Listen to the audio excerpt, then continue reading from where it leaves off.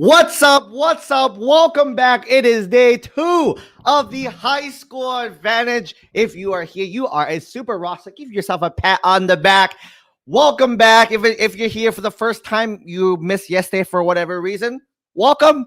You're about to get your mind blown for the next 6 hours as well, too. But everyone's coming back. Welcome back. You all are super rock stars. And we'll had early gang came here. So I'm messaging. So if you're here, definitely drop a hello in the comments. Like I said yesterday, it's easy to speak in front of a live crowd. It can kind of give you like head nods or like claps or yes or something. Speaking in front of a computer is a little hard, right? There's no real interaction I get off here. So how I feed off the energy is through the comments. So if you can just anytime you have a thought, claps, love it. Awesome. Anything you want. If I ask questions, respond in the comments. So that's how I get my energy for a day. And boom, there you go. All the comments are flying in. Welcome, welcome. First off, welcome. If it's your first time meeting me, my name is Coach Tony. I'll be your host for this event. The High School Advantage. We put this event together to help high school students, specifically in 9th, 10th, 11th graders, with the high school process to get them ready for the future as well, too. And if you were here yesterday, you knew, you remembered, you know that I don't just prepare you for college success. I prepare you straight up for life success. So we didn't work from college. We went straight into the deep end of your life, right? The end. And we work backwards as well. So let's go ahead and recap yesterday. So for those who missed out, this is an awesome introduction for you all again. But for everyone else, this is a nice review of yesterday, right? So yesterday, we talked about working smart, not working hard, right? So basically being smart with everything that we do, make sure everything has a purpose, right? We define your goals, right? We define your goals. We had different categories of goals, and you define these goals for yourself. Then you identified your removals, right? These are things preventing you from achieving those goals, right? Setting goals is awesome, but there's things that's stopping you from hitting these goals. Those are your removals, right? We also visualized your perfect future, right? Not looking at your perfect future, you were living it, right? So you know how it tastes now, or looks and smells and everything, right? Now we're gonna work our way towards there, right? And for a lot of us, that perfect future includes the various pathways, right? So we're going to, we talked about different pathways you can take after high school, right? There's a 4-year route, there's a 2-year route, there's like trade school, vocational school, right? Different routes there are depending on what your goals are. We talked about academic success secrets, right? Talking about academics, what are college admissions people looking for in terms of the academic side of your application, right? Then we talked about activity success secrets. I like activities, all right? All the activities. What you need to do in the activity section? What should you do with your time for the activity section? And we also talked about the shift to virtual clubs, right? FYE. No excuses here, right? You are going to persevere through whatever it takes to make sure you have the unfair advantage in everything. While other people are making excuses, right? You're a winner. You're going to push through and figure it out. I also brought in some of my awesome friends yesterday. John from Marco Learning. You all love John. We're definitely a teaser in a few hours. We'll chat more about something, our potential partnership in the future. Wink, wink. But John was awesome. He came in, talked about AP. It was a speed round. He went like 100 miles per hour because you all went 100 miles per hour with your questions. So that was an awesome session as well. So he loved it. I'm sure you all loved it as well. We had Joanna, Elena talk about activities. They dropped so many gold nuggets about how to leverage and utilize your activities as well, too. That was super awesome, right? And today, what are we going to cover today, right? So here's a preview of the next 5 hours and 55 minutes, right? Today, we're going to cover studying success secrets, right? What's the best way to study so you can get those A's in those classes and do really, really well, right? We're going to talk about standardized tests, the SAT, the ACT. Do you have to take it? We'll figure it out together, right? Later in that session. We'll talk about college essay secrets, right? For all you right now, it's a little young, right? But later on, you're going to write essays to apply to college, right? What are they really looking for? We'll talk about that. Talk about financial aid 101, right? The cost of college is really, really expensive, right? So how are we going to afford it, right? Financial aid, right? And one part of financial aid is going to be scholarships. We have a scholarship success secrets seminar, little workshop for that. I brought in one of the top people for scholarships in to chat with you all really soon. So that's the scholarships, right? Getting that free money. Or is it free? We'll find out soon, right? Next one, find the perfect major in college for you, right? So a lot of people like, what do I major in? What college should I apply to? We're going to help you identify that today as well too. Okay. Next one, how to help your parents help you, right? Your parents are a crucial part of this as well too. There's something new I started adding into my curriculum now, right? Because a lot of it was focused on you, but it was hard for the parents as well too. So there's a section where I can help you help your parents help you, which is super awesome, right? So expectations, right? We went over this yesterday. Same thing today for all my amazing Sunday folks, day 2 folks, right? 3 things. 1, I'm going to promise dropping knowledge bombs on you the entire day, right? The format of this seminar or summit conference, if you're here for the first time, I planned every learning session to be around 20 minutes, right? Every learning session is around 20 minutes, right? And then we do have a 10-minute break, right? The breaks are awesome. I definitely used the breaks yesterday, restroom runs, grabbing snacks, taking notes. We also do have a activity corresponding to each break as well too. So each learning session, I'll give you something to do, right? Like yesterday. What's the example something we did yesterday? We had worksheets, right? So during the learning sessions, we talked about a certain topic. And for the activities, you filled out your worksheets for those topics during the break. So there'll be same thing today, right? Every learning session will be supplemented by a little break and activity that usually corresponds, sometimes not, sometimes it is, right? Corresponds to as well too, right? So that's awesome. 2, I'm going to be asking questions, right? Asking questions, asking for feedback. I'm going to say, can everyone name their class right now in the chat? If you're a freshman, sophomore, junior, senior, middle schooler, college student, can message that in the comments kind of thing, right? So for me, it's easy for us, one, as a speaker, right? We know exactly who we're talking to, right? We know exactly who we're talking to the entire time, right? It's like you being here without us being here as well, okay? Quick disclaimer for those who haven't been on this side of the streaming stuff. There's always a lag kind of thing. So I always say a question and I wait like 10. So to now it popped up. So I don't know how long it was since I asked the question, but I'm sure you're hearing it and you're responding right away. But there is a small lag. So sometimes I'll wait a little bit just to wait for that lag to kick in, right? So thank you. Boom. Look at that. All those people, 2022. So you have juniors, we have freshmen, we have sophomores, we have an awesome middle school student, incoming senior. Awesome, right? So you guys are here. You guys are here and present. Love that, right? So I'll be asking for feedback throughout the event, right? Feel free to message in the chat. And the purpose of chat, how it was super awesome yesterday, we used it as a mini community, right? We're like a family now, right? We got really deep yesterday. Yesterday we got really, really deep, right? So this is like a community, right? I saw people talking in the comments yesterday, back and forth to each other. That was super awesome. Some of you were networking as well too, which is one of the topics for today as well. Right, that's super awesome. I highly encourage that. Right, everyone here are superstars. Right, you're in a group of superstars right now. Right, who else will be awake if you're West Coast 9 o'clock in the morning or even 12 o'clock on a Sunday? You're awake on a Sunday or whatever time zone you guys are in. Right, you're watching me speak and you're gonna spend the next 6 hours with me. That's crazy, right? It takes a certain level of student to do that. It takes a level of student to sign up for the event, right? And we identified that yesterday.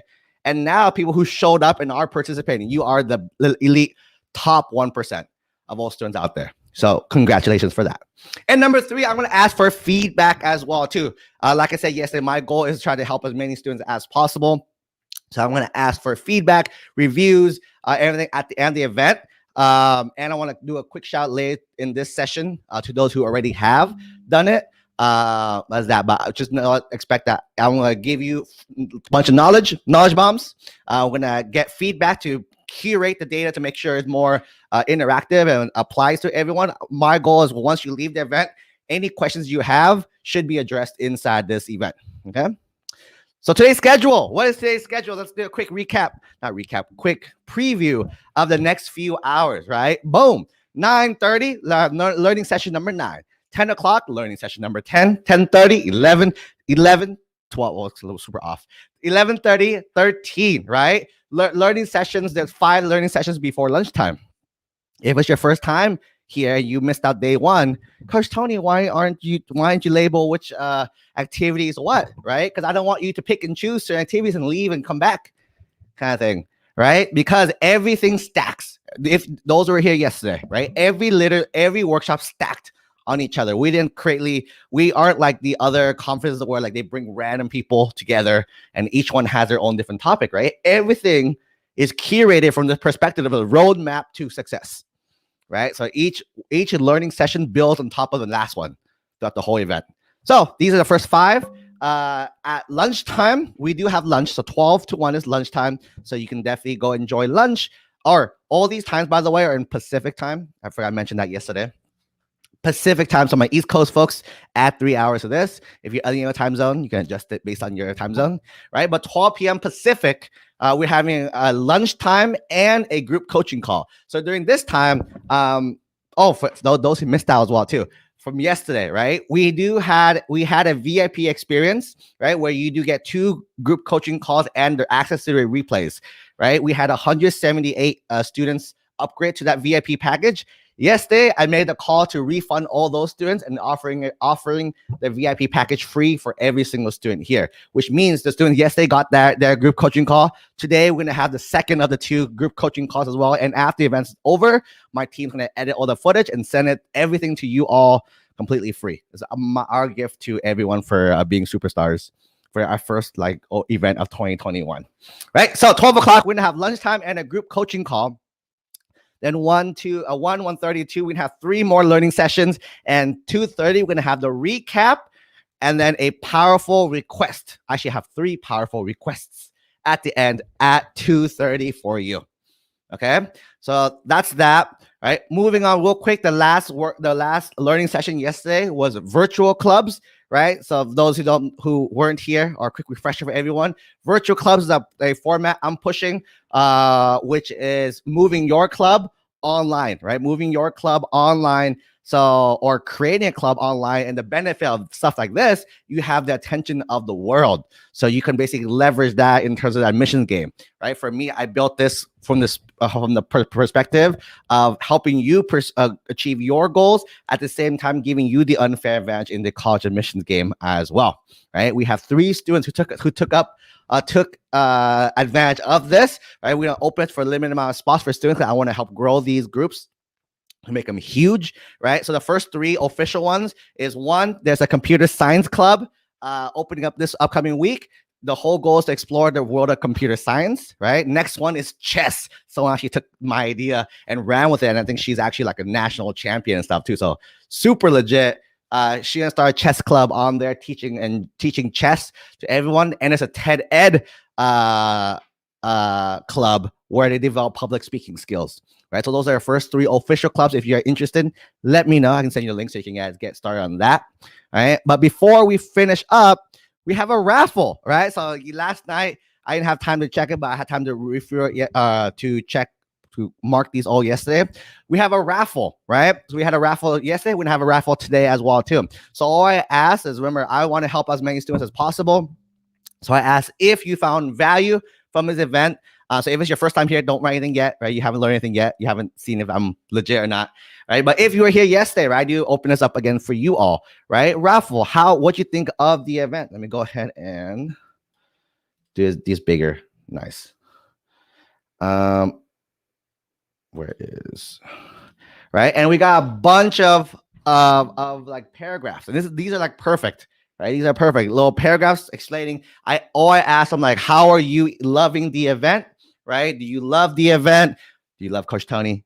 Right? And all these things about the event, I'm gonna use this to help share so I can help more families out. Right? My goal this year is to impact as many lives and students as possible. So for me, anytime throughout the event, if you felt that I provided you some value, so I can help use this to help other students out, feel free, you can send me a text, right? I have my number posted somewhere on these, or you can send me a message through Instagram as well. And all these students either sent me a text or they sent me a DM on Instagram as well too. All right, so this is the question I asked: do you love this event? And Coach Tony, right? If so, write a little paragraph blurb. Same thing. We'll be doing a raffle today as well at the end for those who share that. So, but those who entered, your names are all here. The winner's gonna get a $25 gift card to Amazon or Starbucks. Your choice. Ready? And good luck, everyone. The winner is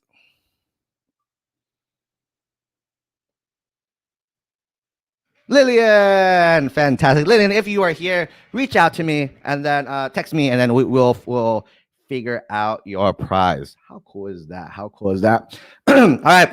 And I'm coming up on my 20-minute mark, so we'll go ahead and wrap this up. And then, so like I said, we want to keep on schedule as much as possible. So in the chat box, so now we're about to start our break time, right? At 9:30 though.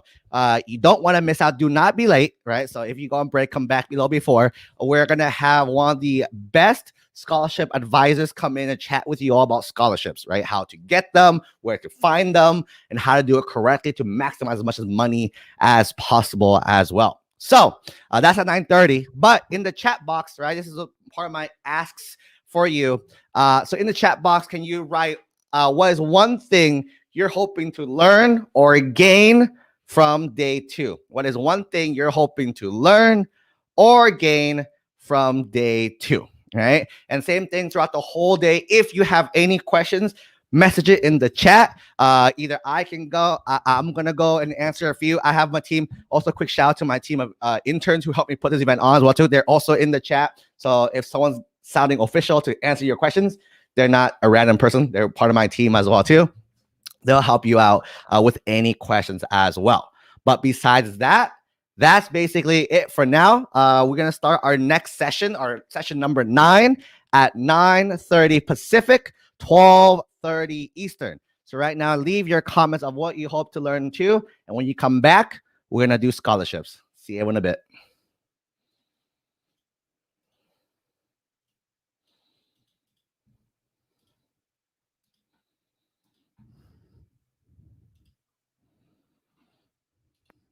Take my hand, don't let go now. Follow me, don't lose stride. We'll make them envy our love. Forge our own paradise. Don't you start to question it now. Don't back down, don't feel the pressure. I know we can figure it out. Let's not miss a thing. So get out of your head. We don't know what lies ahead. 'Cause tonight could be our last night.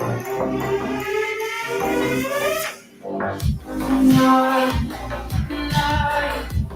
This is now or never. Life. We know we can't live forever. Night. This is now or never.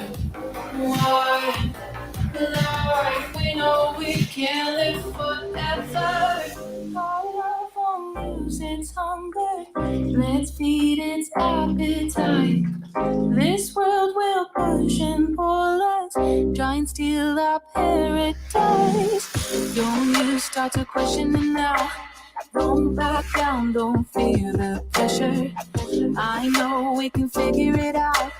Let's not waste a thing. So get out of your head. We don't know what lies ahead.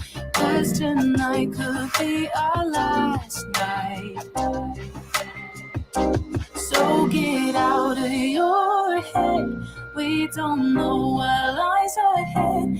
'Cause tonight could be our last night. We will have together one night. This is now or never. One life. We know we can't live forever. One night, this is now or never. One life, we know we can't live forever. So get out of your head. We don't know what lies ahead, 'cause tonight could be our last night. So get out of your head. We don't know what lies ahead, 'cause tonight could be our last night. We will have together.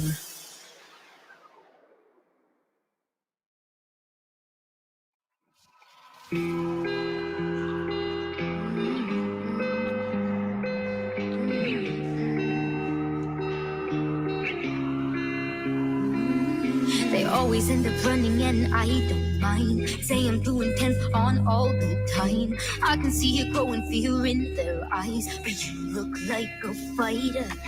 You say you like I'm crazy, then I'm just your type. Promise you'll keep up with what I like. You'll probably crash and burn, but what's a try? I burst into the free fall. I'm feeling like a criminal. I want you to be too. The taste of your blood has got me worked up. Even things I wanna do. And now I've locked my sights on you. You're late to run and hide. I wish you the best, 'cause now that you're mine, I'll tell you what's so high.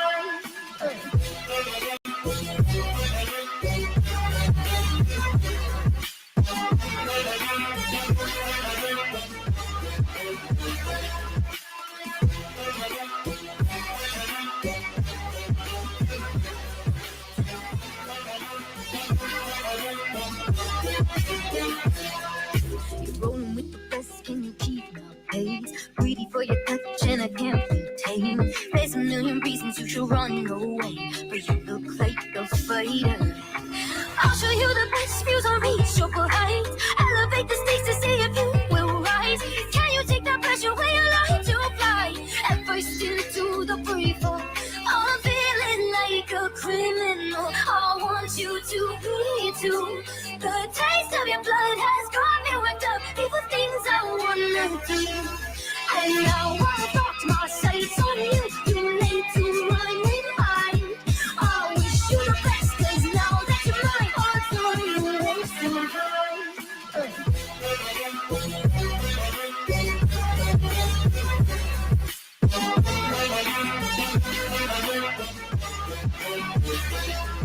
And now I've locked my sights on you. You're late to run and hide.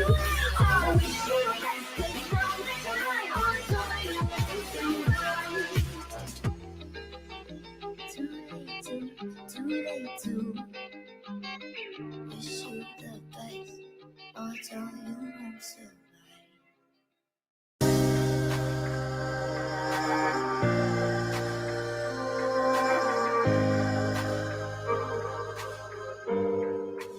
It's back.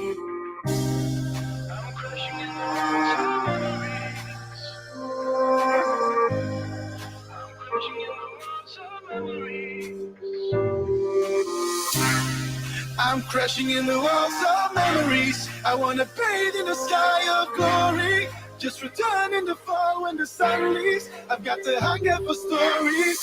I know that you will be alright, and I know it's too late for goodbye. There's a thousand reasons here tonight to feel the hunger for life, the hunger for stories.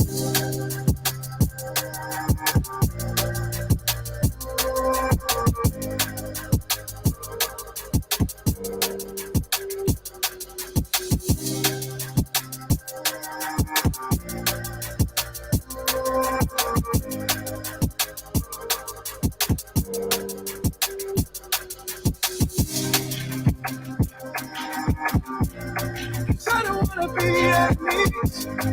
I don't wanna be enemies. Hunger for life, hunger for life, hunger for life, hunger for stories.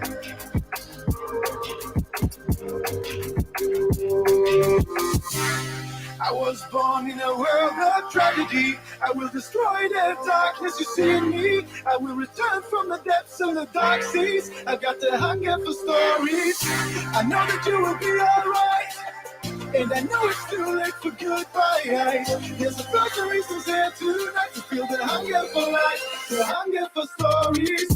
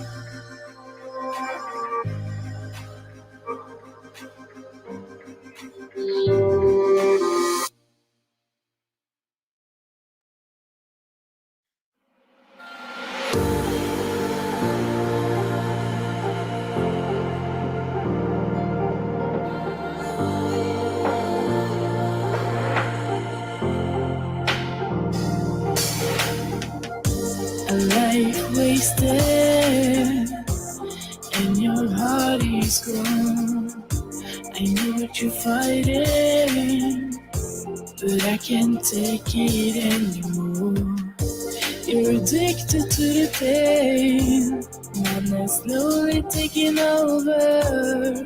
Can you tell me when it ends? Will you ever be sober? Shadows know it takes over, it is so dark. I just want to see the light.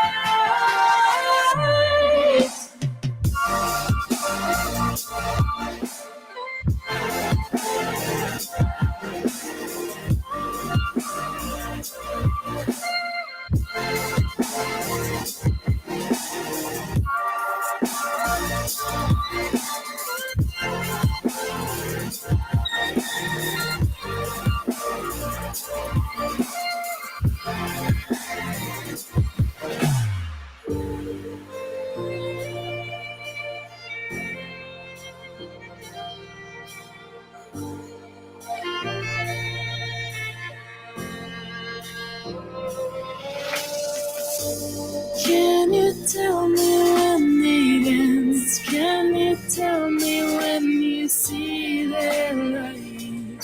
Can you see the light? Shadows slowly takes over, it is so dark. I just want to see the light.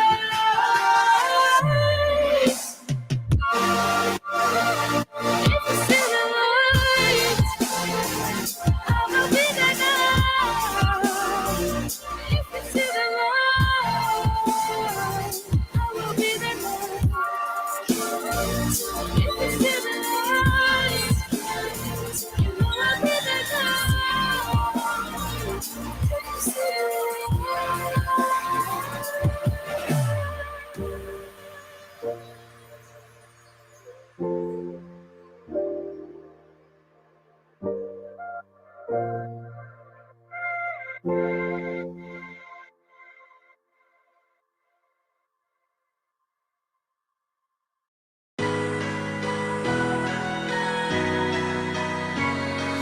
Heart is an ocean, I fill it with hope.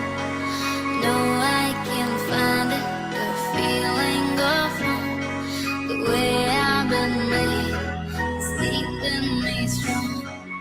No, I can say a little bit more, a little bit more. Before I move on, holding my head.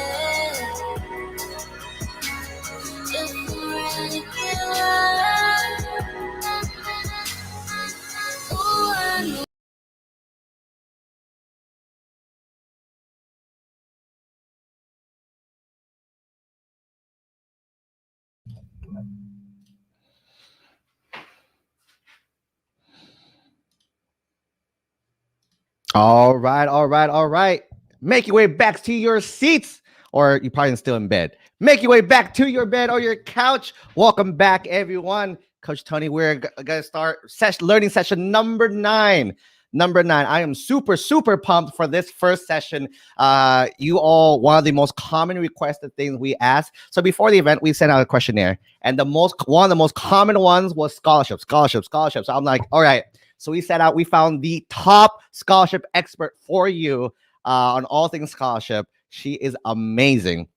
So, but real quick though, just to make sure you are still all awake, real quick icebreaker question you can answer in the chat. Do you have a plan on how to pay for college? Simple yes or no question, just to wake you all up. I know for some folks it is 9:30 in the morning on a Sunday. You are wild.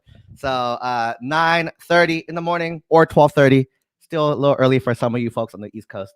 But right now in the comments, feel free to let us know if you have a plan to pay for college. And as you are doing that, I'll go ahead and queue up our next session. The next session is going to be searching, finding, and winning scholarships, right? We searched out and found the top expert in the field, and that is Aiden. She is the co-founder of Access Scholarships. I am super, super pumped. Awesome. In the comments, no. All right. Hopefully after today's session, you have a much better plan for that. Without further ado, I'm going to introduce Aiden. Hello. Awesome. Hey everyone. Super excited to be here presenting to you all today. I'm reading through some of your comments in the chat right now about either kind of having a plan for paying for college or maybe not so much having a plan yet. And that's why I'm super happy that you are all here attending the session and just ready and willing to learn. Super excited to just jump right into everything that I have prepared for you guys. So just a minute, I'm gonna share my screen with you all and then we can get started. So let's see.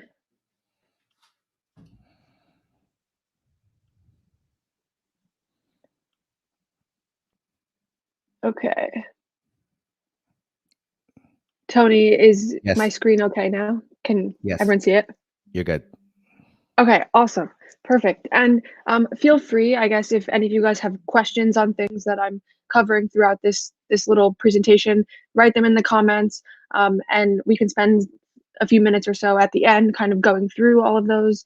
And any ones that I don't get to, you can reach out to me on Instagram or email me or anything like that, and I can go into depth with them further. But without further ado, obviously you guys are all here today to learn about scholarships and paying for college, so that's what we're going to talk about. But first, just want you guys to get to know me a little bit better. As Tony said, I am the co-founder of Access Scholarships, which is a scholarship search engine, resource platform for students. A few other things about me: I'm from New Jersey, but I attended the University of Wisconsin-Madison, where I just graduated in 2020. I was a marketing major. Outside of helping students and working with students, Instagram is my favorite social media platform. I spend way too much time on Instagram. And a few of my hobbies and interests include running. I love to cook and bake and listen to music. So just a few quick things about me. And I do like to kind of start out these sessions with like a little activity. I know that we're a bit short on time, so I'm not going to ask you guys to take out a piece of paper and a pencil or anything like that, but maybe just in your head or even on your phone or something, just take a few quick notes and think about how you would answer this question: what makes me unique? So when you try and answer this question, it could be answering with a specific hobby or an activity that you enjoy. As it says here, like anything about your family or about yourself. Maybe you have a skill or an interest that you think is pretty unique or specific to you. So just take about 30 seconds and just see what you can come up with. And if you want, feel free to also write it in the chat. And maybe Tony will share some of them since I can't see the screen, but maybe he'll share some of them so that we can kind of see what your responses were like. So we'll give it about 15 or 20 more seconds with that, and then we'll dive right into sharing some of them. So I feel like here's where I should have like the Jeopardy sound, where it's like the countdown timer. I might have to work on adding that in, but so if anyone has added anything into the chat, then we can definitely start sharing those now. If not, I can of course share what I feel like makes me unique, how I would respond to this question. Tony, how's the chat looking over there?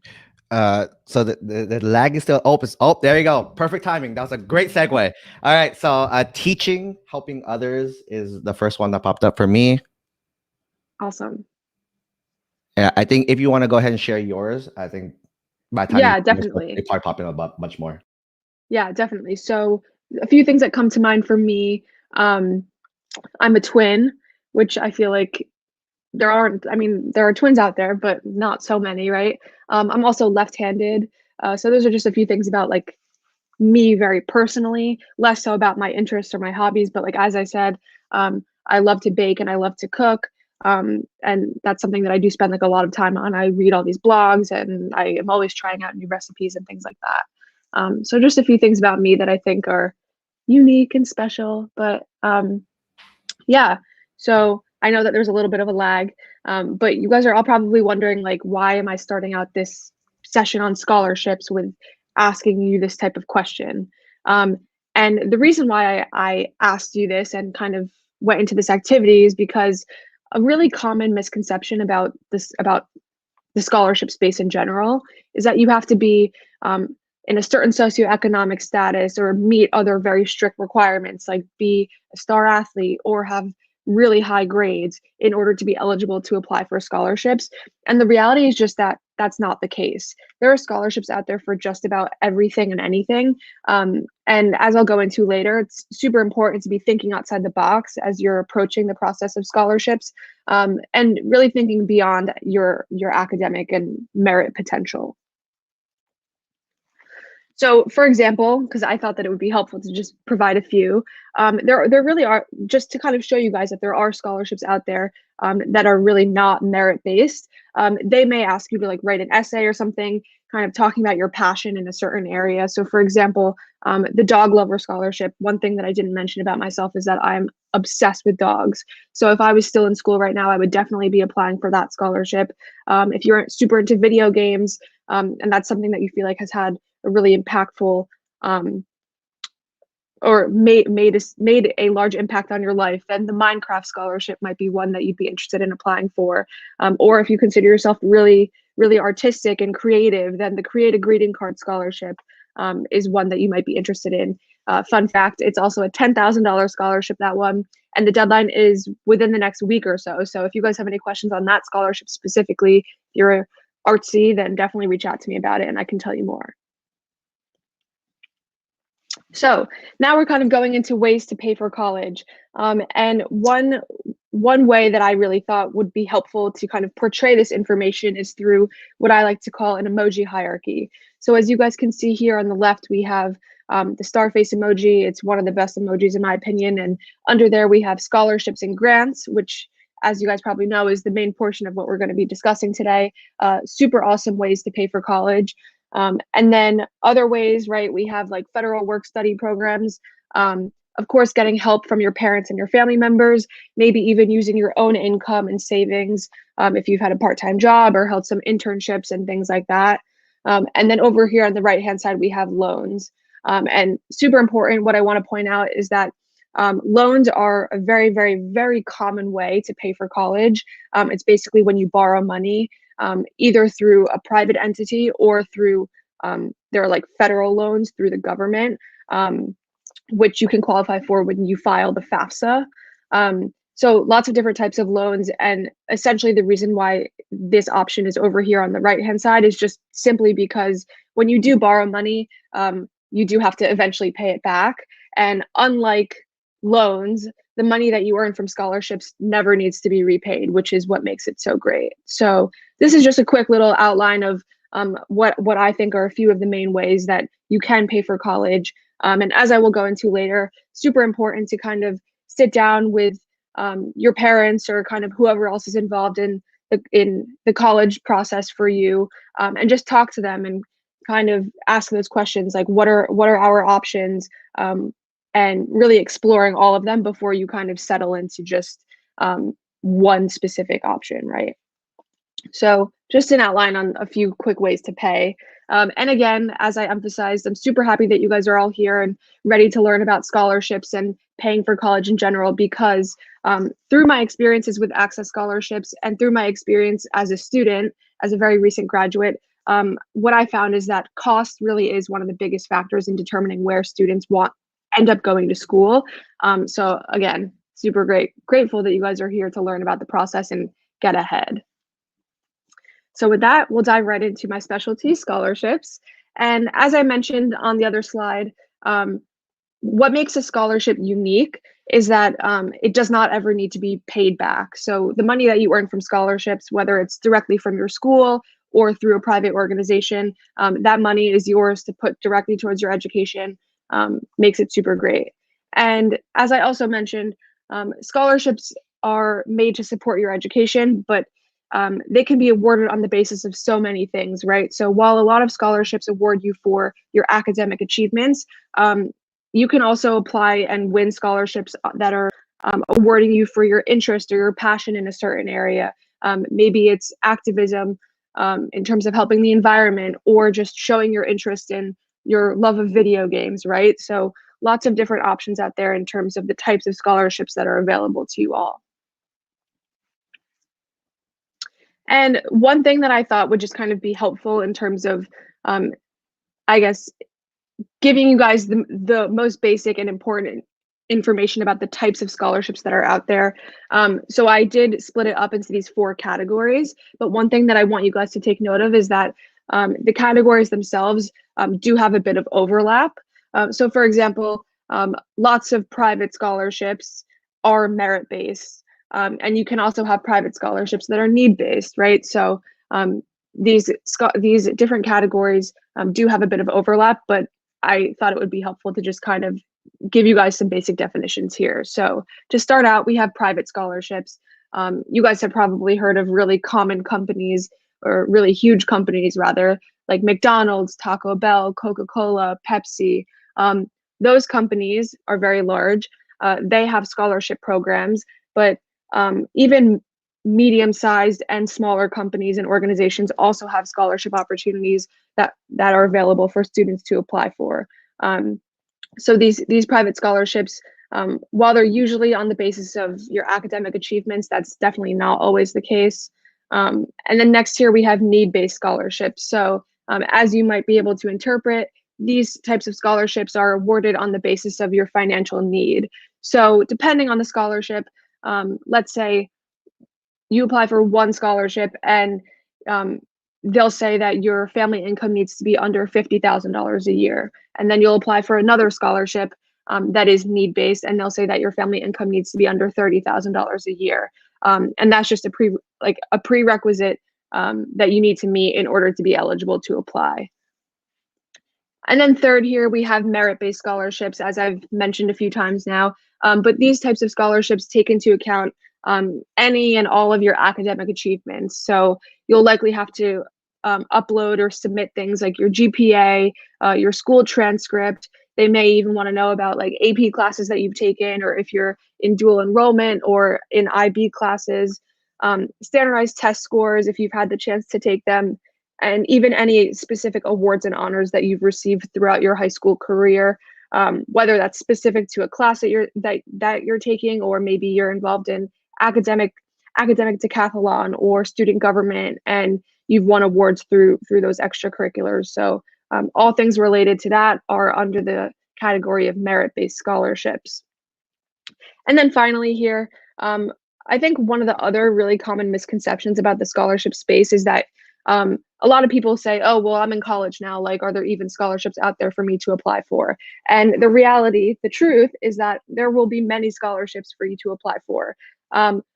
When you are going through the college application process, depending on your grades and things like that, and your level of financial need, you can be eligible to win scholarships specifically from your school, which is a process that will kind of come to fruition when you apply for the FAFSA.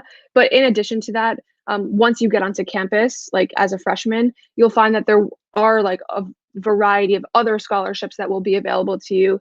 And these might be specifically based on your major. Maybe you're involved in some student organizations on campus that offer scholarships for their members, or even just through outside interests and hobbies, maybe even local scholarships. If you're going far away for school and you're in a completely new city, you might find that you can be eligible to apply for scholarships as a student in that specific city. So lots of options out here, but I thought it was super important to just kind of clarify in these different categories of scholarships. And now, of course, I think one of the next common questions is students say, okay, well, now I know everything about all these different types of scholarships, but where should I be going to actually search for them? So there's a few places that I always recommend. The first one, even though it's the second one on this little sheet, is to really take advantage of your local community. And it's super awesome to kind of do this while you're still in high school, maybe even starting as early as freshman, sophomore year, kind of scoping out some of the scholarship opportunities that you're either eligible for now within your community, or maybe you will be eligible for as a junior or senior. You can often find these local opportunities by reaching out to your guidance counselor or maybe even a teacher at your school. A lot of times, like I know when I was in high school, we had a specific page on our high school school counseling website page where local scholarships were listed there that we could apply for. The really great thing about local scholarships is that they tend to be less competitive because you won't have students applying from New York if you go to school in California. So definitely a lot smaller of an applicant pool, which does give you a greater chance of winning. So those are local scholarships. And then, of course, we're all very well versed in using Google and the internet nowadays. So there are a lot of online platforms and resources where you guys can go to search for scholarships. Of course, I'm going to shamelessly plug my own Access Scholarships.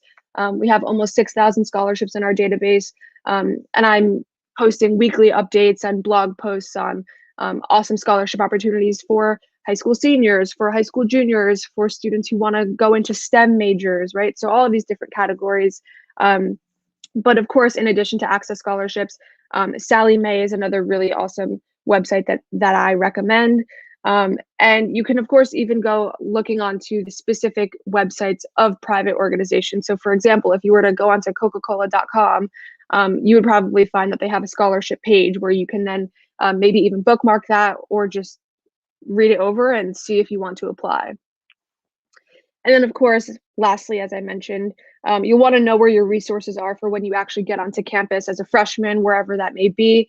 And you can really start doing research on that as early as you want, going onto the financial aid website for the schools that you're interested in and looking to see, they probably have their own scholarship database or scholarship posting website. Maybe even looking into the different departments and majors that you're interested in and seeing what types of scholarships they offer for you there. But again, it's super important to really have a good grasp on that before you get onto campus so that if you are intent on searching for and applying and winning scholarships, that you have all of your resources prepared before you actually get there. So another thing that I thought would be helpful for you guys is to just kind of briefly go over what my scholarship strategy was, and of course infusing some tips and tricks for you guys here. You may find that some of these apply to you and will be helpful for you. Some of them you might have to kind of mold them into your own strategy, but it's all just to kind of help you guys with the process.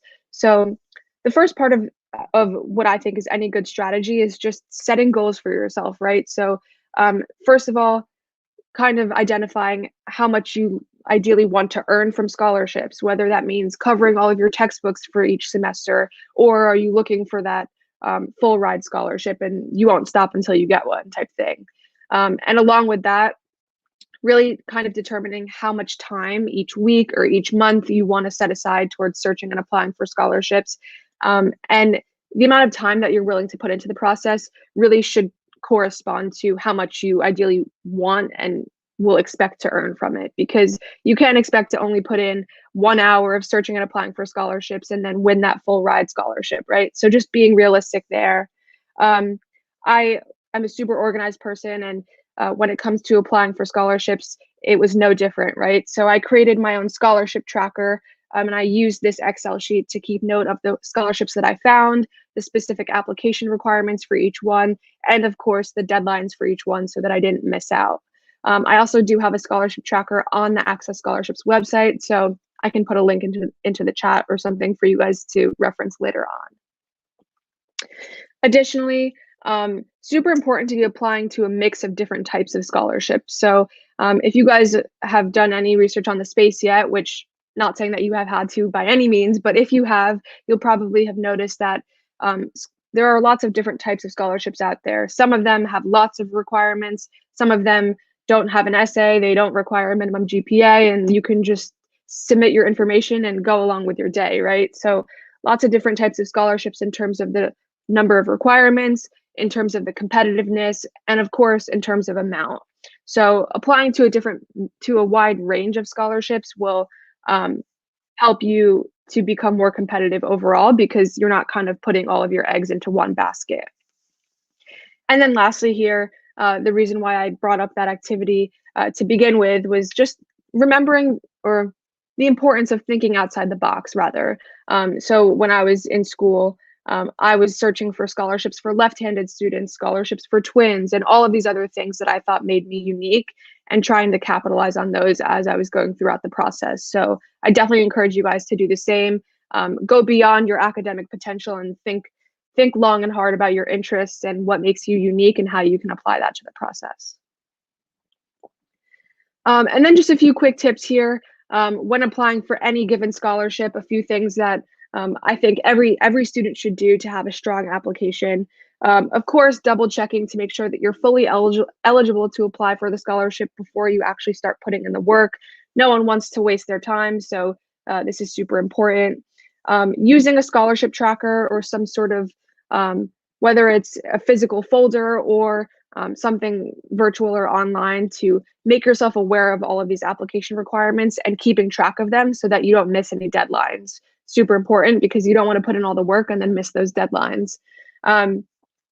Some scholarships, not all, but some will ask for letters of recommendation from your teachers or from other people in your community. Don't wait until the last minute to ask for these letters of recommendation.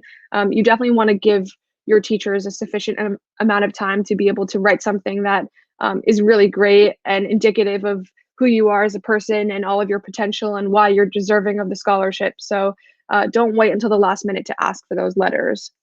And then when it comes to your application as a whole, you're going to want to edit and proofread it multiple times, maybe even have one of your parents or someone else in your family look over your application to make sure that there are no typos or anything like that, and it is pristine and perfect. And then a few quick essay tips, but just an FYI, I have a full blog post about this on my site, so I'm not going to go into these in too much detail, but make sure that you're fully answering the questions that are being asked.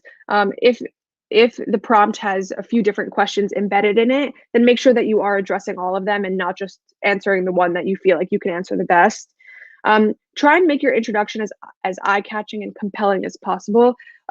You'll find that scholarship committees are reading hundreds of scholarship essays when it comes to each individual program that they're running, right? So it's super important to make yourself stand out in that process, because oftentimes the essay can be the only aspect of your application, which is the space for you to really let your personality shine through. So try and make your introduction eye-catching, specific to you, and really just showing your personality. And then finally, one thing that I find that students do, which is really not necessary, is you don't always need to write about the biggest or the most impactful event in your life, or maybe the most, unfortunately, upsetting event in your life in order to have a strong or impactful essay. I've seen students write really, really amazing and moving essays about one afternoon when they were riding home from school on the bus, and they realized something that kind of just changed them, you know? I think a lot of students really put a lot of emphasis on writing about maybe negative things that have happened in their lives, but then they kind of fail to show or fully reflect on how they've learned from those experiences. And then it's not as impactful at the end. So just kind of thinking about that. And then usually now is when I would do a quick run through of Access scholarships, but I'm going to save that for another day and another time. If you guys ever want to reach out to me to learn more about Access Scholarships, we have our blog, we have lots of student resources. We actually have our own $1,000 and $500 scholarships. So lots of other awesome things out there. But yeah, I definitely want to open it up to any questions. And of course, a few quick highlights here. Super important to have a plan for paying for college. For lots of students, applying for scholarships and hopefully winning them is a part of your paying for college plan. But really just taking the time to sit down with your parents or with anyone else who's relevant to make sure that you're all on the same page about what that plan is and how you're going to go about it. Developing a scholarship strategy that works for you, right? So a few slides back, I kind of highlighted a few key aspects of my own scholarship strategy, but eventually over time, you'll kind of develop one that works for you. And once you set those goals for yourself, really try your hardest to stick to them. It all comes back to kind of remembering why you're involved in this process, why you're doing it, and how great it will be if you can come out of the scholarship process winning $1,000, $2,000, $500, or a few thousand, maybe $10,000 from scholarships, So just remembering why it's worth it and what it's going towards. So with that, here are just a few quick ways that you guys can reach me if you have any further questions. I'm on Instagram, I'm on TikTok, it's at Access Scholarships. I do have free office hour sessions. The link is right here, and I can also find a way to get it to you guys either over email or in the chat later on. And I always answer by email, so if you guys have more specific questions, you can, of course, always send me an email. So with that, I do want to open up to any questions. I know that I've covered so much and I did not leave so much time for questions, but just know that if I don't get to them now, then I definitely will get to them later. So that's all that I have prepared for you guys. I guess we can take a little look through the chat. Yeah, we do have a few questions. So real quick, just answering your first, the first question you're passionate about. So there was teaching, helping others. There was imagination. There was volunteering, being a leader. Trish, 30 sports, crazy, very epic. So first question I see is, what are there ways I can apply to scholarships? I'm a middle school student, and there aren't that many scholarships for my grade or age. Any advice for Apurva? Yeah, definitely. I mean, I think, to be honest, most scholarships do kind of start when you're a freshman in high school. That's kind of generally when a lot of them do open up to students. But it's super awesome that you're trying to get on this as early as possible, because really it just shows that you're driven and you are taking a lot of initiative. One thing that I would recommend is really kind of shooting for any of those local scholarship opportunities. They can definitely vary in terms of which age grade or age level of students are eligible to apply, but your high school counselor, your middle school counselor is probably the best person to reach out to in terms of hopping on with applying for those. Yeah, I think I just want to add in real quick. You can also try doing a Google search on scholarships for middle school students. For middle school for age 13. I think maybe add the age in there. That'll help as well too. Yeah. I think you talked about this, but you can remind them of your website for this? Yeah, definitely. So accessscholarships.com is my own platform. We have a lot of scholarship opportunities, so you can head over there, do your own personalized search where you can enter in your information and get back some results. So definitely Access Scholarships. I also really like Sallie Mae. I think that they have a very comprehensive database as well. I also am always adding scholarships to my database, and the way that I'm doing this is literally by searching scholarships for insert your category, right? So if you're not sure where to start, even just doing a simple Google search, like if you're a high school senior, right, scholarships for high school seniors, and then you will find yourself going down that rabbit hole, and you'll find a few websites that are the best for you. So quick question for you, for me, what are your thoughts about FastWeb? Yeah, so I mean, like, I don't think it's honest thoughts. Everyone has their own websites like that they feel like work the best for them, and everyone is different in terms of how they like to search for and apply for scholarships. One thing that I tried to make different when I was creating Access Scholarships was creating a platform that, of course we have our database and you can enter in your information and stuff, but I tried to make Access Scholarships different from FastWeb in the sense where like I want to personally help every single student that reaches out to me in terms of connecting you all with scholarships. And that's why I have my office hour sessions, and I do have my featured scholarship of the day and all these different things. So I think there's just an aspect of some of those larger websites that makes it less personal. And that's something that I'm trying to provide through Access Scholarships, which is why any of you can reach out to me whenever you want. And I'll help curate a list of scholarships that are good for you to apply for. Super awesome. We are running over time, so I'll do two last quick questions. I think and everyone else with the questions. Our next topic is just financial aid in general. So okay, cool. I can definitely jump in those. But real quick for you, these are more specific, like scholarship specific ones. Yeah. Ask, do you recommend making a separate email to sign up for scholarships? Yes, and that's a super great point that I should definitely incorporate into my presentation, because I did not mention it at all, but super helpful for a few reasons. One, because you don't want those emails from scholarship organizations or from committees to get lost in your inbox of other things. And it'll just be easier to keep track and to stay organized with the process. So definitely creating a separate email, super easy to do, and it's totally free. So highly recommend that for sure. Awesome. And one last scholarship specific question is this one. Are most scholarships focused towards seniors? If so, do you apply before or after you get into college, or is it dependent? Yeah, so I mean, there definitely is an emphasis on scholarships for high school seniors, but lots of scholarships can say they're open to high school seniors and to college students, or to all college students, or to just high school juniors, right? So it's definitely not only kind of specific towards high school seniors. And if there's a scholarship that's open to high school seniors,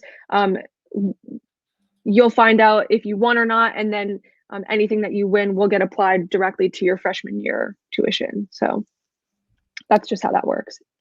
Super awesome. Cool. And that's all the time we have today. So Awesome. hopefully everyone had a blast with Aiden. We're definitely gonna have another partnership in the future. Wink, wink. It's a little tease. But I think everyone we brought on this event, like the students have been loving. And then everyone will actually have a plan for like a future event as well too. So you'll definitely see more of Aiden in the future as well too. But yeah. So one last quick plug: if students want to message you, is it Access Scholarships? Yep. Feel free to just send me a DM. We also have lots of awesome like Instagram live events coming up, and of course you will see a partnership between us pretty soon. So super excited for all these things, and feel free to just DM me if you have any questions. So good luck and have an awesome rest of your High School Advantage event. Yeah. Awesome. That was an epic session right now. So we are going a little over time. We're gonna try to get everything back on schedule.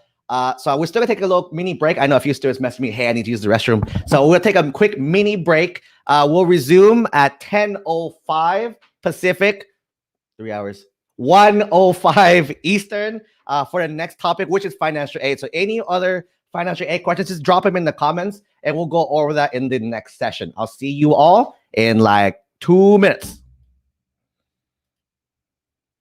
Oops.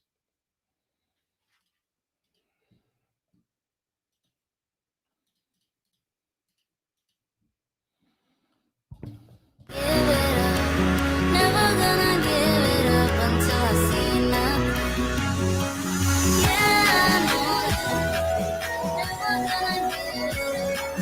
Never gonna give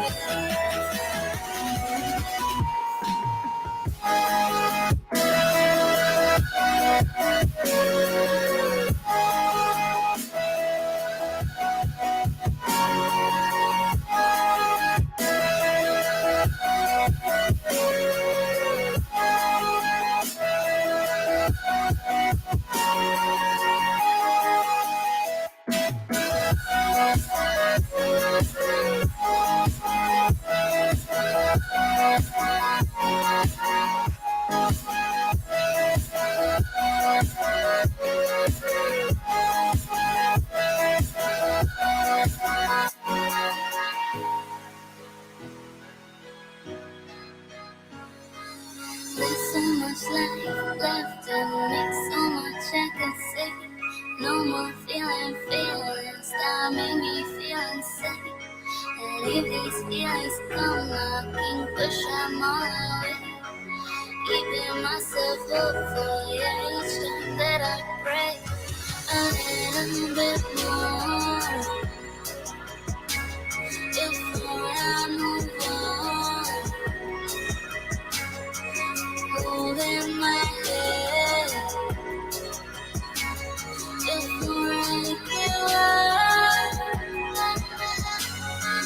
oh, I know that I'm never gonna give it up.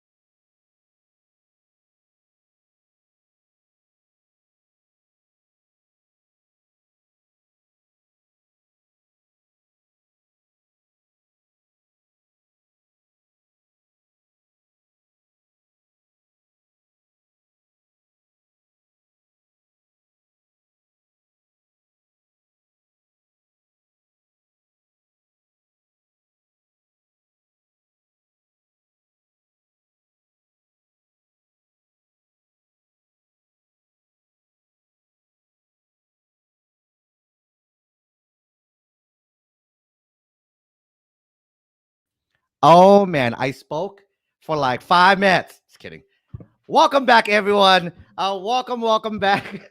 I think I'm good now. What was I saying before? Complete brain fart. That was an epic session we just had with Aiden. So right now in the chat, if you can message one takeaway you got from these scholarships, one thing you learned about scholarships, let it know in the chat as well. That's that. And everyone with a question right now. So I know there's a few questions that we didn't get to answer yet. Can you all copy and save it somewhere? Or if someone can help me save these, I think I'm going to address most of it in this presentation.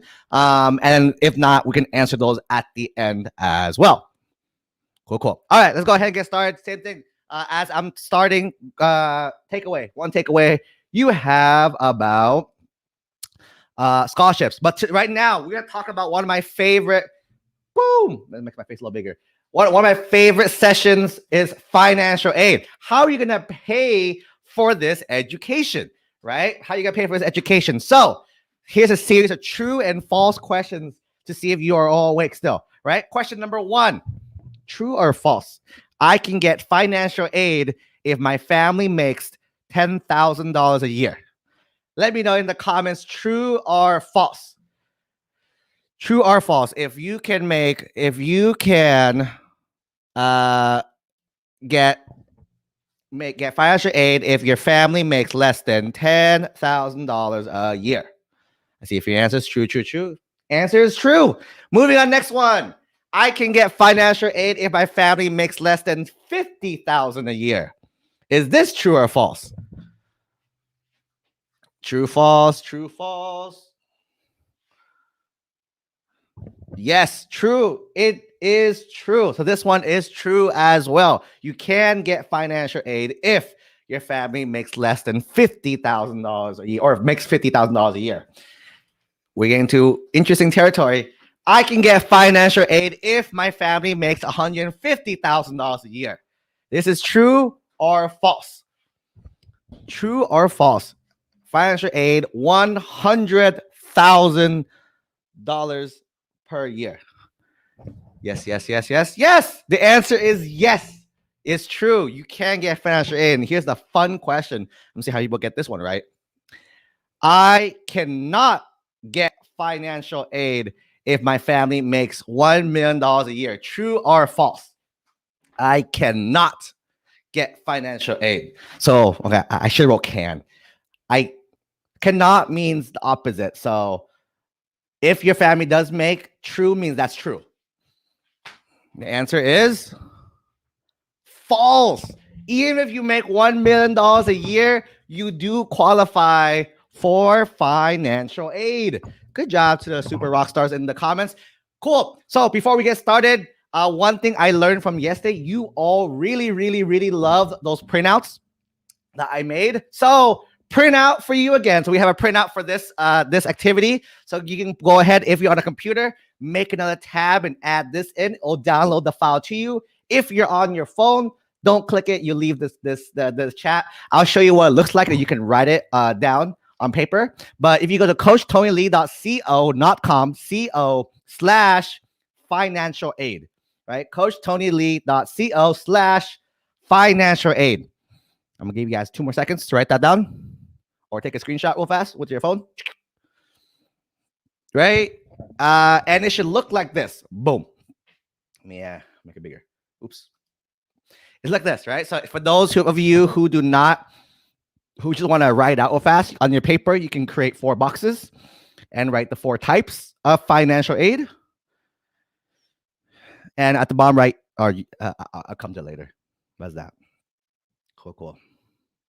All right. So either you go to the financial aid website, the coach. I'll type in links for those who don't. coachtonylee.co/financial aid.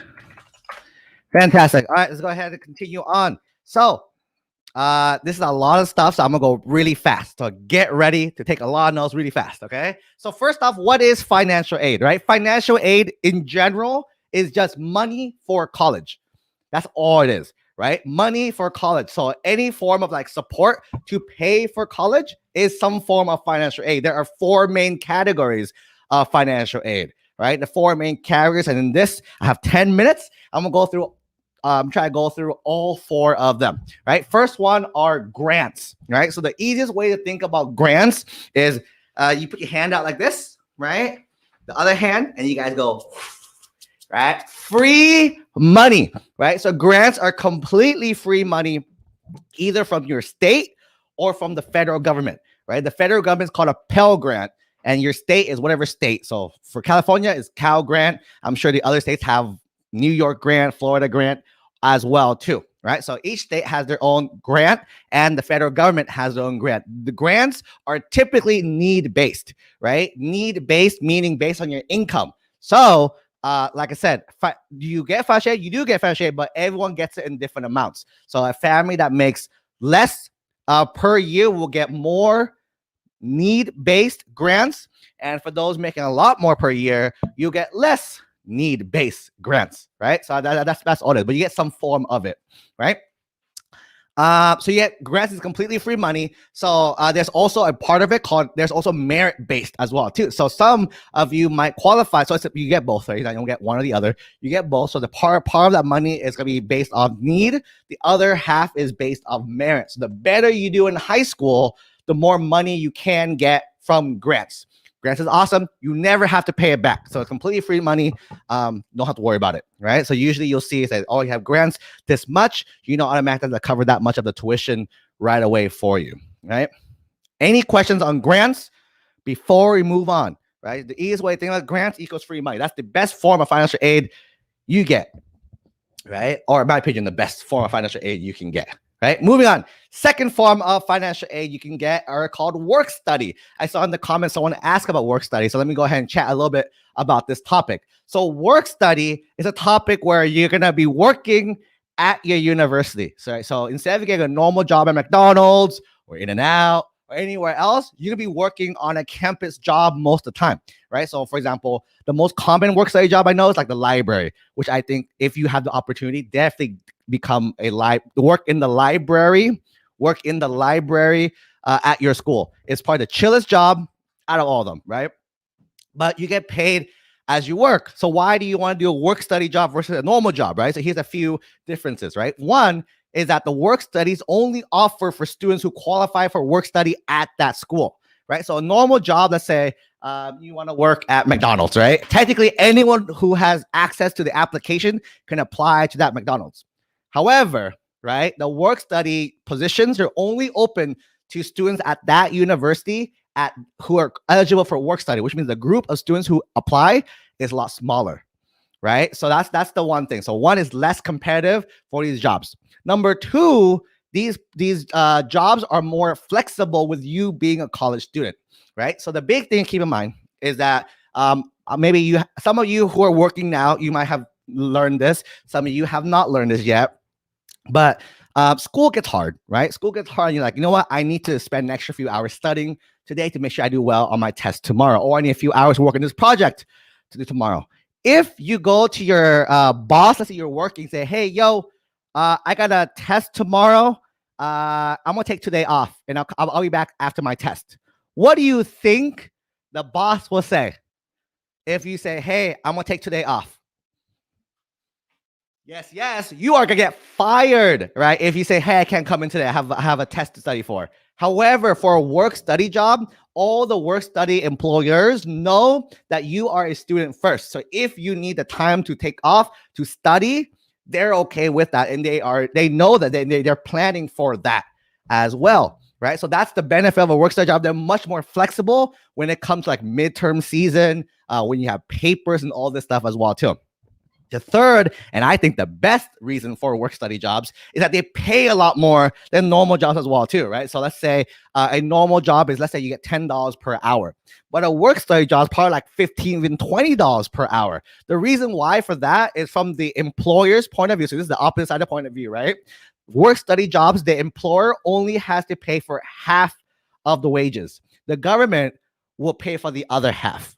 So let's say I have a normal employee that I pay, let's say $10 per hour, and then I have a work study employee, the work study person who gets paid $50 an hour, right? These are two. This 10, I had to pay all $10 per hour versus this student over here, even though they're making $15 an hour, I'm only paying them $7.50. The government's paying the other $7.50. You see how that's a win for the employer and a win for the student? You get paying more and I'm paying less.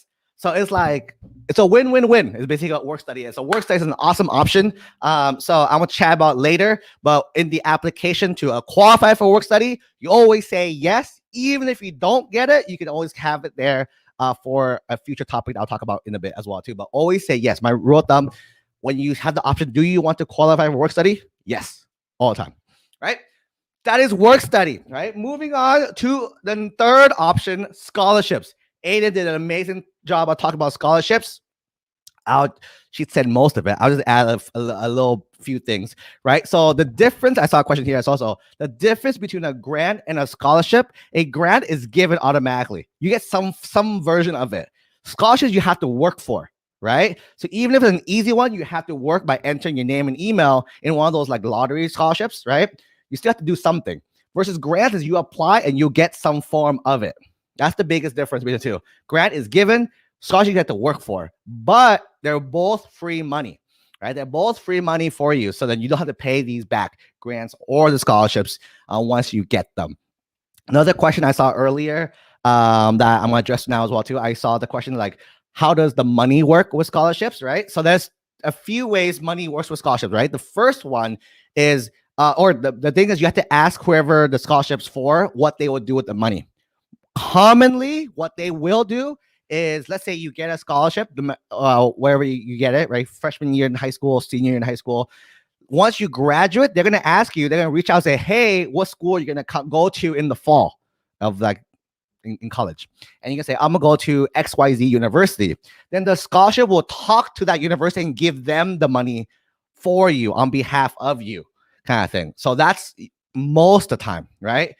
You might be lucky. So for those of you, and I was lucky a few times also, there's a few scholarships that actually give you the money directly in the form of check, using the form of check, right? So they'll give you the money directly. The benefit of that, or the benefit of that is you get the money right away. You'll see a nice fat check for whatever it is.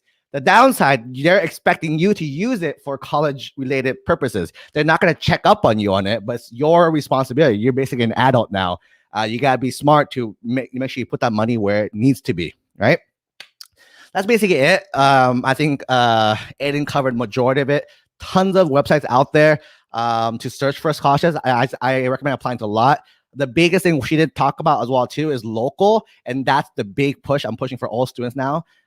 There's so many local ones in your area that you are not aware of that like are much easier to get, and then there are much bigger prices as well too. All the big ones online, they're really competitive to try to get, but the local ones, no one's really applying to those, right? So definitely check in a few more resources if you want to write this down in your notes as well. The Chamber of Commerce. An awesome thing. That's the collection of all the businesses in your area. I would reach out to them, see if they have a scholarship directory for your city. If your city has like a nonprofit that gives back a lot, check in with them, right? A local nonprofit that gives back to your community a lot. Ask them. There's a bunch. Like I just found out there's a group I'm with in this local city, and they actually have a $10,000 scholarship. And like only like 3 kids apply. I'm like, that's it. The odds of getting it is so high now, kind of thing. So stuff like that. Look for local ones. There you have a much better chance of getting it than the big ones out there. Okay. Fourth version of financial aid are loans, and these are the 4 that all students will be some form. So when anyone talk about financial aid, they're putting all 4 of these together as a bunch. That's why parents who make 10,000 or even $1 million, they get some form of all 4 of these, right? And you'll see, like for example, the lower income families will probably get more grants, more work study opportunities, less loans. And the opposite side, the more affluent families will get probably less grants, work study options, and like a little bit more loans as well too. So some combination of all this, but everyone qualifies for financial aid, right? That's that. So loans, roll fast. So speaking about loans, I want to demystify. I know Aiden talked about loans being like a sad emoji face, right? True, but at the same time, I'm gonna change your idea and perspective about loans as well right now too, right? So let's say I go to the bank, right? Let's say I go to the bank because I really want to buy this Audi R8. Isn't that a pretty car? I'm showing you guys in full detail. Look how pretty that car is. If you think that car is pretty, let me know in the comments. It's pretty or not. But for me, I actually like my favorite color. So let me change it to my favorite color. My favorite color is, boom, yellow, right? Yellow Audi R8, right? Yellow Audi R8. And then so what I'm gonna do, right? But let's say I go to the bank and I get the car. This car is like $140,000, right? I go to the bank and then I get a loan for $140,000, right? I drive this car off the lot. Is this car gonna be worth more now or worth less? I take the money, buy this car. Is this car gonna be worth more or worth less the minute I drive it off the lot? The minute I drive it off the lot, that's right, it goes down, right? This thing depreciate, right? Depreciation. As the more I drive this car, it goes lower and lower and lower, right? However, let's think of the other example. Let's say I need to go to the bank to get a loan for my college education, right? That's me. That's my baby sister. That's my college degree. I even have it here, so I can show you. I told you guys I have it somewhere lying. I tried to look for it. Boom. That's what a college degree looks like. This is how much debt I'm in. My name too. Official. Whoop. Right? Right?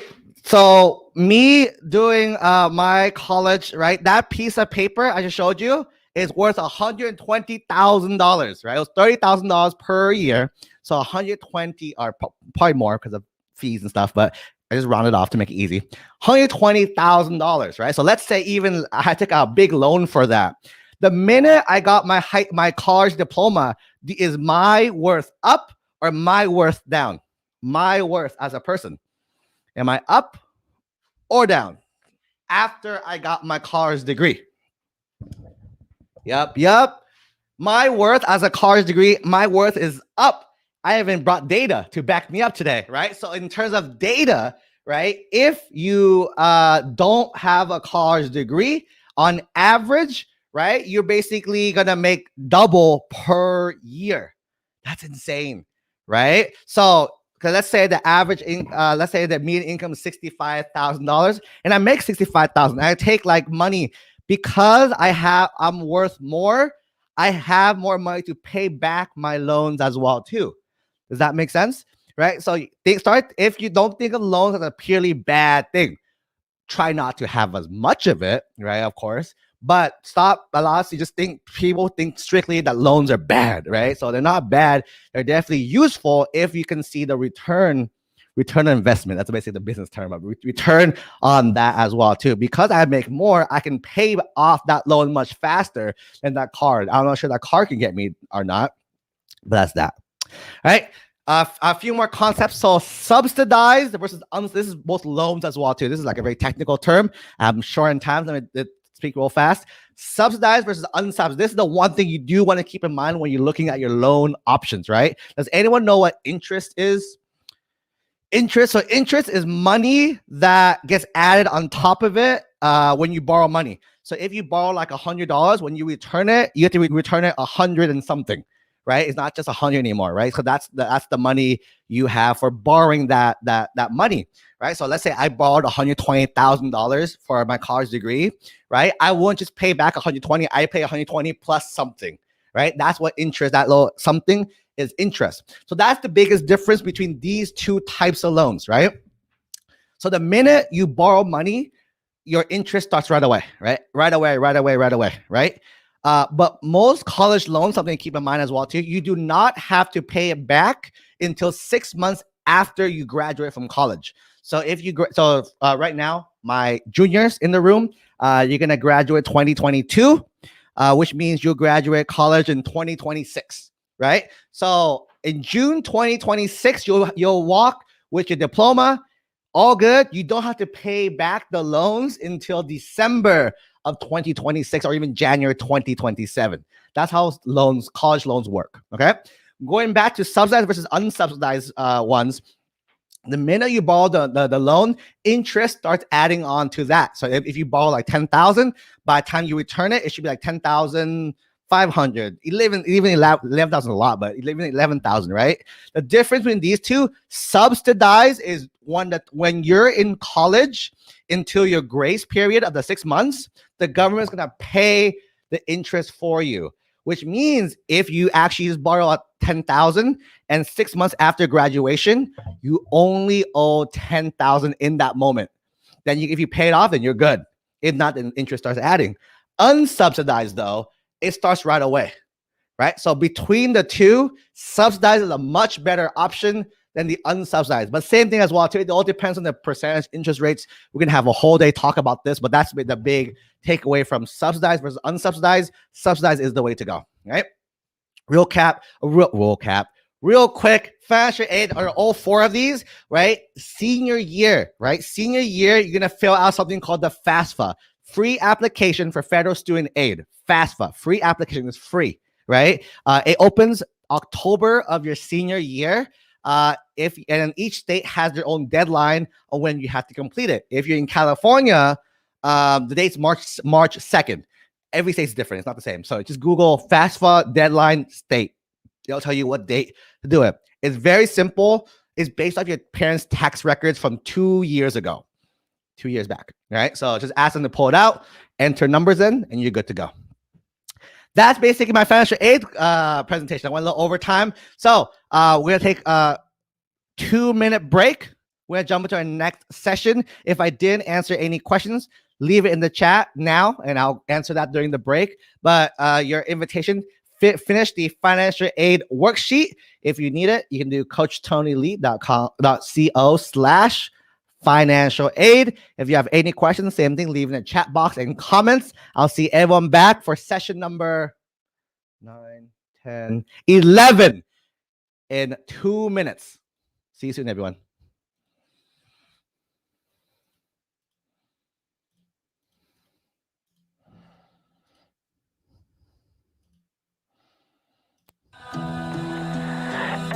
This day begins to fade.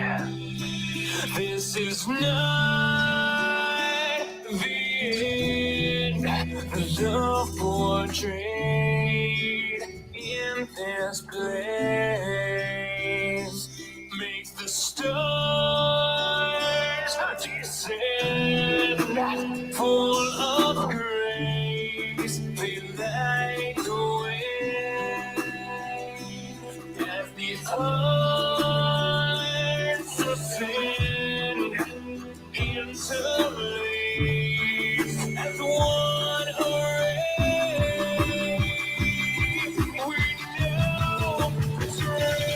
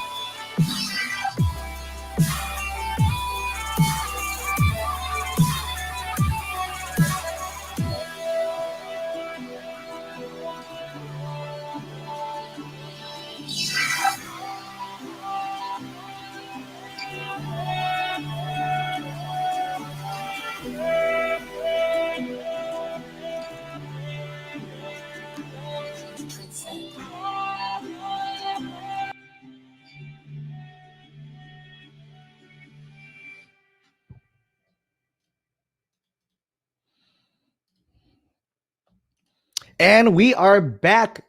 I think my mic is on this time. If someone can let me know if mic is on, mic is good, so we can keep on cranking through the topics today. All right. So, icebreaker question, keep you guys awake. What's one thing you just learned about financial aid? One thing you learned about financial aid, let me know in the comments. All right. As you're doing that, let me go ahead and jump into our topics so we don't fall behind schedule again. Right? So I'm trying to catch us back on track in. So today, learning session number 11. Learning session number 11, 2 parts, right? So these are two mini things put together, right? First one is community college and essay secret. These are 2 different like topics, right? So don't think it's the same thing. Community college, comma, essay secrets, right? Community college, we had my friends over at First Gen Empower. They wanted to come here, but last minute they couldn't make it. So last minute yesterday, they recorded a quick video for you all. So if it's okay with everyone, I'm gonna go ahead and play that video and we can chat a little bit about that too. Does that sound good, everyone? If we can do that. Yeah, they said sorry ahead of time. They were planning this was their spot. So we're gonna go ahead and jump into that for them. And then we will chat about it. Okay, enjoy. Hey, have you heard of community college? If you have, great. If you haven't, we will tell you more about it and what we experienced at CC. And I'm Diana, and we are all community college transfer students. So let's get right into it. So what is a community college? Community college is another type of higher education. The classes you take in this institution are GE or general education classes like standard math, science, or English classes. Honestly, it was accessible, close to home. I wasn't gonna have to go away from my house, my family. They had the program that I wanted, and I just didn't feel ready to go to a 4-year university. Community college gave me the opportunity to explore my educational journey and thrive in spaces closer to home. There are so many reasons why someone might pick to go to community college, and my reason may vary from yours. Personally, I did not know what I was going to get into. I knew I wanted to go to college, but I honestly didn't know where I was going to end up. So I took some general ed classes at community college and tried a little bit of this, a little bit of that, and I ended up figuring out what I wanted to do. I chose to go to community college because it gave me more time to figure out what I wanted to study, and it allowed me to go to a better school than I would have been able to go to straight out of high school. Have I heard of that negative stigma? Yeah, I have, and it's honestly not true. People like to bring others down, but you just have to brush it off and keep doing what is best for you. Back when I was applying to community college in 2017, and even right now, there's this negative stigma that people that go to community college are just not good enough to go to for a university, and that's completely not true. Honestly, I have met so many brilliant people at community college. Plus, because community college is smaller, you get the chance to really get to know people around you. You actually want to know a secret? Some community college professors are part-time professors at universities and private colleges. So basically, we're getting the same material for a fraction of the price or even free. That does not sound like a bad deal to me. All I have to say is ignore the negative people. You know your own path and you'll form that yourself. And another great thing is some of the stigma started to fade, so don't worry too much about what other people think. Honestly, I had amazing faculty and professors in my major, which was communication. I met an amazing professor called Dr. Amy Edwards. She actually got me interested in communication, and she was just like a mentor throughout my whole 2 years there. My community college advisors were amazing, Charles and Rosario. I still keep in contact with them today, and I actually want to be an academic advisor because of them. Some of the best experiences I had in community college were some of the teachers. I'll always be grateful for everything I learned from them. I took some amazing astronomy courses, and just in general, the teachers can be absolutely amazing. I think what I appreciate the most from my community college experience is simply my involvement, meeting new students, and the immense support from campus resources. I feel like it definitely made the difference in me as a first-gen student and ultimately in my future. There are lots of things I appreciate in my time at community college, but one thing that honestly sticks out is the relationship that I built with my professor when they helped me basically figure out what path I was going to take. I was completely lost, and with their guidance, I found what I wanted to do, and I will forever be grateful. There are pros and cons to everything, but I do have some. Can be a con, but also a pro. Since you're spending about 2 to 3 years in each school, you have to learn a whole new system, find new student resources, figure out the school layout, and ultimately go through the freshman year experience again. Unfortunately, in CC, are not as many programs and clubs you can join compared to a CSU, UC, and private colleges. There's still some to pick out from, just fewer. When you do transfer, there are programs on your new campus that you might not be able to join because they require you to take a certain number of courses to qualify. That's why you got to do your research.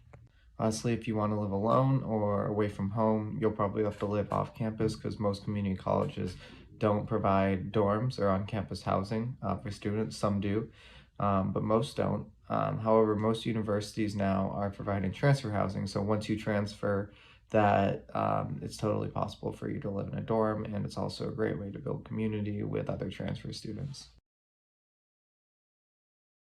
Honestly, I think just the timing in my life. Like, I was 18, fresh out of high school. I didn't really know what I wanted to do. So I felt like community college, I could get all my GEs done, like my main requirements, and then just kind of figure out what I wanted to do. I started as like a business major, realized real quick that that wasn't what I wanted to do. I met amazing communication staff, and then I switched my major, and then I felt more sure about what I wanted to do. So I think CC was like a great experience for me in that part. I believe community college was the right option for me when I started my educational journey. I think through involvement, campus resources, and support, I was really able to find my passion and something that I wanted to do for the rest of my life. In terms of community college, it also gave me the opportunity to engage with other students who were in the same position as me. Overall, I don't regret my community college experience. I knew community college was right for me in that moment for numerous reasons. One, I was not ready to move away from home. Two, finances were not settled for me to go straight to a four-year university just yet. I was lucky enough to be a part of a program called the California Promise Grant, where I was able to get 2 free years of community college. So it was a great opportunity for me to take. And three, I was not that settled in the field that I was going into. So community college allowed me to explore some of my options. Because I went to community college, I was able to go to UC Berkeley, which gave me so many amazing experiences that have made me who I am today. And going to community college is also a great way to hit reset. It sort of wipes out whatever your grades were in high school, because when you're transferring, colleges really only care about what you've done in community college. So it's an amazing way to give you a shot at getting where you want to go if you don't feel that you have that opportunity right now. And I just want to say to anyone that is applying to colleges right now, community college is honestly such a great choice if you are not prepared to go to a 4-year. It definitely saved me money. It kind of like made me discover what I wanted to do and kind of explore like things that I liked, interests, and I just met like amazing people that kind of guided me in the right way. So if you're applying to community college and you're seeing all these people apply and get acceptances into 4 years, do not feel discouraged. That can be you soon if you want to transfer, or if you just want to get an associate's degree, like that's great too. There's so many job opportunities and different like pathways. There's no right way for anyone. There's only the right way for you. Figure out your way and check out our free resources. We have tons of free college knowledge ready for you on our website at firstgenempower.com. We explain financial aid, major exploration, college application checklists for high schoolers, and more. Make sure to follow us at First Gen Empowerment for college tips and access to our free interactive workshops. We help first-generation, low-income, undocumented students in California. Our mission is to ensure that every student feels boundless in pursuing opportunities after high school.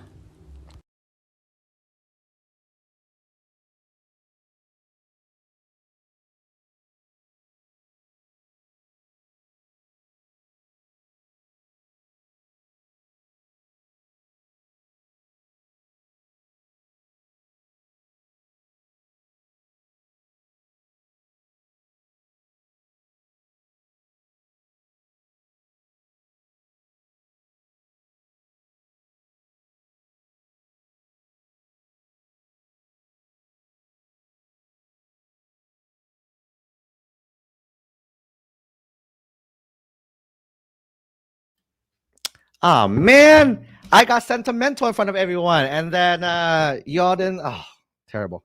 One more time. So that was amazing presentation by them. I love how fast they move through every single thing, and just like drop bombs after bombs of knowledge on everyone. First Gen Empower, they're amazing. I've got a chance to talk to them before the event, and like everything they talked about and who they stand for as a company, as an organization, is like definitely identify with them. I grew up low income. I grew up as a first generation college student as well too. So it was definitely a super awesome presentation I did. And I'm definitely we're gonna work with them again in the future. So if you're excited for that, be pumped for the future as well too. So I'm gonna go ahead. Oops. Boom. Let's continue on. Remember, that's first half is community college. Any questions on community college, drop it in the comments. I actually went to community college too. So that's why the talk was awesome.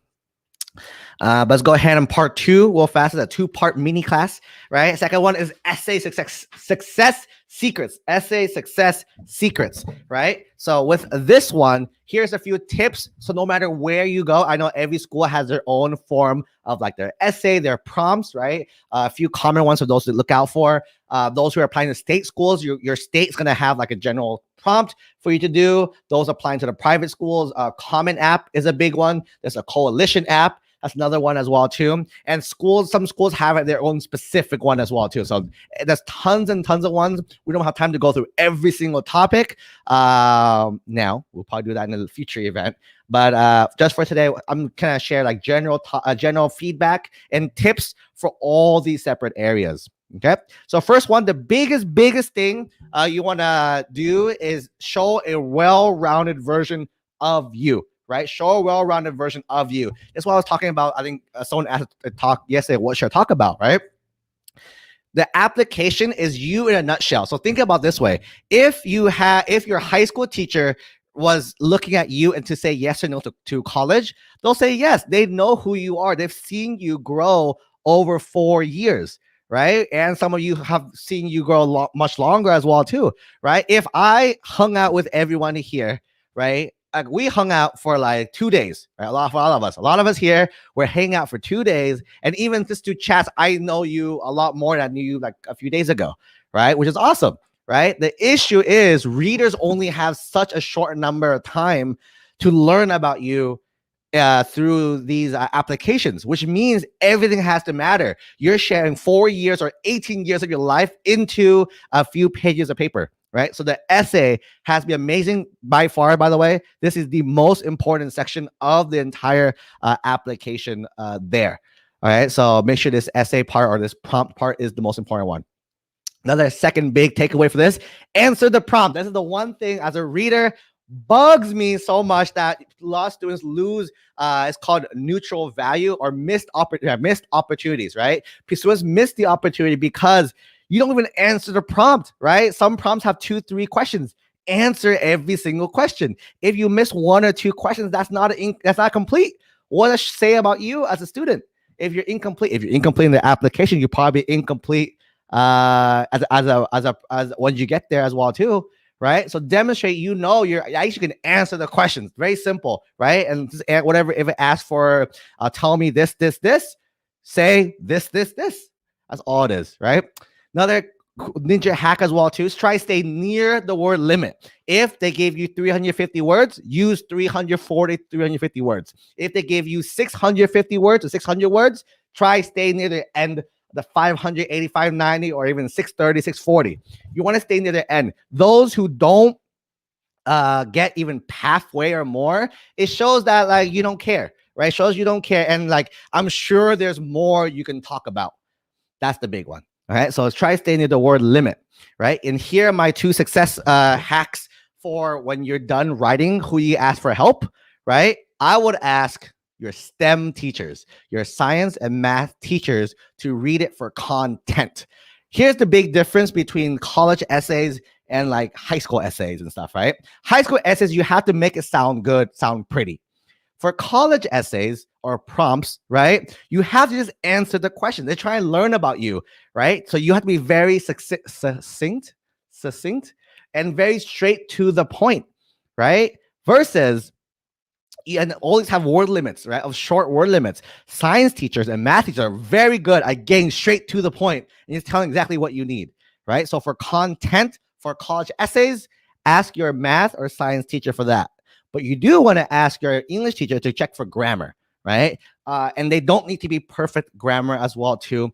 You don't need perfect grammar for these college essays as long as it's readable, right? If we read it and we're confused as a reader, it's really hard. But a few misspellings, a few punctuation, that doesn't hurt the flow of the prompt. We can still read it without like having like, that word is this or this kind of thing, right? That's no good. But if you can kind of just read through everything, then you're good to go. So that's basically my tips for the essays, right? And same thing, each of the other schools, there's more specific tips for each one, but these are the very general tips here. Okay, so with that, any questions about community college or about the college essays? We have 2 minutes. I finished ahead of time. I rushed this one. So any questions, any Q&A? We have a 2-minute quick Q&A before I give you the break assignment. And we go on a little break again. That's official break. We caught up on time. We got back on schedule. Any questions? Going once. Something I fell on my head. Question going twice. All righty, cool. So let's go ahead and jump into. Oh, just kidding. Question came. The lag. That lag happened. All right. So next one. What are personal statements? So some schools offer have you write something called a personal statement, which is like 1 or 2 pages. Same thing. It's more like they'll also give you like a few questions to talk about. So it's not like go ahead, write a personal statement. Right? They'll tell you we want to learn about X, Y, and Z. Typically, it's what did you do in high school that prepared you for college, kind of thing. So that's usually the big one. Most prompts will have like, tell me this, this, and this. And you just got to answer this, this, and this. It's all it is, right? If it's very general, right? If it's very general, then my tip for those prompts is explain how everything makes sense, how everything is tied together. That's if you only have one prompt to talk about it, right? Why'd you do the activities that you did? Grades wise, why'd you do what you did? Means why'd you enroll in these classes, right? And why'd you get the grades that you did? And kind of the whole why behind everything, right? How does it apply for you in the future and some of that as well too? Which is why when you do activity from day one of the perfect future and that you figure out the end goal, right? You're not just answering, I want to do this because I want to do this in college. You're saying, I want to do this because I want to do that in like 50, 60 years. Right? How much stronger is that to write than, oh, I'm doing this because I want to go to your school, right? Versus I'm doing this because I want to impact thousands, hundreds of thousands of people by doing this and this. And your school is an awesome way for me to achieve that, right? Flipping the script is how we able to like get the unfair advantage in the college admissions game. So awesome question. So we'll go ahead and jump to our next topic. So here is your invitation to act. The break time is going to be break time right now in the comments, right? If you want to answer this question, what questions, there should be an S there. What questions do you have about the SAT or the ACT? What question do you have about the SAT or the ACT? We are going to answer this question in our next learning session. It's going to be happening at 11 a.m. Pacific, 2 p.m. Eastern, 2 p.m. Eastern. See y'all in a bit.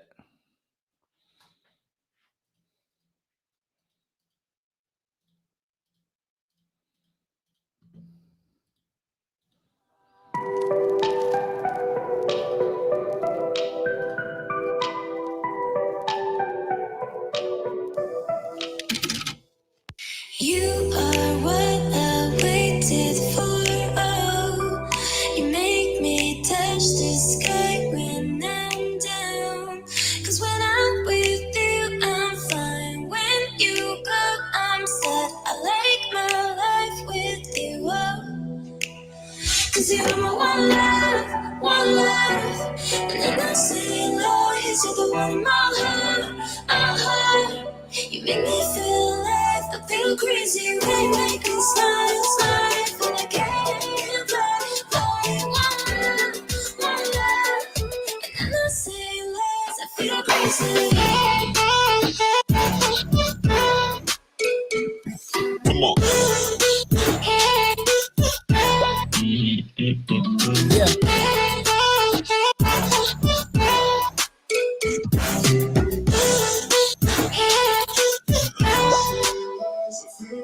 You are what I waited for.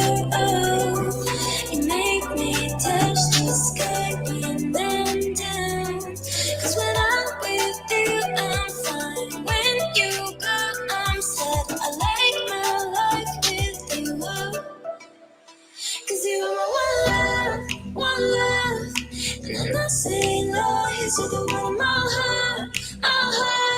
You make me feel alive, I feel crazy when you make me smile, smile. Feel like I can't fly, one love. And I'm not saying lies, I feel crazy.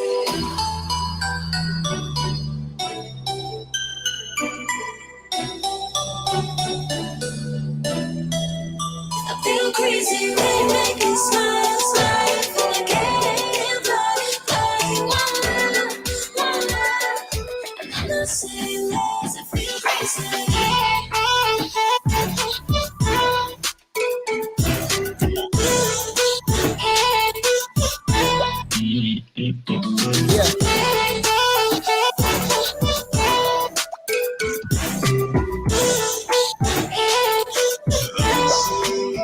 Cause you're one love, one love. And I'm not saying lies, you're the one in my heart. You make me feel alive, I feel crazy when you make me smile, smile. Feel like I can't fly, one love. And I'm not saying lies, I feel crazy.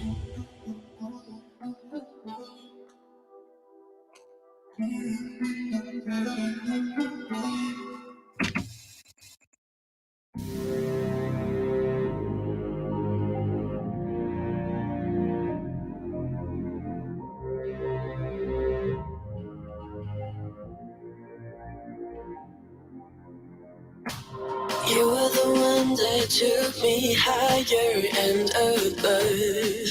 I had nowhere to breathe. I just needed your love. You locked me in your cage and then you threw away the key. I'm feeling your rage, the darkness is surrounding me. You're like a breaking wave, you tear me down and I'm sinking. I'm suffocating, can't escape, you are winning. Baby, you, I run myself, and baby, I, so me your love. You are, I'm a star, I'm a star.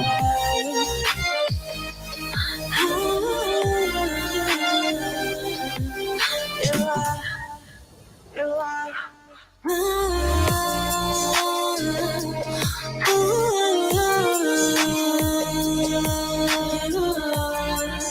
Absolutely, your love. You're like a fire burning me down. You let me work through hell. You pulled me under your spell, and I can't save myself. You put a curse on me, and my soul turned black. I'm following you on your dark path, 'cause there's no way back. You're chasing me every night in my dreams. You won't stop no matter how loud I scream. You dress your clothes into my skin. I try to fix myself, but it won't stop bleeding. Baby, you, I run myself, and baby,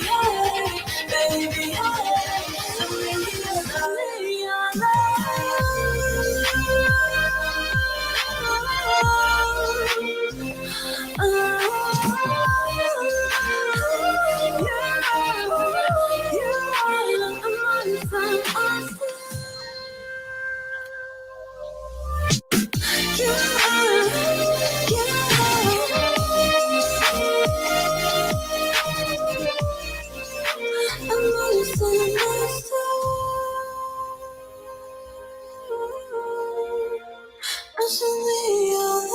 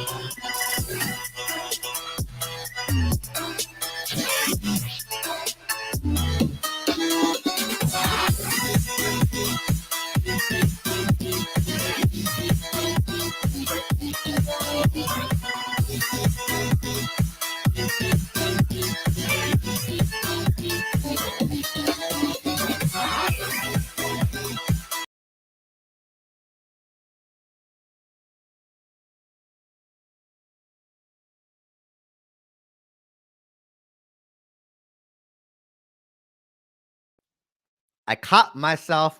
I caught myself this time. All right. Welcome back, everyone.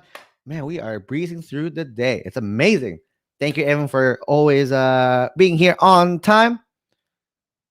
Let's go ahead and get started with the icebreaker question for this learning session. Have you taken the SAT or ACT? Let me know in the chat. Yes?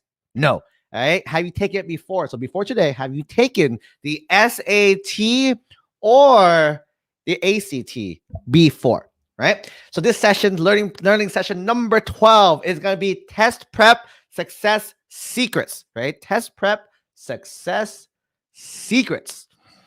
Chat, a few yeses, a lot of no's, a few yeses, a lot of no's. We're definitely here to help you with that. And to make sure you all are ready, I create a little template for you all to kind of work off of. So that same thing, if you are on the on a desktop computer, you can type this in a new tab, coachtonylee.co/tests with an S, tests with an S. Can you guys write in chat as well too, so I can move on? coachtonylee.co/tests. It's right. For those of you who do not have a computer, let me go ahead and show you what it is. So you can just copy it. It looks like this. In this session, we'll talk about the SAT versus the ACT. Give you a little diagram so you guys can take notes on there. At the very bottom, I have a challenge for you all as well too. So we're gonna work a lot with the top boxes. At the top, not boxes, those are circles. Top circles, and then we will chat at the bottom later. Fantastic. So if you don't have a desktop, you can definitely just draw this, chop two big old circles, and then we can move on. Fantastic. All right. So today we're going to talk about the SAT versus the ACT. I compiled a bunch of comparisons between these two tests first. Then part 2 of this, I'm going to chat about the new changes that happened to the SAT and ACT and all the other test prep fields. Then if I miss any questions, I'll jump back in and answer. We had some really awesome questions in the chat as well too. So that's the plan of our plan for the next 17 minutes. So let's go ahead and get started with this, right? First one, the two tests, right? So the SAT and the ACT are the two tests that the colleges use as their way of gauging a score kind of thing. In all honesty, I don't think this is an indicator of anything like smartness or anything. You can not have a great score and still be very smart, vice versa kind of thing. It's just a test that they use, right? So those are the two big tests at the very top. You can kind of see that SAT is a reasoning test versus the ACT is more of a content-based test. I usually find that like students who do really well in high school tend to do better on the ACT as well too. And those who are like more, your brain kind of runs 100 miles per hour, you do better on the SAT as well. They're also offered at 2 different months of the year, so you can kind of alternate as well. So the SAT is usually offered in October, November, December, January, March, May, June, and the ACT is usually offered September, October, December, February, April, June, right? I saw a question earlier, like when should you take it?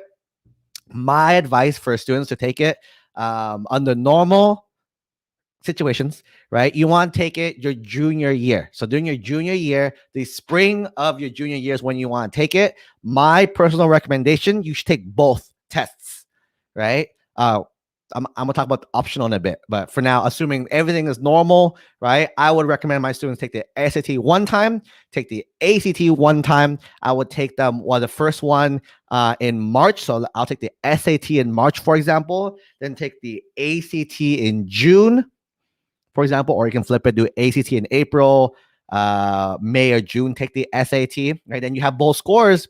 Then over summer, or the summer between junior and senior year, I would recommend that you study that one test that you do better on or you like more, right? And you take it one last time either in September or in October. You have until December of your senior year to submit your scores. So so if you take the ACT or SAT in December, you can still submit that as part of your application for schools that still accept the test scores there. Okay, so that's that. Next one. So now, like, which one is better for you, right? So here's a little broken down thing of the 2 sections per area as well, right? First one, reading, right? The reading, the SAT is more like historical documents, right? Very old school.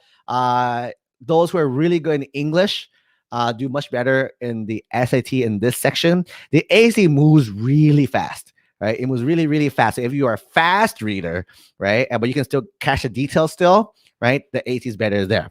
In math, right, same concept. The SAT gives you more time to do the problems, right, which means you can probably work it out, right? There's no calculator on the SAT though. On the ACT though, it's fast. It moves really, really fast. So you have to like kind of know all the shortcuts so you can crank through problems really, really fast, or just fast at math. Okay. The science section, that's a unique section only to the ACT. So the ACT has a science section, however, is not science per se. It's more about reading graphs and tables. So if you are good at reading graphs and tables, you love that section. The science part of it is the data that they'll show you are science data from biochem, physics, earth science, everything. But the actual questions are not science-based. You can take 0 science classes and still get a perfect score because it's, can you read the data on the graphs? Can you read the data on the charts? That's the question it is there. All right. English and writing. SAT is informational graphics, right? And then ACT is if you're not the reading level, I feel is a little easier on the ACT than it is on the SAT for that. And essay as well too. Essay is an interesting one. We'll chat about essays because I know there's a big change for that as well. But the essay section is optional, right? So depending on what schools you're applying to, it's optional. The prompt for the SAT is more an analyzing one, right? Analyzing one, and the ACT is more of like arguing, right? An argumentative essay. And those are the 2 differences there. Time-wise, right? You'll see that the ACT is a little shorter than the SAT as well. There's the breakdown. If you want to go ahead and take a screenshot with your phone or something, but you'll see that it's the ACT shorter sections, right? So it moves much, much faster versus the SAT, things are much more longer for you there. Okay, moving on. 5 seconds. 4. Stephanie, I see your question, by the way. I'm gonna address that in a bit, so I'm gonna put on hold. 2 and 1. Fantastic. All right, scoring, right? So the 2 tests have 2 uniquely different scores. It has definitely changed over the years, so it's pretty similar now. It's not as different as it was before. But a perfect score in the SAT is 1600. A perfect score in the ACT is 36. Right? The ACT hasn't really changed over the years. The SAT has flip-flopped between 1600 and 2400 and 1600 back and forth kind of thing. So if you ask like students, like alumni who like graduated several years before you, they might have a score like a 1900. You're like, whoa, that's bigger than 1600 because it changed back and forth multiple times, right? So that's basically there. The essay part for either test is a separate score. So you get a test score of 16 out of 1600 out of 36, and then an essay score on top of that as well too, right? With both these tests, every question you get right, you get credit for that. It says +1 point. It doesn't literally mean +1. It's 1 point on however they use their grading algorithm.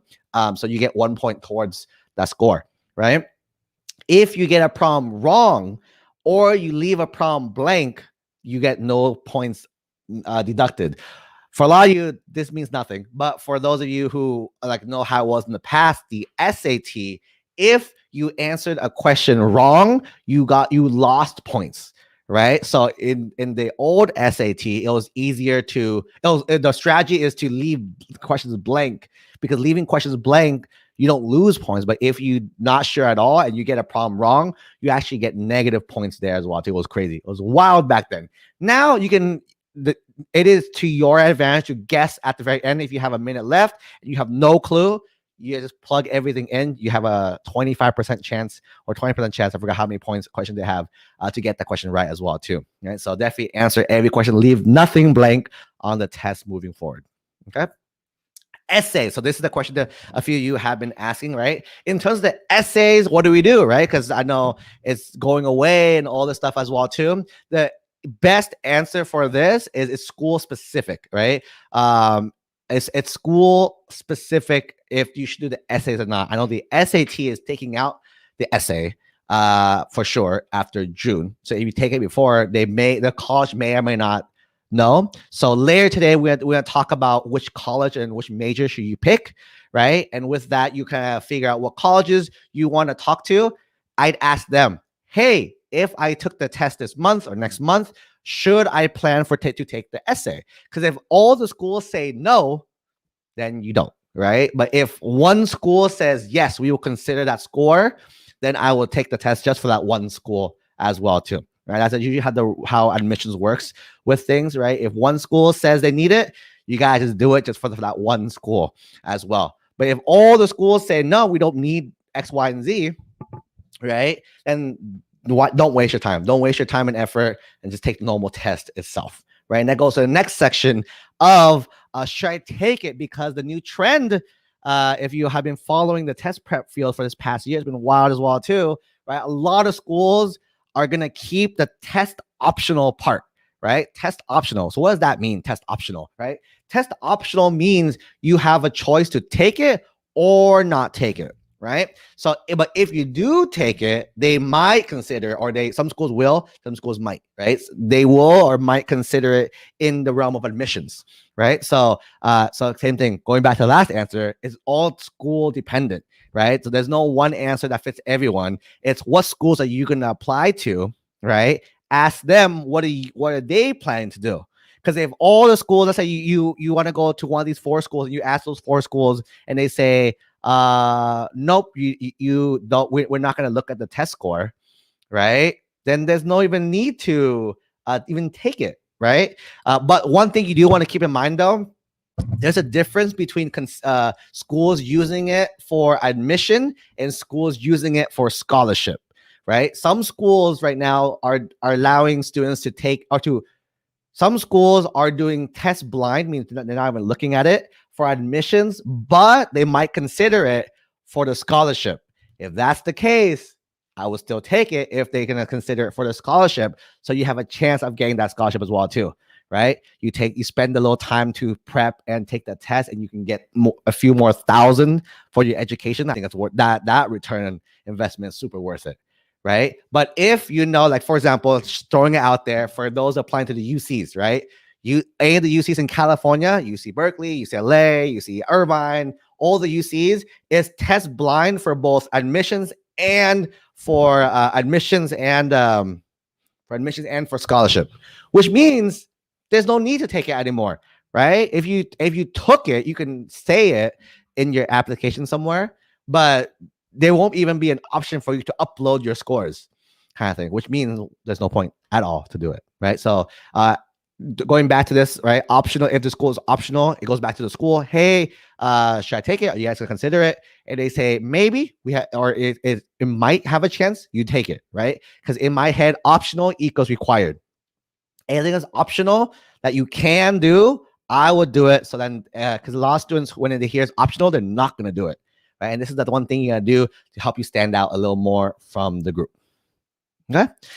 One big change that they made recently as well too, they got rid of the subject tests, right? Subject tests, right? These were awesome, right? So these were optional for the longest time, over 10 years too. It was super long, right? It's optional, which means a lot of students didn't take it, which means those who did take it got a little advantage on these as well too. And the little hack I had for all my AP students as well, or AP students listening right now too, the AP test and the subject test are almost identical, which means you can double dip and study once, and the test for the AP and the subject test are usually on the same weekend or like 1 week off. So you definitely study for one test and take both and get a free score for the not free. You got to pay for it, but you don't have to study again for this type of test, and you can submit an AP score and a subject test score, which helped a lot of my students get into these top-notch schools as well too. But now officially they're going to get rid of these SAT subject tests moving forward. So just coming up, keep in mind. I know there's I think it's gone, so you can't even take it anymore. But if those who already took it in the past, ask your schools what they're going to do with it. Some schools may consider it. I think based on what I've heard from a few schools, they're not going to consider it either. Or if you took it, they'll consider it. But then if you didn't take it yet, don't worry at all for that. Right. In terms of test prep, there is one program that I do highly recommend. I don't put my stamp of approval on many programs out there, but this program, and if you follow me around for a little bit more than this weekend, you know how much I love this program and their company as well. It's Magoosh. So Magoosh is a great test prep program. You can go to magoosh.com, or specifically you can go to the test that you want, act.magoosh.com or act.magoosh.com. They do offer a free week trial. What I like about their program is self-paced, so you can be on your own. You can do it on your own schedule. You don't have to follow like a certain format. There's schedules that you can follow as well too. They have recommended schedules. If you have 3 months, a month, a week to study, they give you things that what they recommend for you to do. And they have an amazing team of experts as well too. And their biggest thing is they believe in test prep for all. So they are really amazing on the price. Like if you compare their prices to any other program, it's a fraction of anything else, and they deliver a lot more as well too, right? So that's that's if you need a test prep, I just try the free trial. I do have a coupon code as well too if you want to join. Let me know if you are interested though. I only have a few left, that's why. But definitely try the free trial first and see if you like it. That's it for now. Let me go ahead and jump into question time. Hopefully that helped you all with the test prep. Let me jump into questions. First one, Kimberly, what are some great resources I can use to study for the SAT? The SAT, I would recommend Magoosh and Khan Academy. So if you guys ever heard of Khan Academy, they actually have a partnership with College Board, which is the company that creates the SAT. So College Board is awesome. Khan Academy is awesome. College Board, not so much, but Khan Academy is awesome. I actually met Sal Khan, the creator of Khan Academy. I used to work in the Bay Area, and then he visited. So it was actually super cool talking to him, right? So highly recommend Khan Academy. Really awesome. I'd use it to supplement any of the other programs you're going to use to study for a test prep as well too. I do recommend picking up the official guides for each of these tests. The official guide for, I have it. Give me 2 seconds.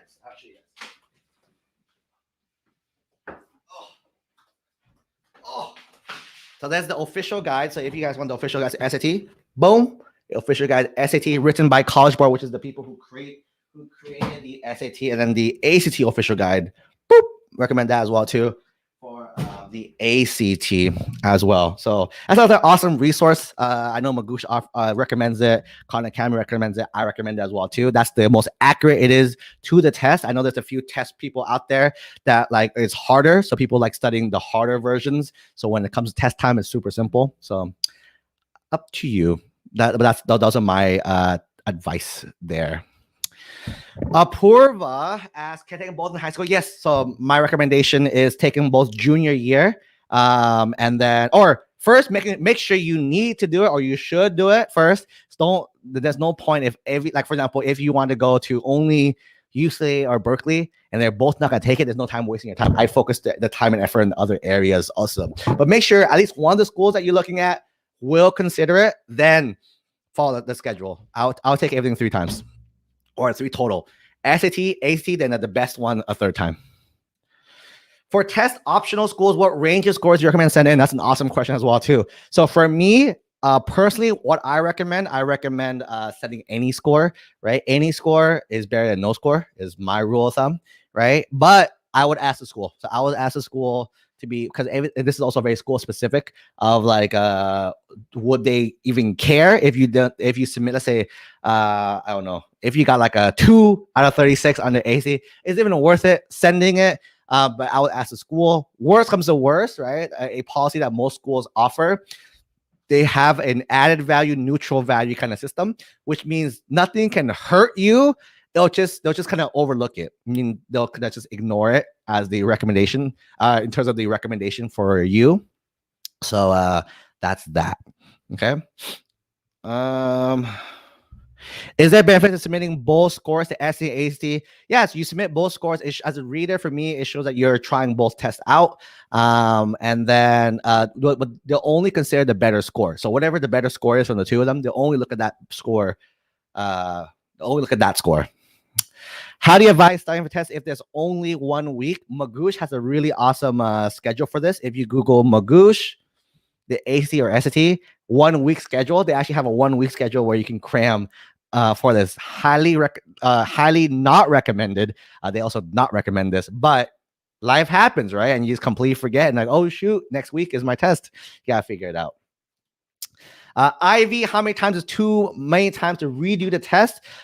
Will college need to know how many times you took the ACT and SAT? Great question as well too. So the reason why I say 3 is that's the optimal number. Or actually 2. Your first time retaking it will be your biggest jump, right? After that, you'll probably increase, but the increase will be so small that it's not worth it, in my opinion. So if you were to retake it once, maybe retake it twice if you feel really strong that you'll do better. But after that, it's like the diminishing returns. Like there's no extra, the effort that you put into studying and everything is not going to show that big of an increase in your scores. So either do, I say 1 retakes the probably the most. If you do, is that what schools you know how many times you can submit them all. Just keep in mind that these tests do cost money to take and they cost money to send. So that's another thing you gotta keep in mind. It's not all free as well too. You got to pay to take these tests, and you gotta pay per school that you're sending it to. So if you're interested in 20 schools, you're sending your score 20 times, which is like $12 per score, I think, or something. So that's another cost you gotta add in with that. But the schools will only see the scores that you send in. That's all. So if you don't send the scores in, they won't see those scores. Next one. I'm overtime now. Super score. How does that work? So super scoring is, let's say you take the SAT twice, right? The first time you got an 800 on the math, you got like a 200 on the reading, and the next time you take the test, you got an 800 on the reading and a 200 on the math, right? Super score means they'll look at all these scores and take the best score per section and put together to be a super score. So if I got a perfect score in math the first time, really bad score in reading, the next time I got a perfect score in reading, bad score in math, my final super score will be a 1600 because they're only taking the best score from both and add those together to be a super score. Not every school does that. Just keep that in mind. When's the best time? Junior year and beginning of senior year. How often should you be studying? I recommend 1 month or 3 months. 3 months is like you have time. 1 month is a good like prep to get into to get ready for that test as well too. You recommend taking the essay for either option? The essay for again, it goes back to whatever the school is looking for. So as that. Coupon. I think it's Coach Tony 50. I think that coupon still works. If not, let me know. But that'll give you 50% off any of the programs they have right now, which is crazy. Yeah, I want their awesome partners. So I definitely had if you follow them on YouTube or if you have seen them, they bring me in a lot to do a lot of college admissions based stuff. So I'm super pumped to work with them moving forward. Right. With that, let's go ahead and we're a little overtime, so a little short break next one. But are you loving this event? And me, Coach Tony Lee, right? If you do, I would love to hear from you. Like beginning this, I love to share this information with more people in our future events as well too. So if you want to give me a paragraph, a little blurb of how you're loving the event, you're loving me, the host, you can send it to my Instagram at Coach Tony Lee or text it to me at 714-266-1176 as well. So that's it for this section. Oh, one last quick question. Ileana asked, I'm class of 2022. What still need to take these standardized tests? It's school specific. So figure out what schools you want to apply to, Ileana, first, and and figure out if they need it. If it's optional for admissions, I will still take it. I personally would. Cool. Alrighty. With that, it is break time. The next section, by the way, is gonna be really, really fun. So do not miss out on the next section. I think all the whole day. And the next one will be the most fun out of all of them. So definitely come back. Don't be late because we're gonna start exactly on time at 11:30. See you in a bit.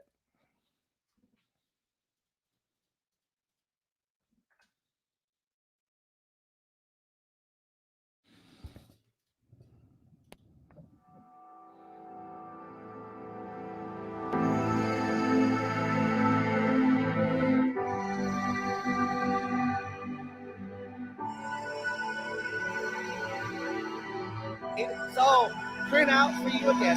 Print out. Shiny. Look at it, you and me.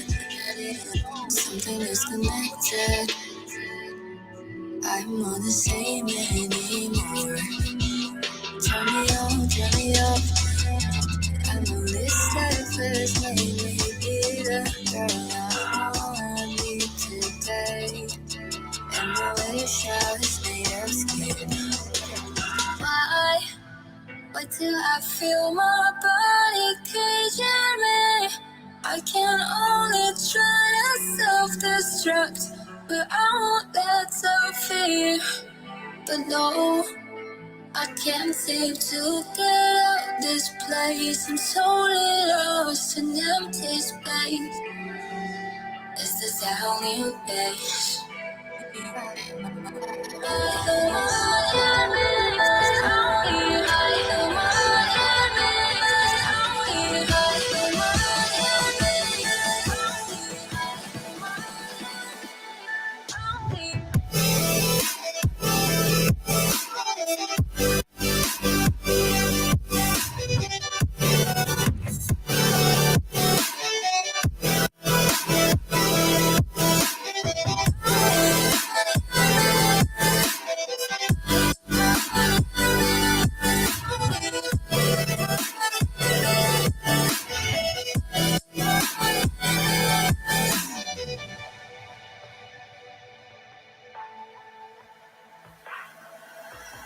Now I see an exit. I don't know if that is what it seems to be, but no one wants to come with me, and I'm doing this to finally breathe. No, I want to trust this anymore. I want to stay forever alone, and I won't let myself fall again.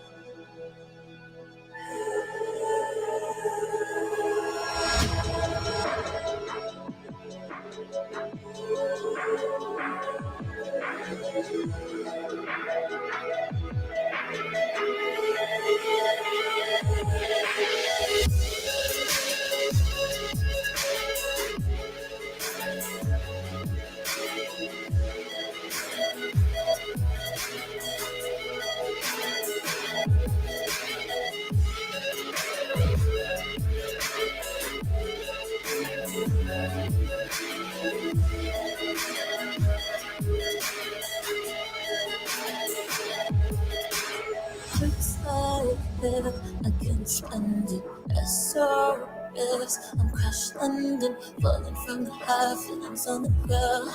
I'm falling faster for you if you see me down. I'm too scared, you're not easy. I'm too blind to unsee things. Only as the season summer's ever fair. We'll fall in love and hope to spring you find yourself. Please don't make promises that you can't keep going. You can reach me after I sleep till the morning. Tonight I promise you I won't leave me. Tell me when the end is over.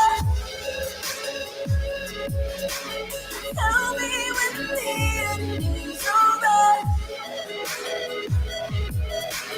Tell me when the end is over. Tell me when the end is over. Tell me when the end is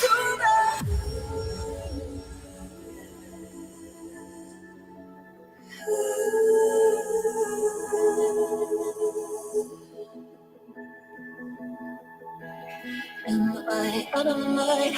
Stuck in my head, stuck in this place, wanna erase, don't even care. Everything I miss, I can't forget where I've been. It's not like I'm going back to the future. I'll get there soon. Don't tell me you won't wait. Don't tell me you're mistaken. This place we can't escape. The truth is, when you're lying next to me, I can feel everything. So tell me, will you stay with me? Tell me when the end is over. Let's just stay up there.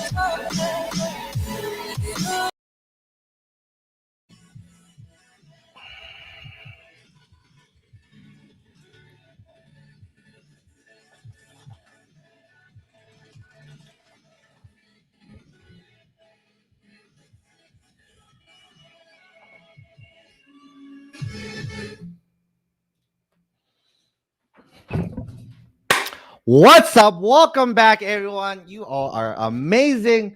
We're 2.5 hours strong, and we have the 3.5 hours left.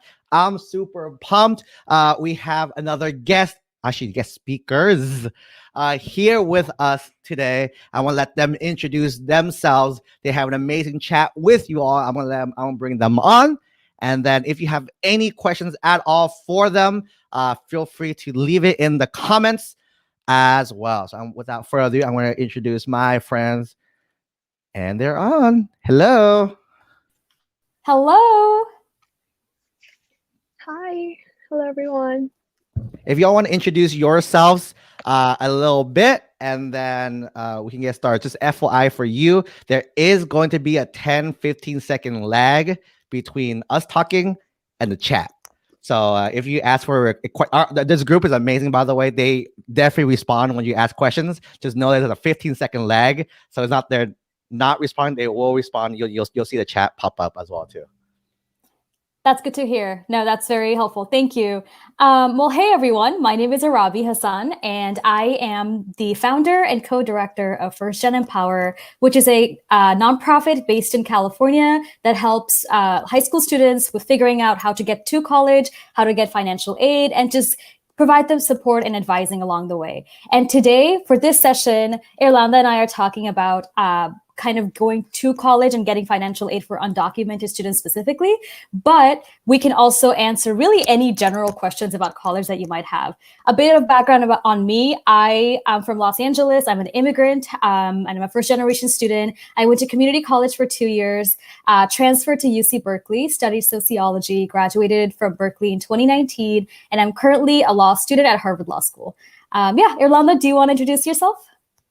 Yes, hello everyone. My name is Orlando Martinez. I am a first generation college student. I'm currently attending San Jose State University, and I am a sophomore studying sociology and Spanish, and I am also a DACA recipient.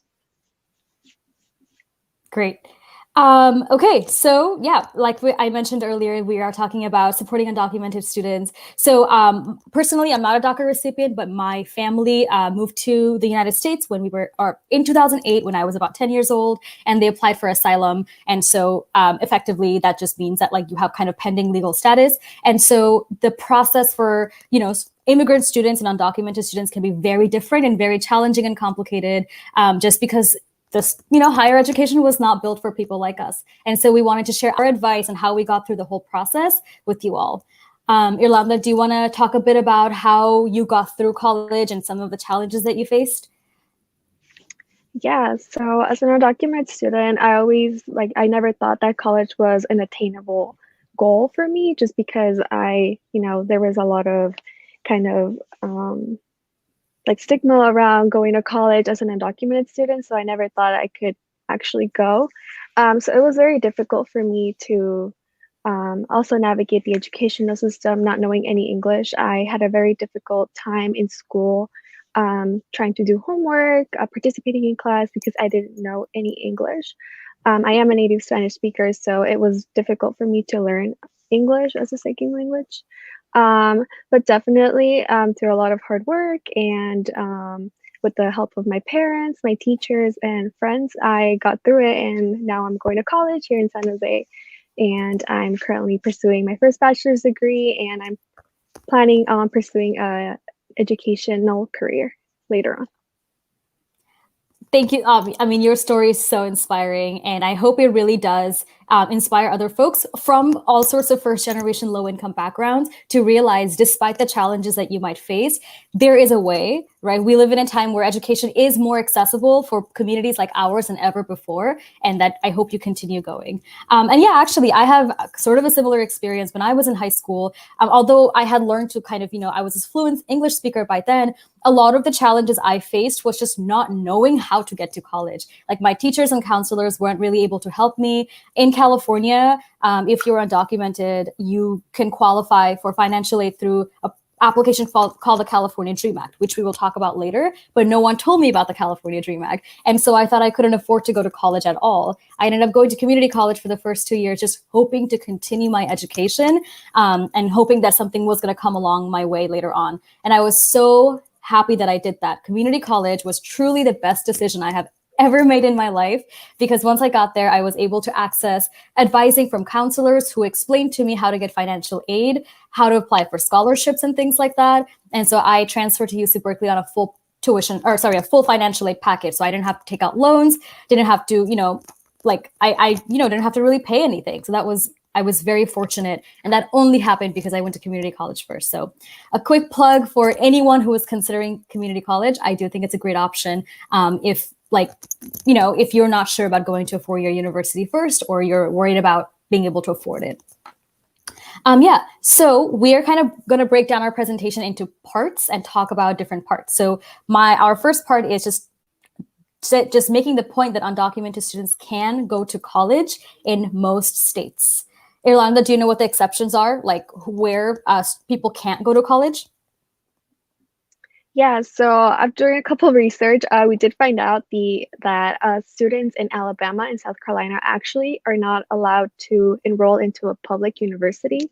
So just make sure that when you are considering a college, to do some research, because you never know if the laws may be different in your state and then within the institution. So just make sure you do some research on that. Definitely. But other than those two states, Alabama and South Carolina, you cannot attend a public university. So if there's a private college in Alabama and South Carolina, you can attend those. But unfortunately, just for public, you cannot attend if you're undocumented. But in all the remaining states, so like California, Florida, Texas, etc., where there are large undocumented populations, you can go to college. There are no restrictions. Financial aid can be difficult to kind of figure out, but the actual enrollment is open to you regardless of your immigration status. So do not let that deter you at all. Our second point is, in some states, yes, in some states. I don't want to say many or most because that's not true. Undocumented students can receive financial aid to attend college and also qualify for in-state tuition. And just to explain what that means, in-state tuition at public colleges, if you're considered a resident of that state, so in California, if you're a California resident, you pay a cheaper tuition at the UCs and the Cal States than you would if you are out of state. So if you're from like Texas or even international, if you're an international student, you have to pay way more than I would pay as a California resident. The thing is, undocumented students are technically international students, right? Because like we don't have legal status. So what that means is in some states, they have to pay the higher out-of-state tuition. So there are states, about 19 of them, that let students pay in-state tuition if you are from that state, like if you grew up here. So our advice would be look into your own state, wherever you're from, whether that be Florida, Texas, Alabama, South Carolina. Those I would say are a little bit more restrictive. California is very open to undocumented students attending college. Regardless of where you're from, look into your state to see if you qualify for in-state tuition because it is cheaper at the public universities. Private colleges don't have that. They have the same tuition for everybody. So whether or not you're from another country or from, here in the US, you pay the same everywhere. As for financial aid, that's another tricky part because many schools and many states will not give financial aid to undocumented students. So at least 7 states allow undocumented students to receive state financial aid. The problem is you don't qualify for any federal financial aid. So you might hear your friends are getting like Pell Grants or something like that. Any federal program you don't qualify for because undocumented students don't. In California, we have the program called the California Dream Act, which lets you access state financial aid and so basically pay for college that way. That's what I did, and that's what Irlanda does. We both are California Dream Act applicants, and we are paying for college that way. Some colleges will offer their own financial aid to undocumented students. So our advice here is, no matter where you're from, what state you're from, or what college you're thinking about going to, look to see what they have available, right? Ask them, like literally call up the financial aid office of whatever school you're thinking about and say, hey, what do you have available for undocumented students? They should be able to give you an answer. And if they cannot give you an answer, that might be a pretty good indication that they don't know how to support undocumented students. And personally, we think that's a red flag. They should know how to support students of all sorts of immigration backgrounds. Irlanda, do you want to talk about scholarships for undocumented students? Yes. So I guess a misconception many people think about is that undocumented students cannot apply to scholarships, but that's wrong. Scholarships are available out there for undocumented students. So just look for scholarships that do not require proof of citizenship or immigration status. Those are typically the ones that undocumented students go for because majority of them do ask for citizenship status. And then we do have a really cool, a really cool resource you guys can use. It's called Immigrants Rising, and they have a list of scholarships that are open to undocumented students. They have them for an undergrad and graduate students. And we also found another resource called AB540 Project that shares a spreadsheet of national and state scholarships for undocumented students all over the United States. And First Gen Empower also has a list of scholarships for undocumented students, which you guys have the link if you guys have the presentation. If you click on the link, we do have a list of scholarships for undocumented students. And then there's also this really cool app called Dreamers Roadmap. It is an iOS mobile app designed to help undocumented students find scholarships. So so a student actually also created this application for students who are undocumented to help them find different scholarships for undocumented students. So definitely look into those, and hopefully you guys find some really cool scholarships. Absolutely. I am so fortunate because I literally received thousands and thousands of dollars in scholarship, not like from different sources. So when I was in community college, I received about $5,000. At Berkeley, literally like my rent and groceries and everything was paid through by scholarships. And now in law school, I also get quite a good amount for scholarships as well. So no matter where you are, it can be challenging for undocumented students because there is a whole immigration status requirement for most scholarships, but There are a lot that don't ask for that, and that's what you're looking for. That's the key. So yes, it's definitely doable. You just got to hustle. You really do. And you got to find the stuff that you're qualified for. I mentioned this earlier, but this is for everybody, not just for undocumented students. Literally, if you're going to college, you need to communicate with your school. Ask the financial aid office what you qualify for, what kind of money they have. Do they have scholarships for you? If you're low income, do they have like grants to help you pay for tuition and things like that? You need to know these things before you make a decision about where you want to go. And our final advice would be to not get discouraged, right? It can be challenging to get to college for everybody, but especially if you're undocumented or you come from a low-income background, you're first generation. But so many folks from these communities have gone on to go to college, graduate from college, and now they're doing amazing things in the world, right? You can be that person, and you've totally got this, and we believe in you. And I want to end with, before we talk, like kind of open it up to just talking about our educational trajectory generally, First Gen Empower does offer tons of advice and resources for our students. So you can find us at firstgenempower.com. We also have an Instagram. And if you ever need help with anything, you can email us or DM us on Instagram, and we will answer any questions that you might have about college and financial aid. And we also offer workshops every month, literally all month long, about scholarships, finding them, applying for them, financial aid generally, how to choose a college if you're a senior and you're thinking about different options, all sorts of different things. So yeah, that's our last plug.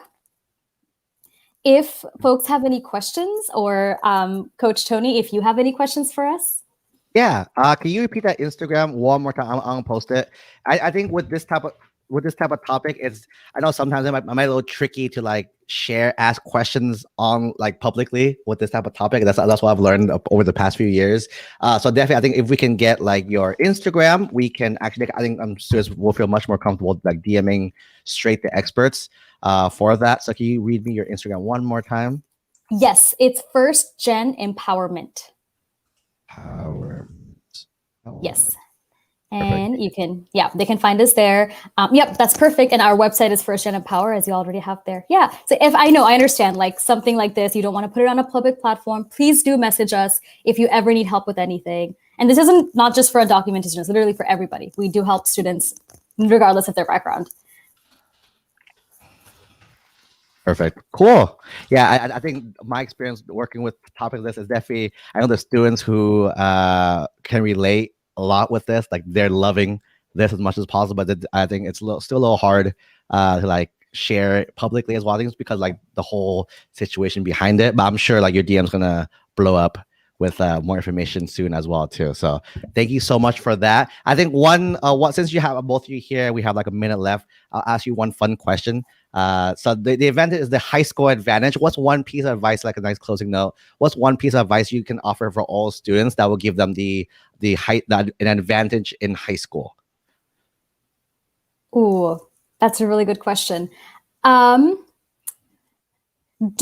be so. Just because someone is doing something, like your friend is volunteering at the hospital or is the president of a club, doesn't mean you have to do it too. There is no one path to get to college, and there's no one definition of success, right? We work with students all the time who can't do things like volunteer after school or be president of clubs because they have to go home after school and take care of their siblings and translate and interpret paperwork for their parents, right? That's extracurricular activities. People don't realize this. Just because you don't volunteer or intern or do research or whatever doesn't mean that your resume needs to be blank. Whatever you are doing currently outside of class, there is a way to tell that story and make it sound like it's an extracurricular activity and it's involvement. So be creative in what you do and how to tell that story in your college applications. I guess for me, it would be, don't be ashamed of sharing your story. I know a lot of us are afraid of sharing that we're undocumented, but honestly, I think that's part of our identity. That's something that we should be proud of. And if you're undocumented, there's plenty of people who are undocumented in this country, and you speaking up about your story is speaking up for the story of everybody else in the background. Super awesome. I think I love both tips. And I know for a fact that people this was one of the topics that in our questionnaire that people asked us. So I know someone out there is finding a group of students are finding value from this video, and we're definitely gonna share with everyone.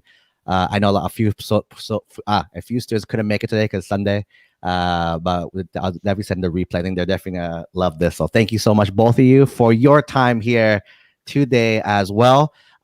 If you can send me that bit.ly link one more time, I don't think it is complete, or it might be complete, or something's a little off. But I'll go ahead and share that with the team as well too. Okay, so with that, thank you so much. I'm gonna lower you guys from the stage and we're gonna move on. Awesome. Thank you all. Bye. you. Thank you. All righty. So I'm gonna get you guys hyped up back up again for the next 3 hours. So this is like really, really awesome stuff, right? The next 3 hours. So we're lunchtime. Everyone's lunchtime right now. Actually, lunchtime in 10 minutes. So in 10 minutes, what's gonna happen is that we're gonna jump into our group coaching call again, just like yesterday. So those who are interested in group coaching, right? It was an awesome group yesterday. We're gonna have another amazing group as well too. How that format works, you jump in. If you have any questions, you can you can jump in and ask anytime you want as well. So that's that. First come, first serve questions. We'll do it as long as I can, so I can try to get a bite to eat as well. With that, after lunch, though, we have some jam-packed sessions after lunchtime. So after lunchtime, we have a few. I'm gonna tease you guys now, so you guys get excited to come back after lunch. We have studying success secrets, right? How to study from the best. So that's one of the learning sessions. Another one is how to navigate the college admissions process with your parents. So teaching them how to help you is another epic session as well too. One that you all definitely will love is picking the perfect college and career that helps you best. That's another awesome one. And we also have my buddy Eric from Takeoff. If you haven't heard of that app yet, it's about to hit the stores, the app store soon, and it's about to take over the entire education industry. So I'm super pumped. He's gonna come here and share. We're gonna have a nice chat with all you here as well. And same thing at the end of today, I'm gonna drop some amazing knowledge bombs for you all, tease you guys for the next few months as well. So with that said, I am going. Where is my link? I'm gonna go ahead and jump into lunch mode. There'll be a screen that pops up. I'll show you a teaser. Boop. It'll look like this. At the very bottom, there's a link, right? I am gonna go grab a snack really quick and then come back. And once I am back, I'll open the Zoom room. Those who are interested in doing the group coaching call there, just keep in mind that it is recorded as well. And then for everyone else who cannot make the Zoom, or those who are watching it replays, and those who can't make it, definitely go get lunch, get a break. I'm gonna upload it up so you all have access to that video as well. So with that being said, hope you all had an amazing first half of your day. We're gonna start lunch. Coaching call starts now in like 5 minutes as well too. And I'll see everyone back here at 1 p.m. Pacific, 4 p.m. Eastern. 1 p.m. Pacific, 4 p.m. Eastern. See y'all soon.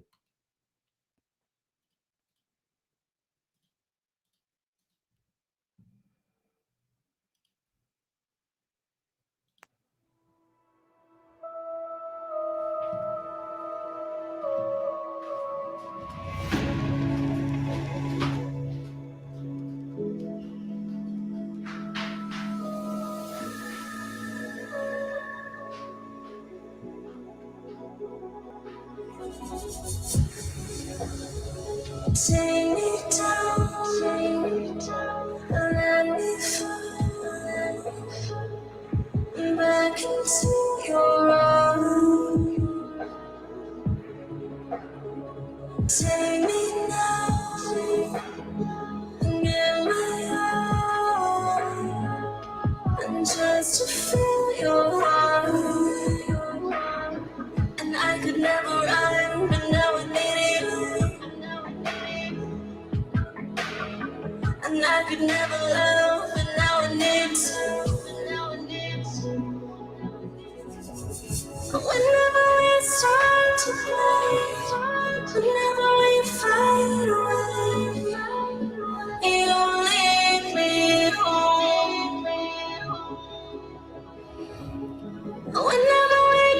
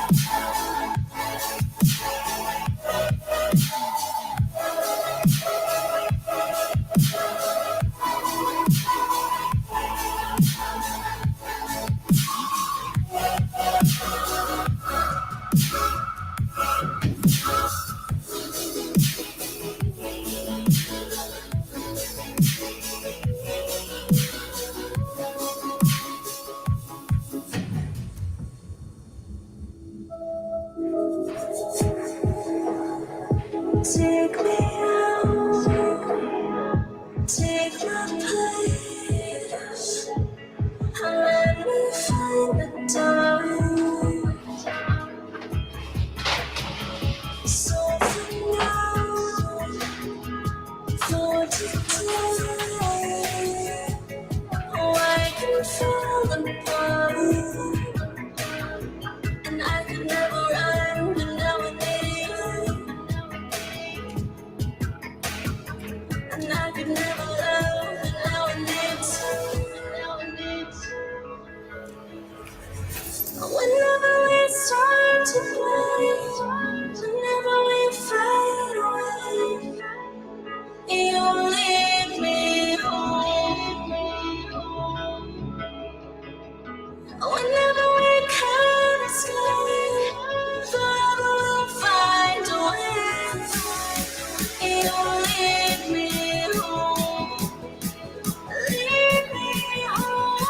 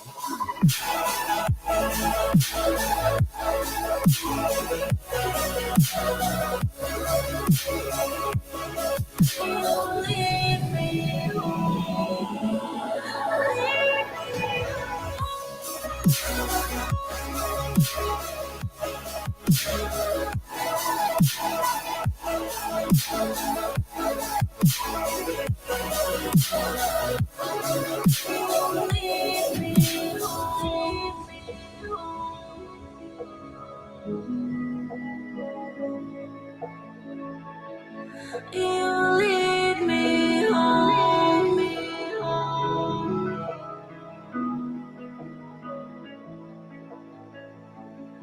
You lead me home.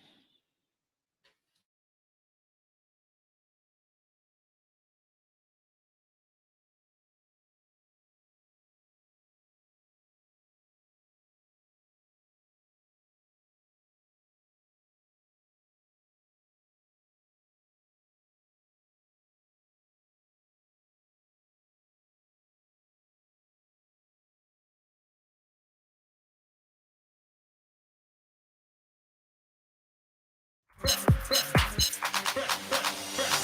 just wanna have fun, clap my hands, turn around now and dance, dance, dance. I just wanna have fun, clap my hands, turn around now and dance, dance, dance. I just wanna have fun, clap my hands, turn around now and dance, dance, dance. I just wanna have fun, clap my hands, turn around now and dance, dance, dance. I just wanna have fun, clap my hands, turn around now and dance, dance, dance. I just wanna have fun, clap my hands, turn around now and dance, dance, dance. I just wanna have fun, clap my hands, turn around now and dance, dance, dance. I just wanna have fun, clap my hands. Cause you look like a monster.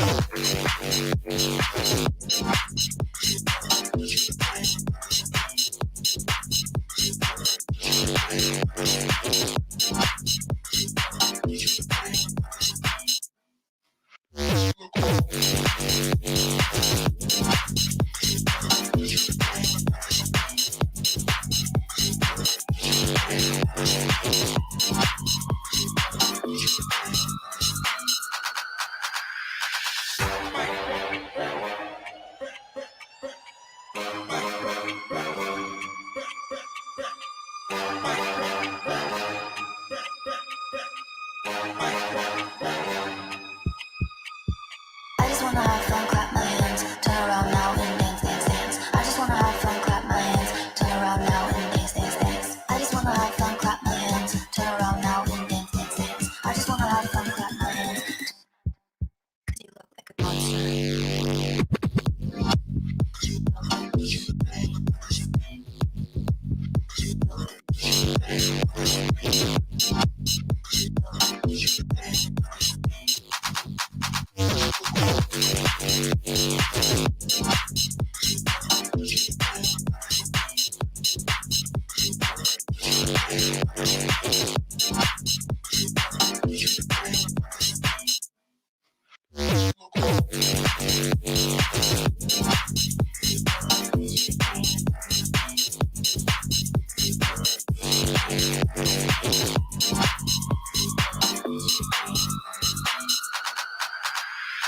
Can I get more vocals in my monologue?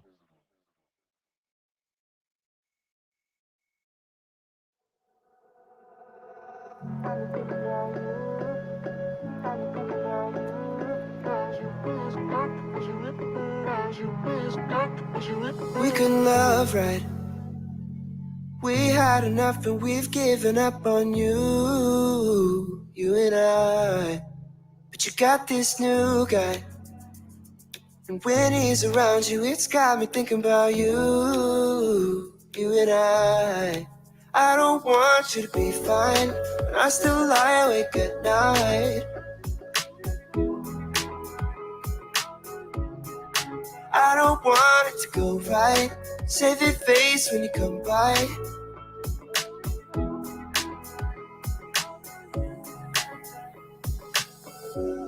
And he holds you close like I used to.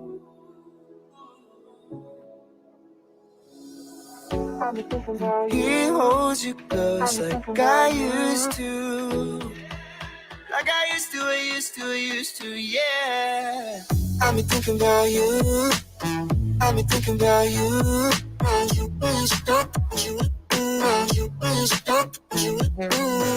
been thinking about you. I've been thinking about you.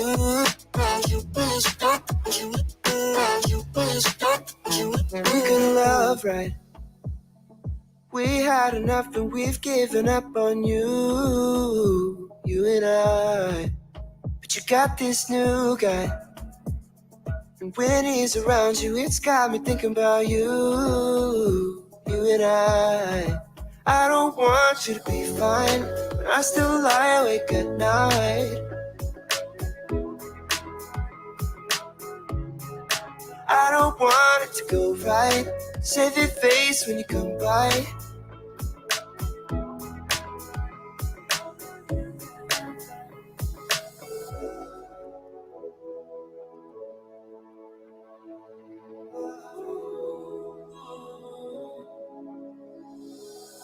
I've been thinking about you. I've me thinking about you. Like I used to, yeah. I've been thinking about you. I've been thinking about you. I've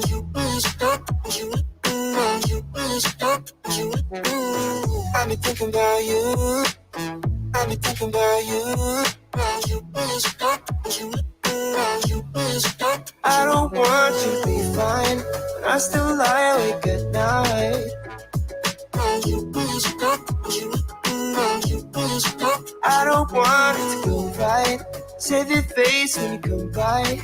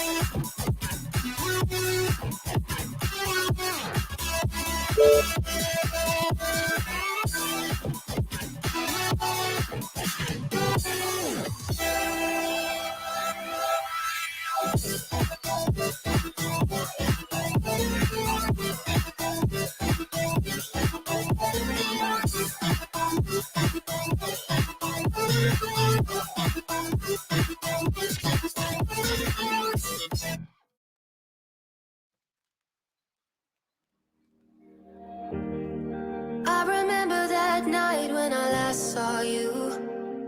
It was a night of you were crying in all the photos. Life hadn't turned out like we thought it would, and you were sick of the choices you made.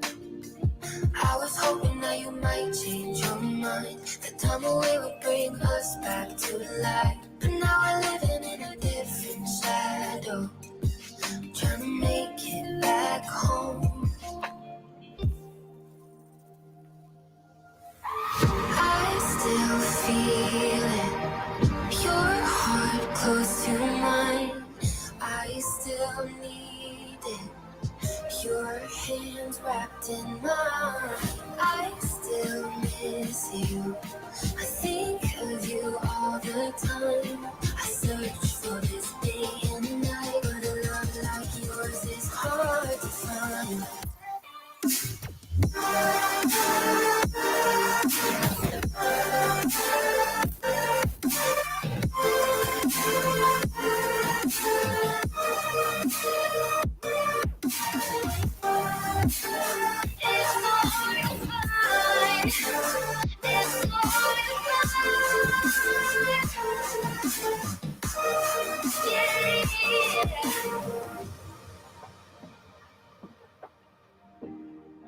I don't know how to breathe when I'm not with you. Why did you leave without warning?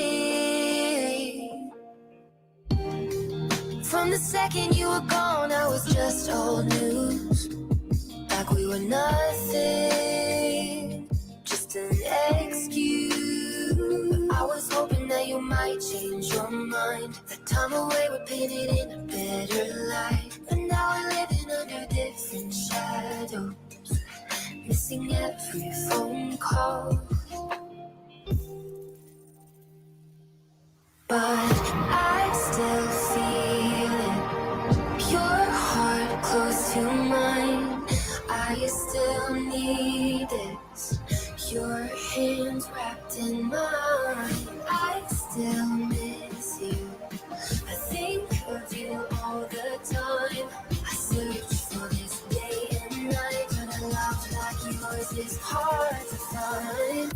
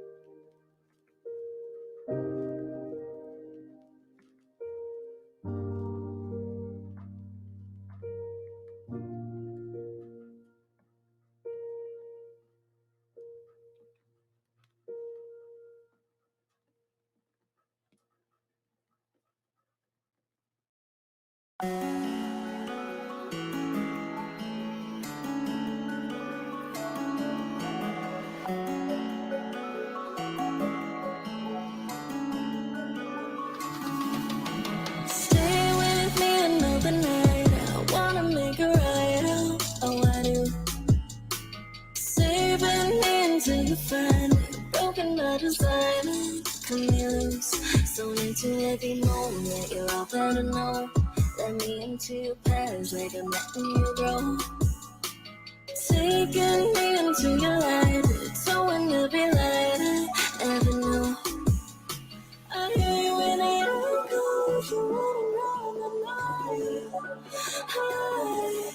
So let me help you let go. Let me fall the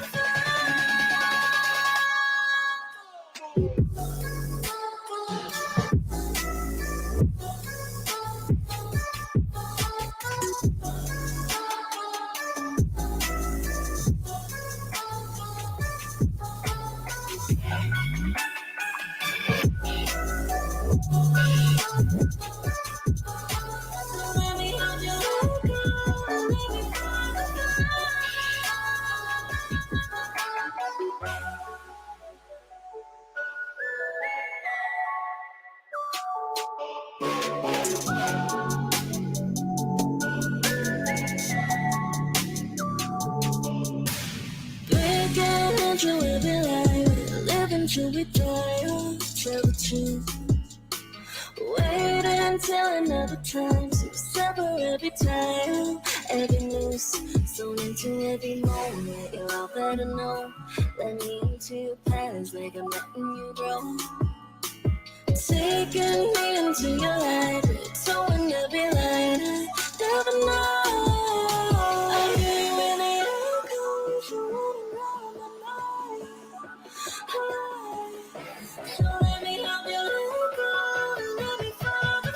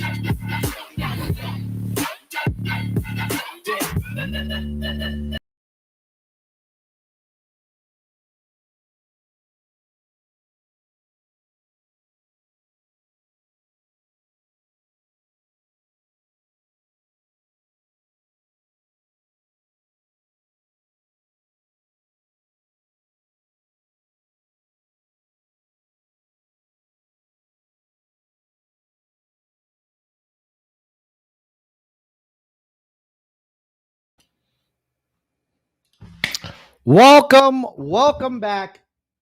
Hopefully everyone is running back to their computers or phones or whatever device you're using to stream this. Welcome back, everyone. Coach Tony here. Welcome back from your lunch break. That was the last major break of the entire event. We're gonna go full steam until the end now. So I'm super pumped. Welcome back. If you are back, say hello. Actually, this is the question I'm gonna have you all answer in the comments. Right? Have you ever been part of a mastermind? If the answer is no, or you're like, what is a mastermind? The answer is no. Feel free to let me know in the comments once you are back. Right? Once you are back, let me know in the comments. I'll hang out a little bit since I think everyone's running back from lunch break. This activity, though, does require us to move off of this channel for a little bit, but that'll be super fun still. As we are doing this, all right, just kidding. My comments here are super slow. I'm opening another tab and I see all these comments fly in. Fantastic. All right, so a few students have not. So yeah, so we'll definitely chat about that later today as well. So let's go ahead and jump straight into the topic now, right? So this session is called Studying Success Secrets, right? Studying Success Secrets. We're going to learn from the best. And who are the best students of all?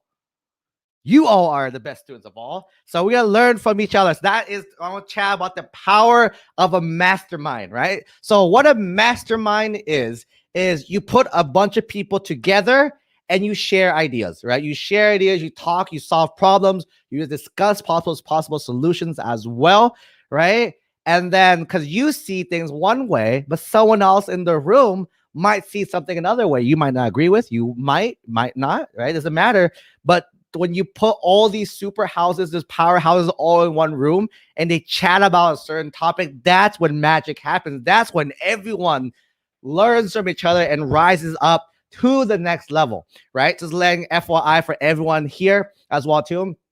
Once you move up in life, you'll be part of various masterminds in your careers as well, right? If you're want to go a doctor route, later on you'll be part of a doctor advisory board where you talk to each other and figure stuff out. Same thing with law.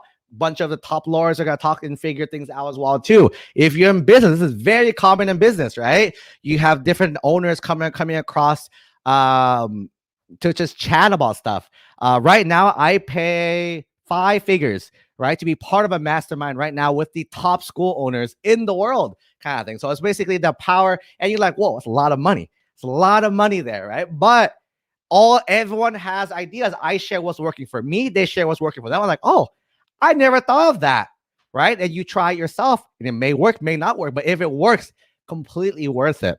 So today, in this little activity, we're gonna show you the power of the mastermind, right? The power of the mastermind here in this next 15 minutes, right? So what we're gonna do, we're gonna do a breakout room. You're gonna have your own miniature version of a mastermind within a breakout room, right? I'm gonna split you all in groups of 2 or 3, so it's very small, right? And each person's gonna get 1 minute to share whatever the question's about, right? You're gonna share what's working for you in terms of whatever we're talking about later on. After you're done, you switch until everyone is done, right? It's a really micro version. If you do this in real life, it would be this, and then you do more groups like that. But we don't have a lot of time. We only have 20 minutes total. So it's a very, very miniature version of this as well too, right? So in each group, I'm going to have a note taker so we can share ideas together. This is where the real power comes in. So once you guys talk about in your groups,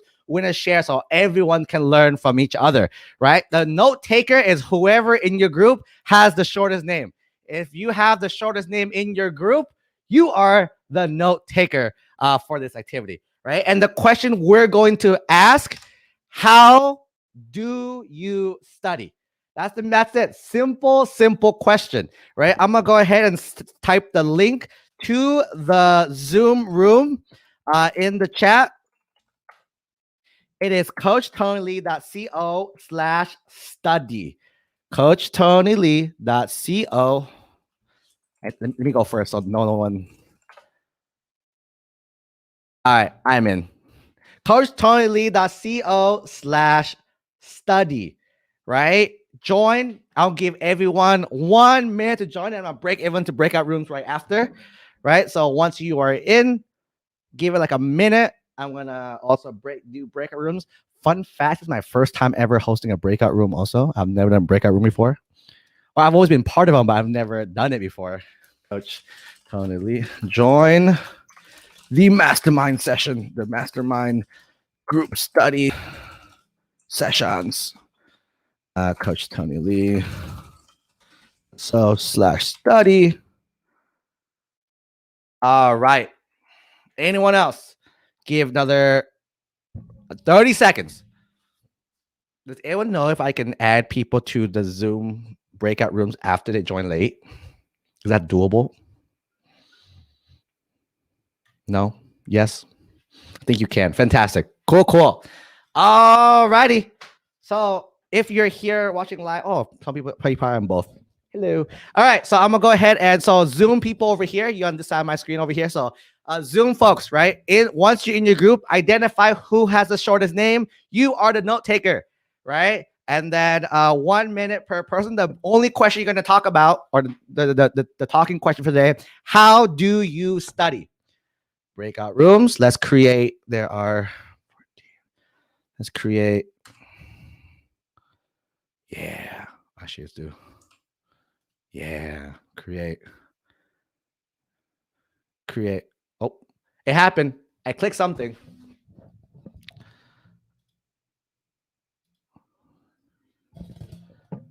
All righty. You guys should be popping into your room soon. Yes, I think it's working. Wow, this is so cool.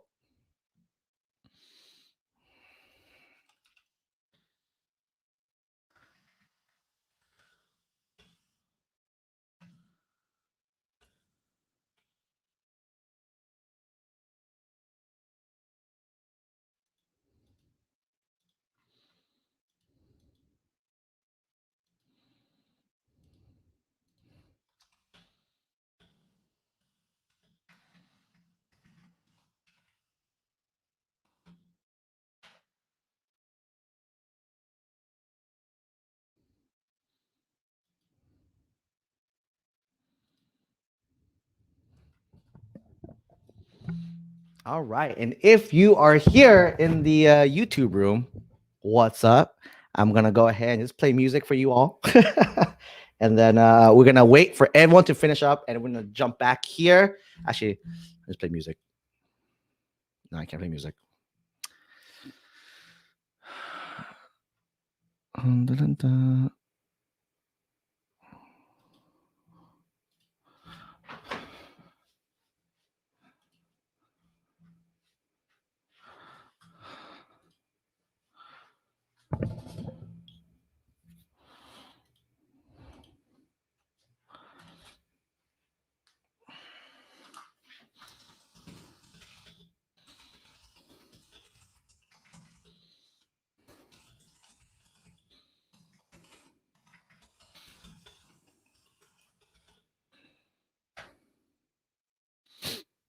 All righty.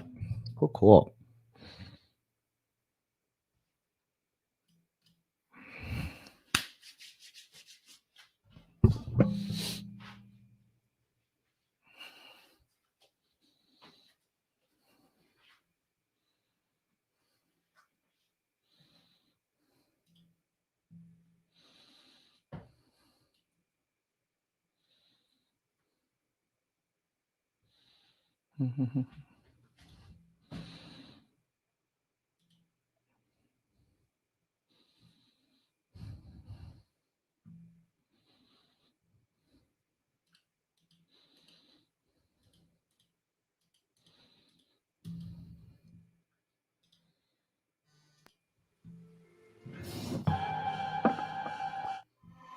I've been trying to call.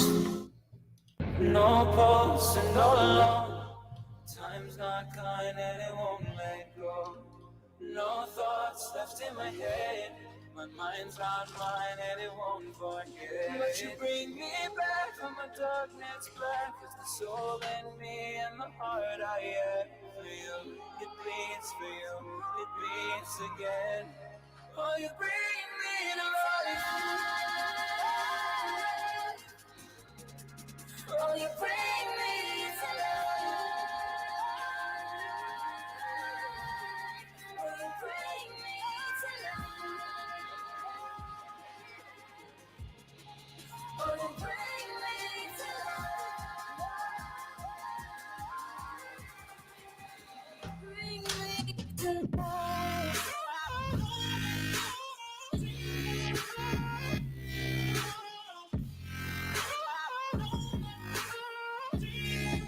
Oh, you bring me to life.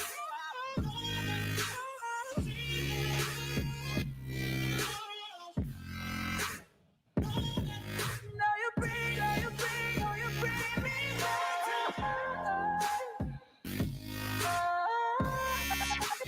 Bring me to life.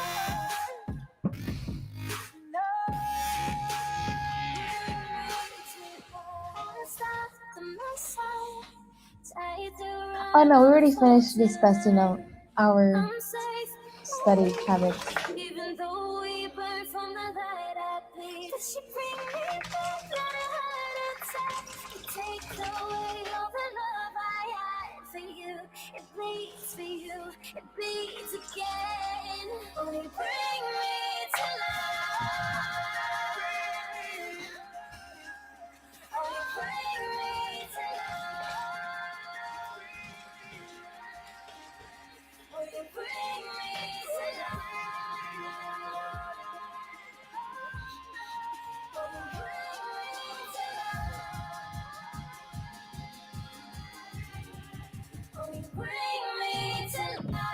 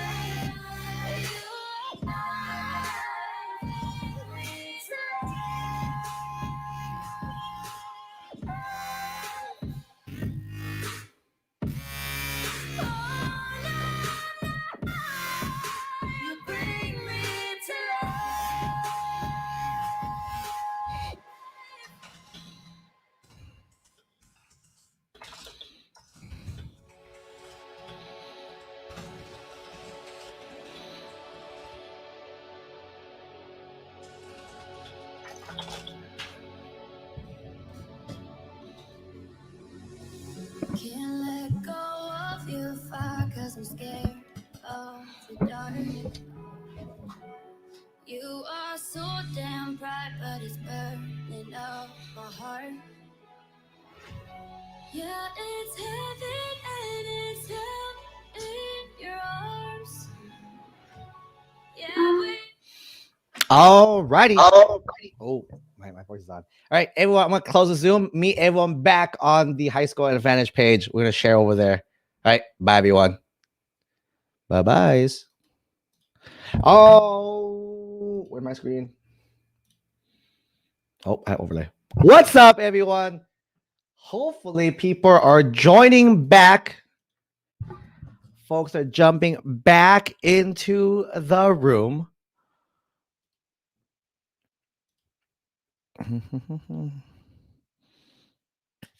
All righty.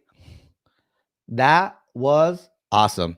So, as you are making your way back to the room, let's go ahead and share this knowledge. So, the power of the mastermind, you get to chat with folks and we get to learn together. Study schedules, study best practices. All right. Cool. So, right now, welcome back, everyone. Welcome back. If you were the note taker, we had 5 rooms, room 1, 2, 3, 4, 5. If you were the note taker, leave some takeaways, leave what the people do in the chat. Let us know in the chat what were some of the takeaways from this session. It was super short, but hopefully you all were able to learn from this as well.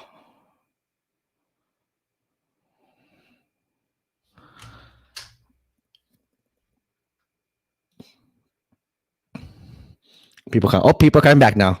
I see a number. It's started jumping back up.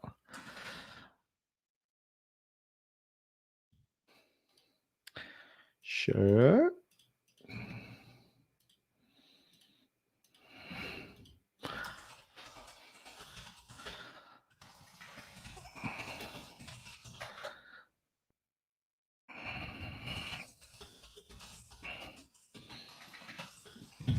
Takeaways.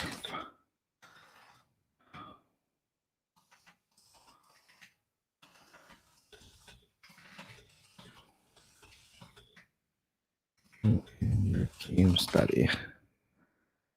All right, in the chat, note taker or anyone else who was a note taker as well too.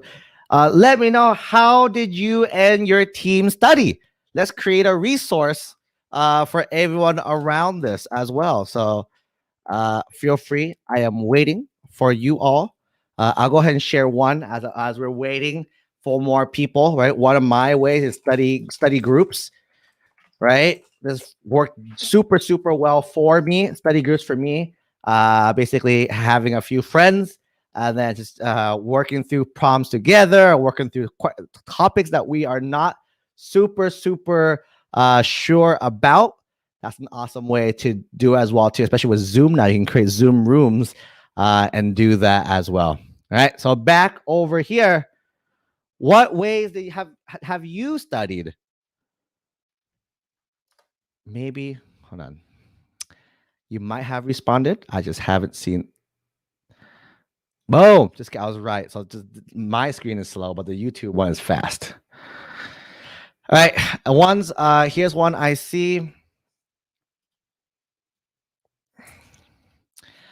Putting your phones out of sight. Clearing the distractions around your area. Fantastic. Let me see what else.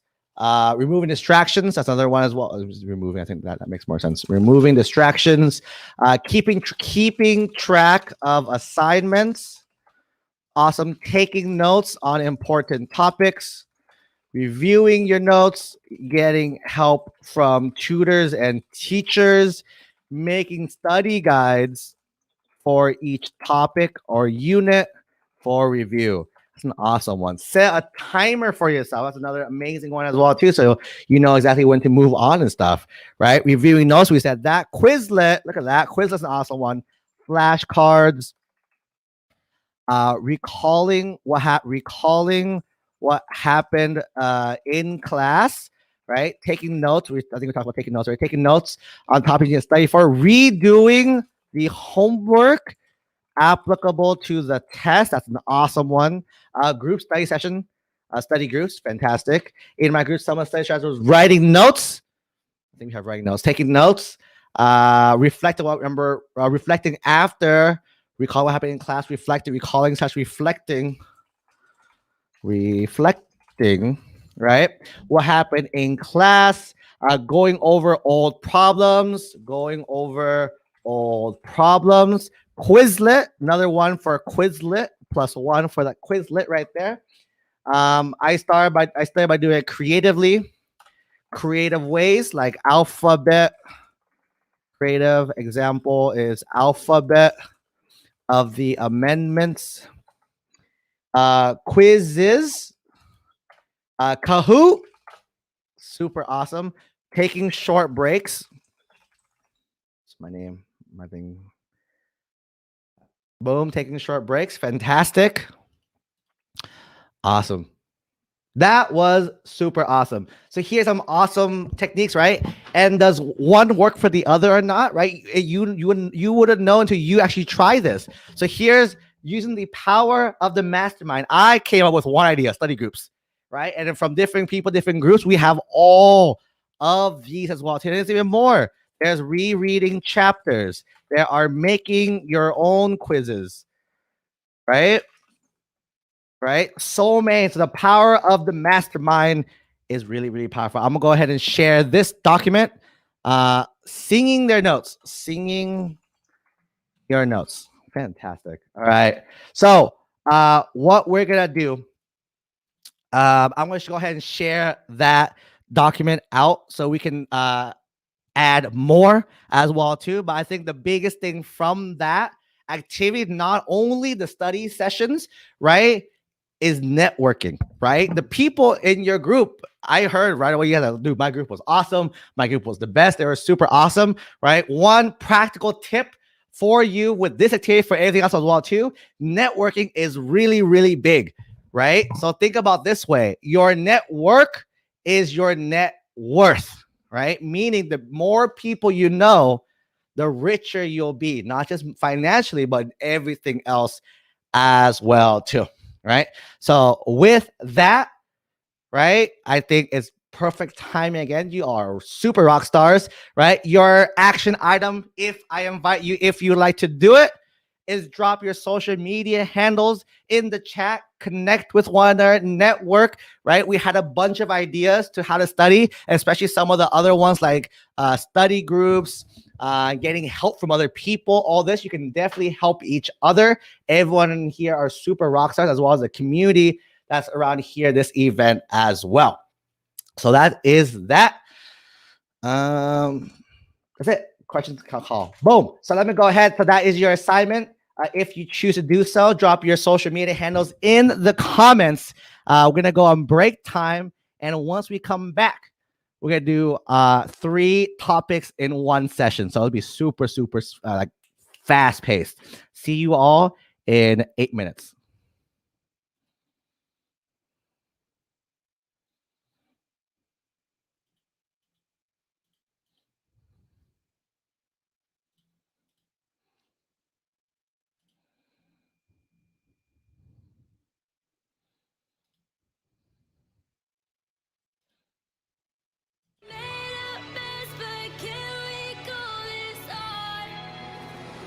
Did we fall down in a deep sleep? 'Cause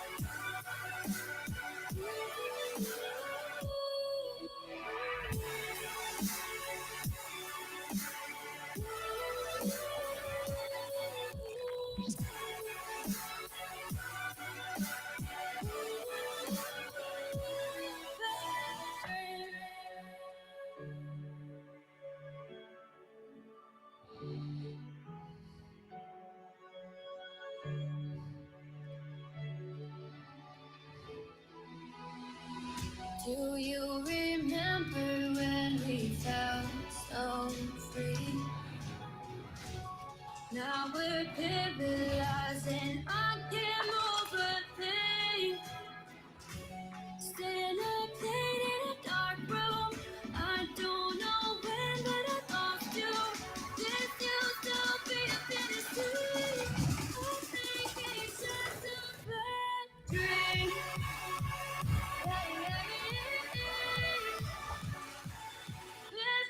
Bad dream. Will you wake up, baby? Will you wake up,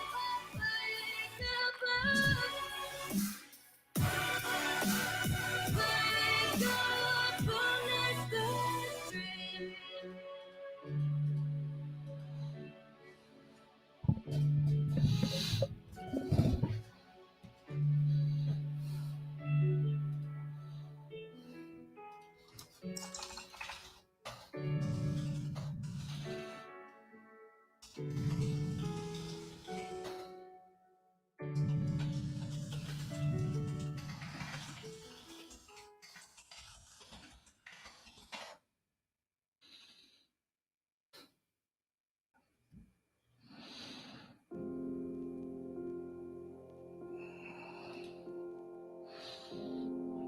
I've never seen a city like this before. Through reflections in your eyes, I wanted more. Looking over my shoulder, demons in the night used to hide behind my smile. Till I climbed the tallest tower in the dark and twisted parts of my mind. Shattering the glasses, free falling, throw skylines in the night. Demons taking flight. Please don't let me fall. I'm not afraid of dying anymore.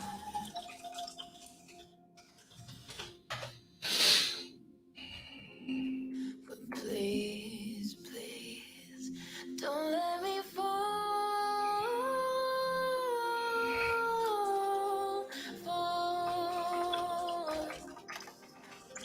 Don't let me fall. Yeah. Demons taking flight. Embrace my faith, let it all go. I'm not ashamed to let my soul stay.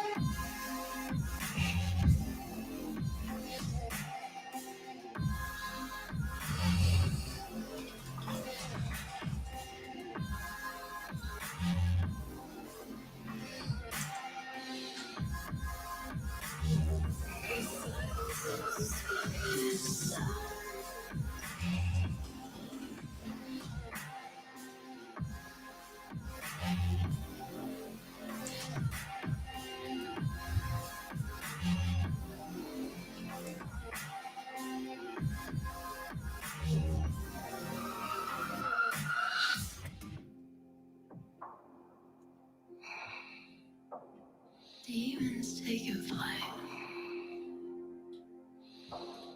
Please don't let me fall. I'm not afraid, I'm not afraid of dying anymore. You can't hurt me. Can't hurt me. All the places I've been, this room is nothing. Please don't let me fall. I don't wanna die. I'm not afraid anymore. Skylines in your eyes make me wanna reach higher.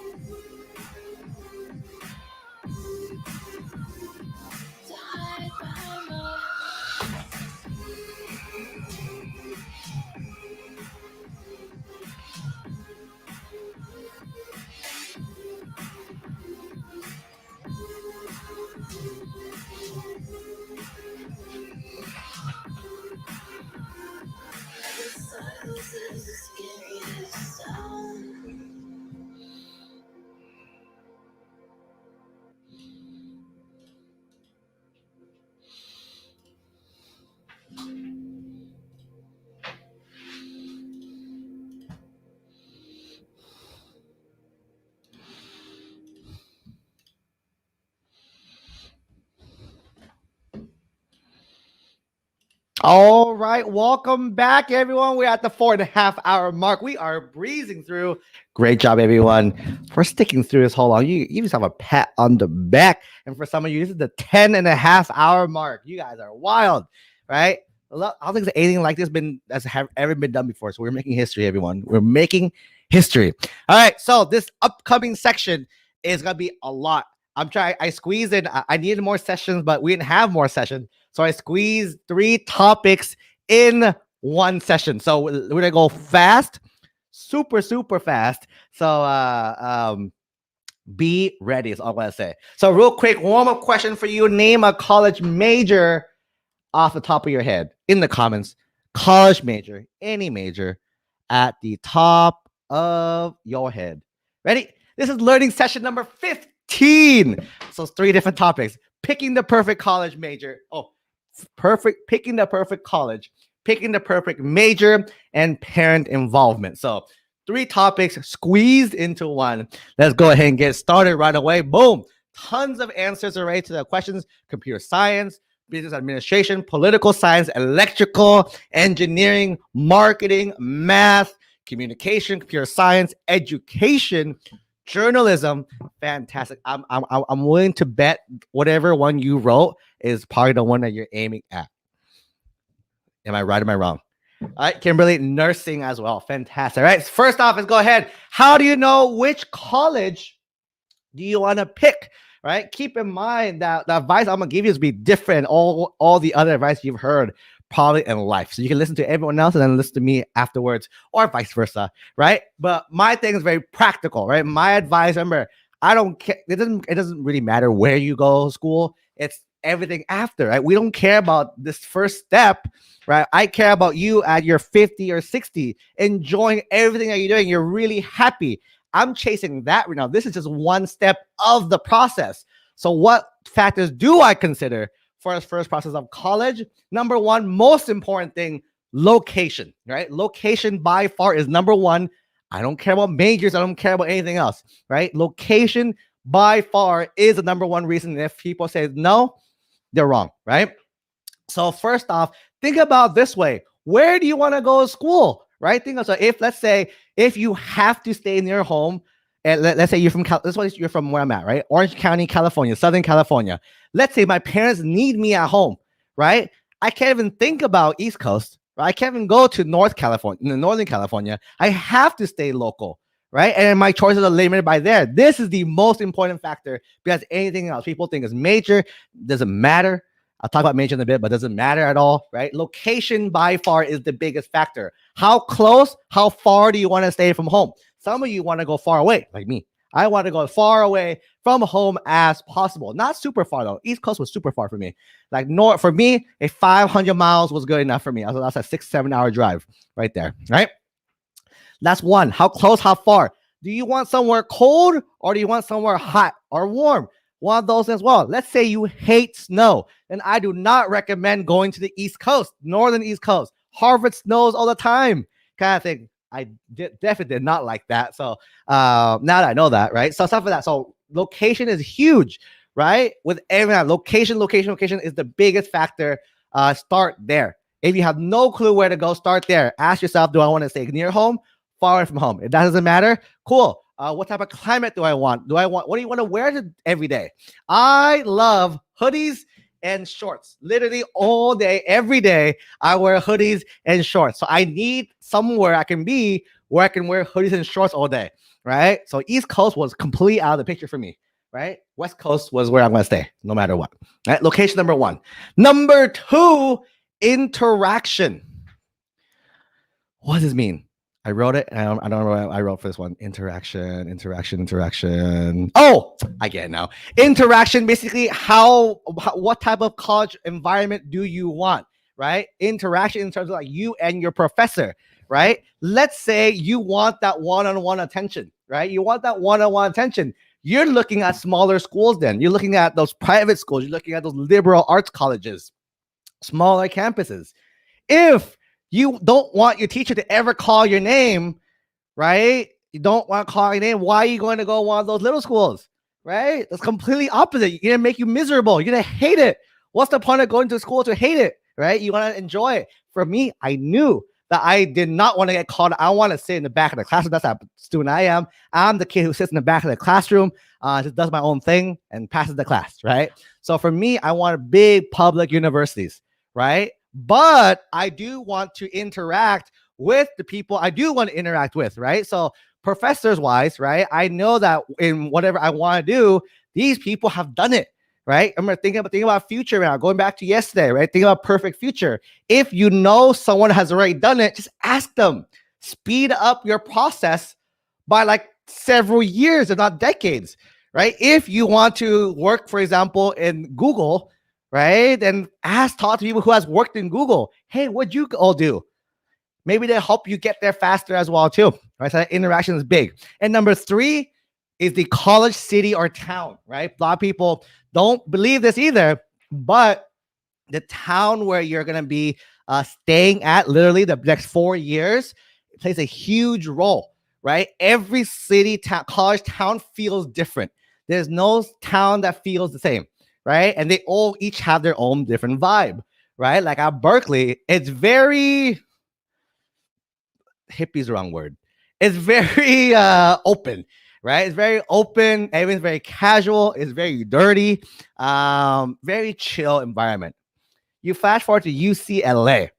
It's very like upscale, very fast. Things that people are moving really fast. Things are always happening, right? At UCI, it's more secluded, right? It's more secluded. You have your little like in and out there as well too, isn't that? But that plays a huge role as well. And that's basically it. Those are the 3 factors I would use to kind of figure out colleges. Did you notice I never said major? That's the number 1 thing people always talk about, major, right? But no, I don't even think about that, right? That's not even part of the thinking process for it, right? At the end of the day, there's no such thing as a bad college. If there was a bad college, it wouldn't exist. Everybody agree, right? If there was a bad college, it would not exist. So every college out there is awesome, right? And you make it awesome. It's not because the school is awesome that you'll be awesome. You're going to make your experience there awesome no matter what you do, right? And this is the big advice I talk to so many students. They're like, oh, I didn't get into my dream school, but I got into this school, right? I'm like, you're going to love that school once you get there and make it your own. So that does not matter which school you go to. In life, it does not matter what school, unless you'll be president or something, then you're on a different path. But if you're not on that path, you know, then any school works, right? You're going to make the best out of every situation, no matter where you go. Does that make sense so far? Questions about colleges? New questions. Boom. Back to my face. Moving on. Next thing, majors, right? How do I know what major is perfect for me, right? And here I'm gonna get very practical. This is very applicable. You can take this and do it right after this as well too, right? So the reasons that there's no such thing as a bad college, right? You want to figure out what colleges you want to go to first. Then you want to look into the majors at that school. Can you be different majors at different schools? Yes, you can, right? Each school, you can technically apply to a different major at each school as well, too. It doesn't affect each other. No school's decision affects another school. Each school is independent of their own. Even the UCs, if your state has multiple ones, like the New York has SUNYs and CUNYs, right? Each one operates independently of each other as well, too, right? You just apply at the same time, but it's each one operates admissions-wise independent of each other. Okay, so once you figure out what schools you want to go through, I will look in what majors do they offer. What majors do they offer? Because at the end of the day, your major, I think I talked about yesterday, the major does not equal career, right? Major does not equal career, right? So what I would do, look up the major requirements, right? So look up if you want to be a math major, for example, right? I want to go to UNLV, University of Las Vegas. University of Nevada, Las Vegas. I look up, I'm going to be a math major. So I look up the math major requirements, right? Look at the major requirements first. They'll say you have to take these 10 classes or these 20 classes, right? Once you have that list, look up each class. Look up what does math 162, what's math 184, what's math 213, right? They always have the category and it's a certain number to it, right? It's not as easy as high school where it's like A push and all these other classes, right? Then for each of these classes, once you read up on it, there's something called the catalog, CATALOG. The catalog is amazing. You definitely should get one once you get to whatever school you're at. The catalog is this thick at every school. It lists every single class that school will ever offer, right? So awesome, right? Has a catalog, run through the classes. Okay, math 164, oh, that's abstract algebra. 184, oh, that's topography. 213, oh, that's a discrete math or something, right? You're like, huh. And it tells you what the class is kind of about in like 2 sentences also. And then you ask yourself, would I enjoy this? Would I enjoy learning about topography in math or discrete math or this and this and this kind of thing, right? The reason why you ask yourself that question, because your major does not equal your career, right? Your major is just classes you're taking. You should enjoy every class you're taking for your major, right? A lot of times it will relate to your career. For most people, it will relate to your career because of the stuff you learn in class. You'll find a career that kind of matches along what you're learning, right? But it does not directly correlate to the career as well. It doesn't have to be, right? So the major should be something you're super interested in learning more. Hope that makes sense. Questions? What's the difference between public university and liberal arts? It all depends per school. I will search them up and find, but liberal arts is more of a general education where it's like you're taking every single class. Public universities are still like you're taking general classes and you're still narrowing down to a certain major as well too. So is that course catalog, exactly like a course catalog. That's what it is. So if you Google the school name and then do course catalog, double major, double degree. Awesome question. It's the exact same thing. Every school calls it slightly differently. There's double major, there's simultaneous major, there's concurrent majors, tons of different things. It all means the same thing of like you're doing two, unless the school has it differently, but it all means you're doing two different majors, right? So majors is a course of study. 10 classes or 15 classes, you finish that, you're that major, right? If you're a superstar and you do two majors, you finish all 10 classes for each, and you double major, right? For most students, when you double major, you usually do two similar majors, right? Like math and computer science, they double dip a lot. And when you double dip, it works. Like they both require calculus 1, boom. They both require calculus 2, boom. They both require, I don't know, basic computer science, boom, right? And then once, especially the major classes too, if they double dip, you're eating two birds with one stone. That's how people double major and triple major. The impressive ones are the ones who double major in two separate different things, which means you're literally doing a double course load the entire time. Coach Tony, you visited Yale. What type of vibe did it give? I love Yale. The biggest thing that I love about Yale is not as competitive while being competitive. It's one of those Ivy Leagues are competitive by nature. All the other Ivies, I felt that right away. You walked in, you knew people are like eyeing each other and stuff like that, right? For Yale, it was super awesome. Like, especially the program I was interested in, their business program, that is called the School of Management, the SOM program they have. There's no grades. There's no grades and everything's a group project because in life, everything's a group project. So I was like, oh, that's super cool. Is it difficult to double major in business administration and computer science? A lot of people do it. So depends on how you define the difficult, right? For example, if I gave you, for a person who has never taken algebra before and you give them a calculus problem, it's hard. But if I've taken like 3 years of calculus, it's not hard. So it depends on where you're at, okay? So moving on, bonus hack. Oh, I'm running low on time. Bonus hack, right? Here's our website. Take a picture. Definitely gonna be useful for you. RateMyProfessor.com. In college, you can pick who you take your class from. So there'll be certain classes like Calculus 1 is taught by 5 people, right? You get to pick which teacher you want to take it from, right? Each teacher will probably teach at different times. So if your only slot free is your 8 a.m. slot, right, then you're stuck with that class. But if you don't, you have more opportunities. I want to chat a lot more about college and all this stuff in a future event in a future month. So keep an eye on that. I'll save the questions for that event.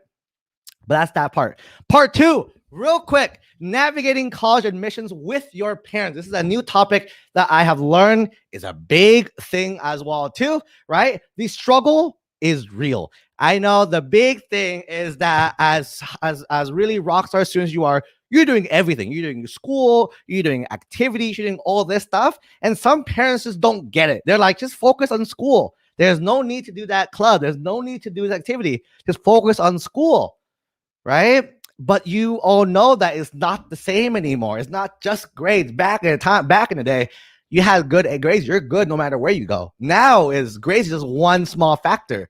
There's a bunch of other things that could make a big difference, right? So I have an acronym I created called ACE, right? An acronym I created called ACE, right? First one is awareness, right? So how you can help your parents help you. Your parents don't know, right? You are the ones doing research, right? Some of you, your parents do know the whole process. You're good there. But for a lot of our parents, like my parents had no clue at all, right? So they were saying you should just focus on school, but they just weren't aware of how the admissions game is now anymore, right? So they just don't know. Or the other thing I just learned recently, I was talking to one of the dads I'm working with right now. Him and mom both went to top tier schools, right? But they're working with me to help their child get into one of those schools as well too, because things change, right? Back in the day, it was a set of rules that they had to follow. Now it's a different set of rules you have to follow as well too, right? So awareness, help your parents be aware of the process, right? Communication with your parents as well too. And with this, I mean, when your parents are saying, start just focus on school, don't say, no, I'm doing activities. That is the what. That is the what you are doing, right? Parents need to understand the why, right? So do you agree that if I tell you guys, hey guys, do this, click this link, and half of you guys are awesome. You have to click it no matter what, right? But if I say click it, you're like, why do I want to click it, right? But if I tell you, hey, you click it, you get 10 free bucks, boom, everyone's gonna click it right away, right? Because the why is the more important thing. Some parents can't put those two things together. Why? Back in my day, I just gotta have good grades. I'm good. No, mom, I need to do this activity because I need to show my activities. Coach Tony said I need 8 hours per day. Right? The why is very, very important. Super important. And last one, educate them. Right? You don't have to do it yourself. Send them these videos. Once we publish them, have your parents watch it. Give them homework. Watch. This is what Coach Tony says. He's cool. He's smart. Right? This year, I'm going to host a parent event as well, too. Right? So I'm going to not open to kids. Parents only. Well, it's the same topic as you all know. I'm just speaking from a parent's point of view. Right? So send that event once that becomes live. Right? Educate them as well too. That's the biggest thing I've learned. Parents want to support you. Very few parents want you to fail. They want you to succeed, right? But they just don't know how or what they should do, right? So tell them, hey, I need to do this. I need to go to this dance because I'm the ASB president. That's my problem. I had to go to these dances because I was the ASB president, but my parents didn't understand. They're like, no, just stay home, focus, do homework, right? That's that. But real quick before we have 2 minutes left, right? Biggest thing, this is real talk camera. Look at going straight to camera right now. Boom, right? At the end of the day, the biggest thing I have seen this past month that I want to make sure no one falls in the trap of. I see this all the time, but this came up like multiple times this past month.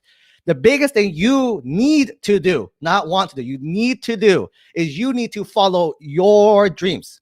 You need to live your best life and you need to chase your happiness. What does that mean? That means I'm seeing and I'm hearing a lot of parents speaking for their kids and saying, oh, my kid wants to be a doctor. They want to blah, blah, blah, blah, all these things. And when I really talk to the student, I'm like, do you really want to be a doctor? Like, no. I'm like, why are you doing it then? Right? Go back. I know a lot of people talked about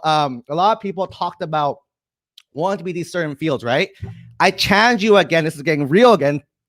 After this event, you have time to think, right? Is it my choice? I want to be this profession, this career, this thing, or is it imposed on me by my parents to do something, or imposing on my teachers or my friends that I should do a certain thing. Because at the end of the day, I guarantee half of you do not want what you are planning to do. Whatever you're planning to do right now, you don't truly want that. You want something else, right? You're trying to live out something for your parents or someone, for your teacher, for your friends, some perception that you're thinking, but that's not what you really want to do. And I'm telling you, you're going to be very miserable in like 10, 20 years. You have to pick what's best for you. And sometimes it's really hard, right? Like my parents want me to be a doctor the entire time. And I stuck it until they found out I'm scared of blood. I'm still scared of blood, right? So that kind of killed that early. But I know a few of my friends now who are in the medical programs who said, I don't even want to be a doctor. And I'm like, dude, why are you going to this? It's for my mom. My mom wants me to be a doctor, right? But at the end of the day, when my friend is 40 or 50 or 60, right, he's going to be by himself. He's got to live with being a doctor or not being a doctor, right? Like one day, knock on wood, like this is one that we don't want to happen, like not speak negatively, and like a little bring a mood down a little bit, you know? At the end, you're going to be by yourself. Can you be happy by yourself without someone else's perceived things, right? We want to do a lot for our parents. They gave us the world, but it's time as high school students, you're starting to create who you are. I'm giving you permission to be selfish and do what you truly want to do. But the question is, what if I fail, right? What if I want to play video games? I want to be an esports, a superstar, right? My mom wants me to be a doctor, but I want to be an esports superstar. What if I do the esports things and I fail? Then you fail. You go back to either figuring out, getting back on track, going get your education, be a doctor, or do something else. You're still super young, right? But you will never have the what if. That's the other biggest thing I've learned from people twice or three times my age who says that, you know what? What if I did this? What if I did that? Right? At the end of the day, you don't have to go directly to college right after high school, right? If you can, most people do, but you don't have to, right? You could take a year or 2 years off, pursue a passion or not. And if you fail, you can go back in and try again, right? There's multiple ways all the time. There's never one solid road. There's always 1,000 different roads, and everyone is different. Everyone's going to go through different roads to get to wherever they want to be. At the end, we still want to get to that far end zone, right? Doesn't matter the journey of how you get there, but as long as you get to the very end. That was good. That was good. So to end this little chat real fast, if this is my little plug real fast, my little plug. If you are interested in the UC, so specifically, if you want to get into one of the UCs, UC Berkeley, UCLA, UCI, San Diego, Santa Barbara, Riverside, Merced, Santa Barbara, San Diego, Davis, one of those 9 UCs, I do have a group on Facebook groups called UC Admission Secrets. It's only open to parents though, not kids. So if I see you, I will kick you out if I find out you are a kid.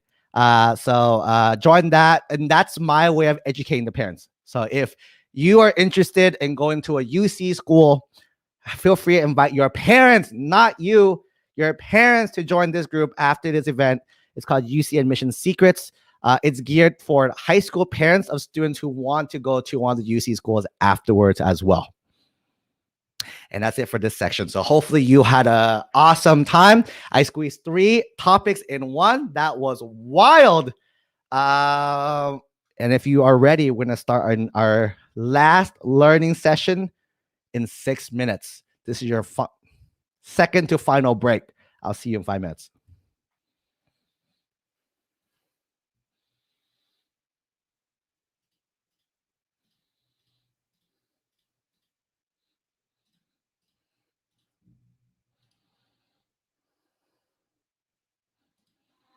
I've been trying to call. I've been on my own for long enough. Maybe you can show me how to love. Maybe I'm going through withdrawals. You don't even have to do too much. You can turn me on with just a touch. Baby, I look around and since city's cold and empty, no one's around to judge me. I can see clearly when you're gone. on, and I said, ooh, I'm blinded by the lights. No, I can't sleep until I feel your touch. I said, ooh, I'm drowning in the night. Oh, when I'm like this, you're the one I trust. I'm running out of time, 'cause I can see the sun light up the sky. So I hit the road in overdrive, baby. Oh, the city's cold and empty. No one's around to judge me. I can see clearly when you're gone. And I said, ooh, I'm blinded by the lights. No, I can't sleep until I feel your touch. I said, ooh, I'm drowning in the night. Oh, when I'm like this, you're the one I trust. I'm just going back to let you know I can never stay on the phone. We'll never let you go this time. I said, ooh, I'm blinded by the lights. No, I can't sleep until I feel your touch. Hey, hey. Ooh, I'm blinded by the lights. No, I can't sleep until I feel your touch. I said, ooh, I'm drowning in the night. Oh, when I'm like this, you're the one I trust.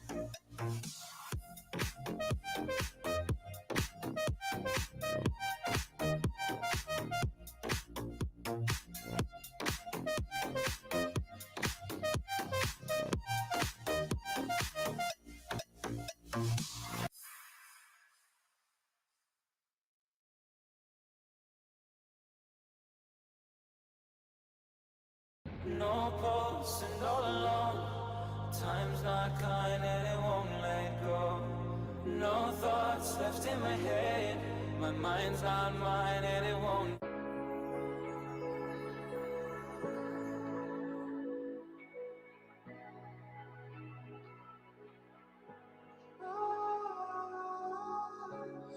We defend the place that we call home. We'd rather drown than fall by bullet storm. Is it hard to tell? We crossed the line. I'm already broken, but you wait for a sign. Girl, you inflicted so much pain. I think I will die in vain. I'm too afraid of your rain. I gotta keep myself afloat, but this doesn't float my boat, so I left you alone. Baby, can't you see me cry? Let me go by myself until I find what I'm looking for so desperately.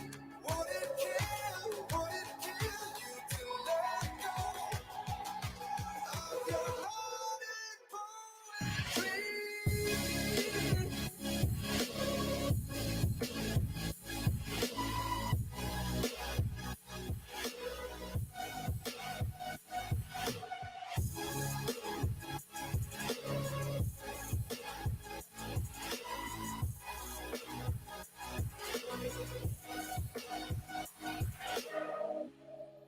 Open your eyes, you terrorize me. I know you don't mean it, but you don't realize it. Girl, you inflicted so much pain. I refuse to die in vain. I'm too afraid of your rain. I gotta keep myself afloat, but this doesn't float my boat, so I left another note. Baby, can't you see me cry? Let me go by myself until I find what I'm looking for so desperately. Would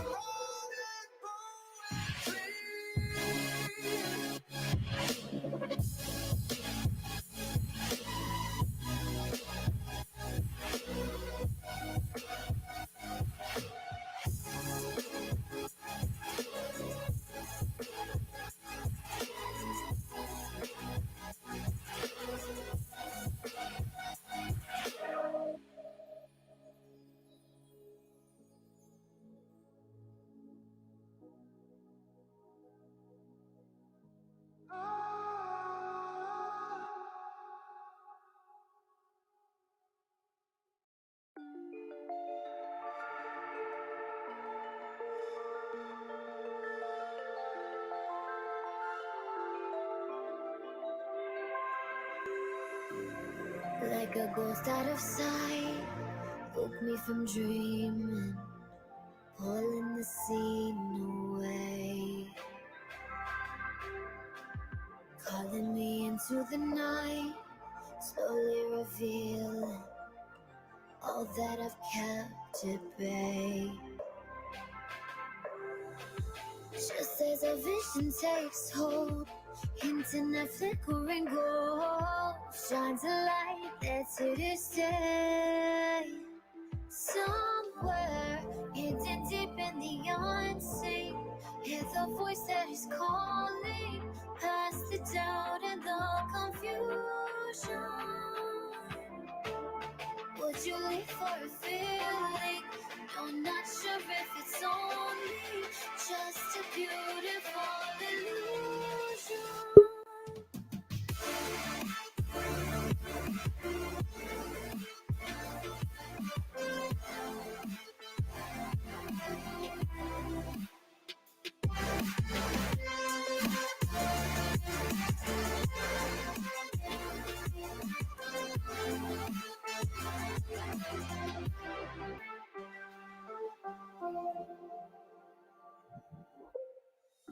Watch it like out of a movie.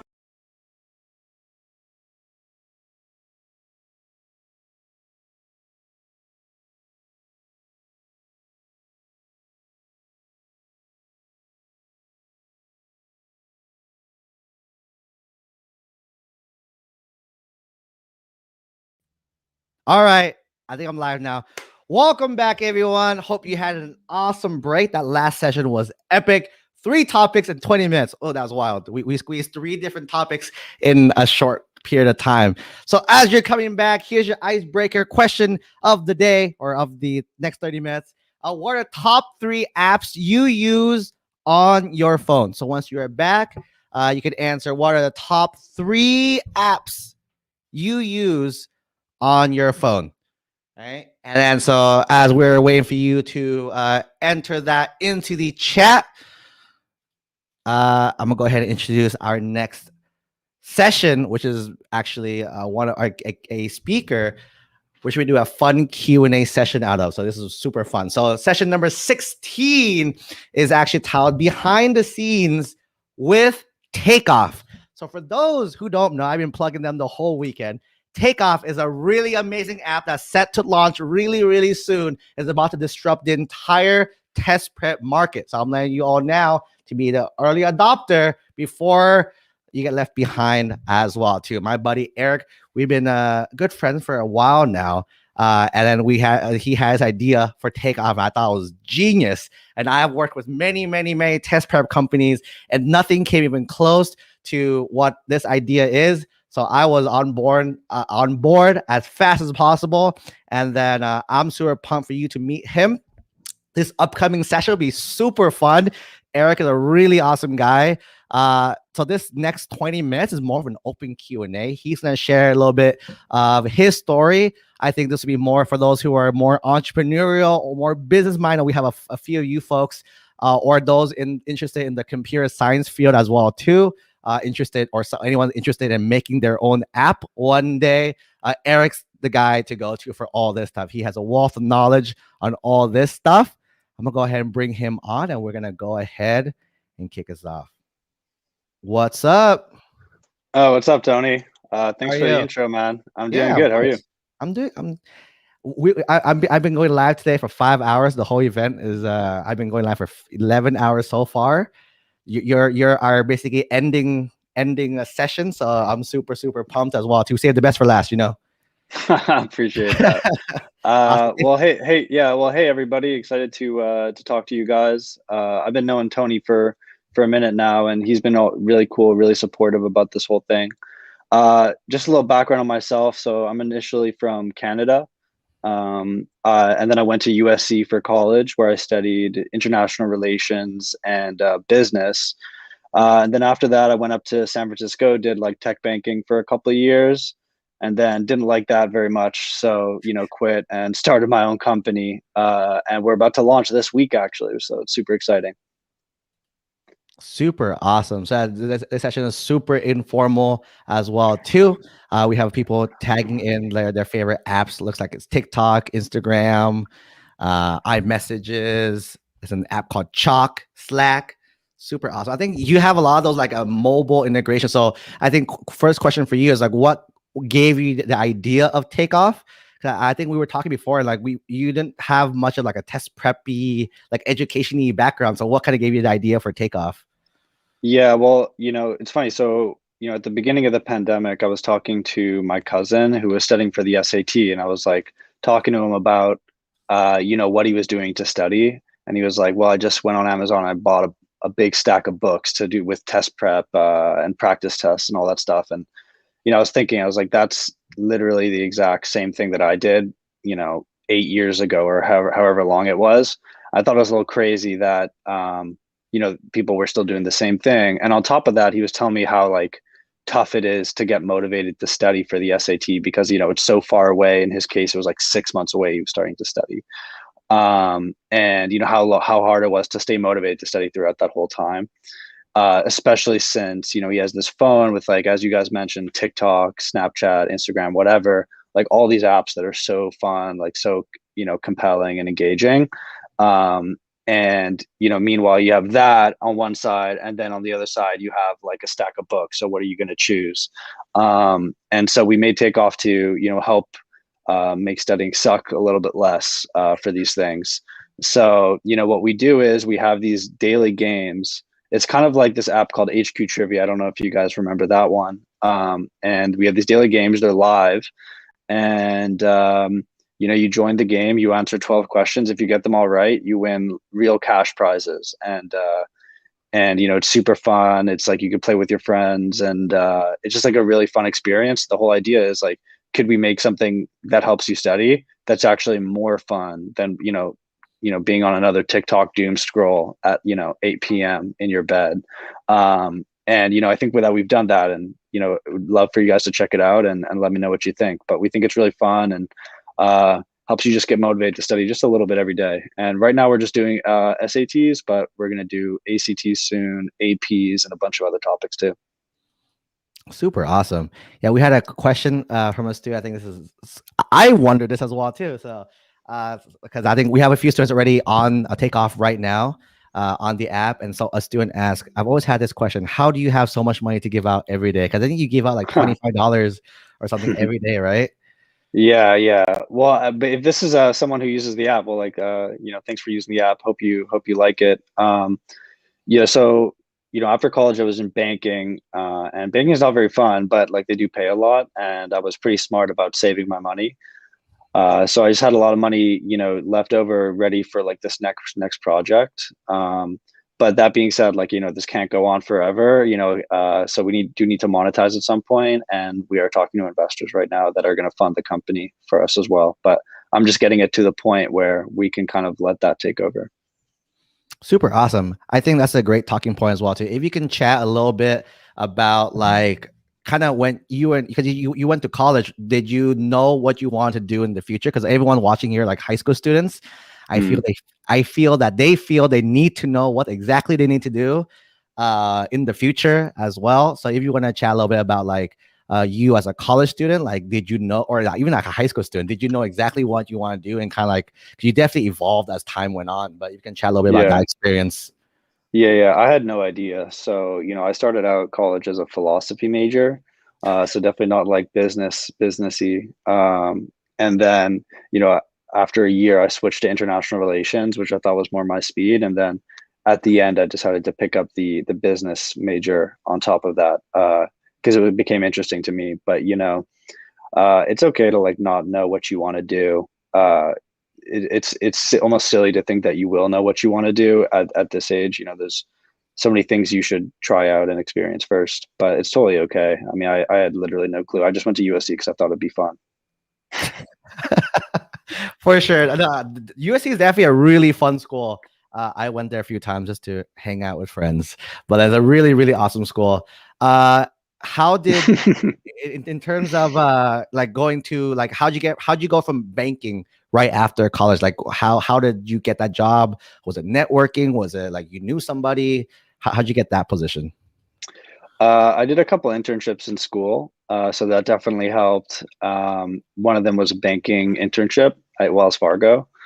But yeah, no, I just applied to a bunch of stuff, and this was the coolest one. It's a tech bank up in Silicon Valley where we work with some of the coolest tech companies, and obviously technology is super interesting. It's like where literally everything is going on right now. So I knew that that's the space that I wanted to be in if I was going to do banking, and I wanted to do banking because it was like it kind of seemed to me like a safe option. But I came to realize over time that the safest option is doing something that you actually want to wake up and do, because then you're just going to work harder than other people and you're going to be better than other people.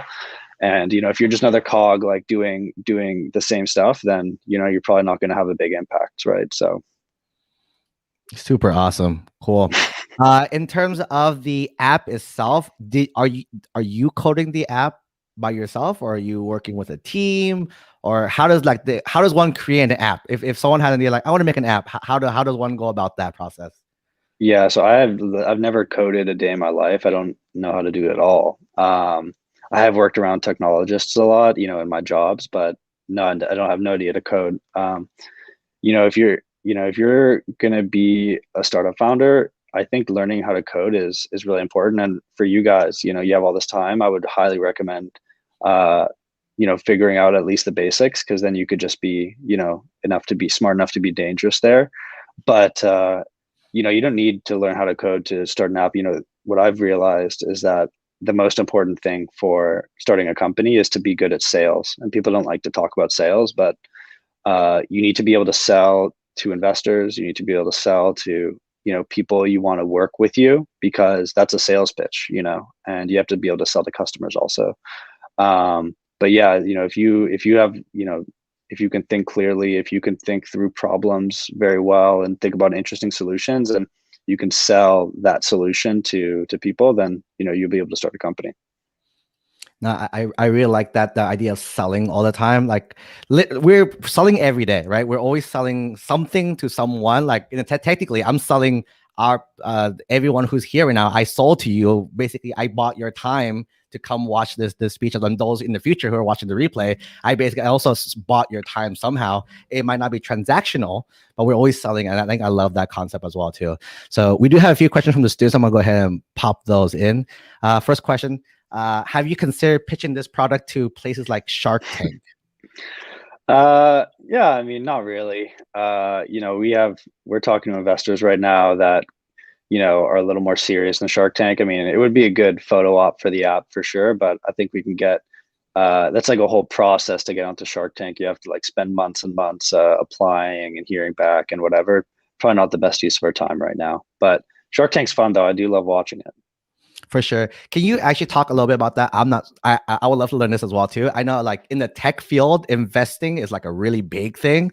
So a lot of companies get big because they get investors, like angel investors to invest in their company. Can you talk about a little bit of that process for usual a tech company and investing and how they get capital and money to grow their companies? Yeah. So the way that venture capital works, which is how startups raise money, is that you have to convince investors that you're going to grow really, really fast, because by its nature, you're a startup, right? So you're starting at zero, and an investor doesn't care about, $1 million or $2 million or $10 million. The way that the economics of their funds work is you need to be able to sell them on the idea that, it's not even that you're going to be $1 billion company anymore, but that you have to be like a 10 billion or $100 billion company. And if you can sell that vision, that you have something that if it works it could grow that big, then then you're going to be an interesting prospect for them. Super cool. That's kind of how I think Clubhouse is right now, right? Definitely it's definitely getting the eyes of a lot of big name people right now too. Yeah, well, what they look at is they look at markets, right? So with Clubhouse, they have an audio market, and when you look at when you double click into that, there's the radio market, right? So live audio, and that's a whole market that fits within there. Then there's the podcasting market, which also kind of fits within there. And then there's, live TV, some of which can be converted to audio only. So there's they add these things up together and they say, oh, wow, this is potentially really big. And the way the technology works is that there tends to be a consolidation around one winner. So if you win that market, you're like Facebook or whatever. Oh, super cool. Very nice. A marketing question for you. How did you market this app?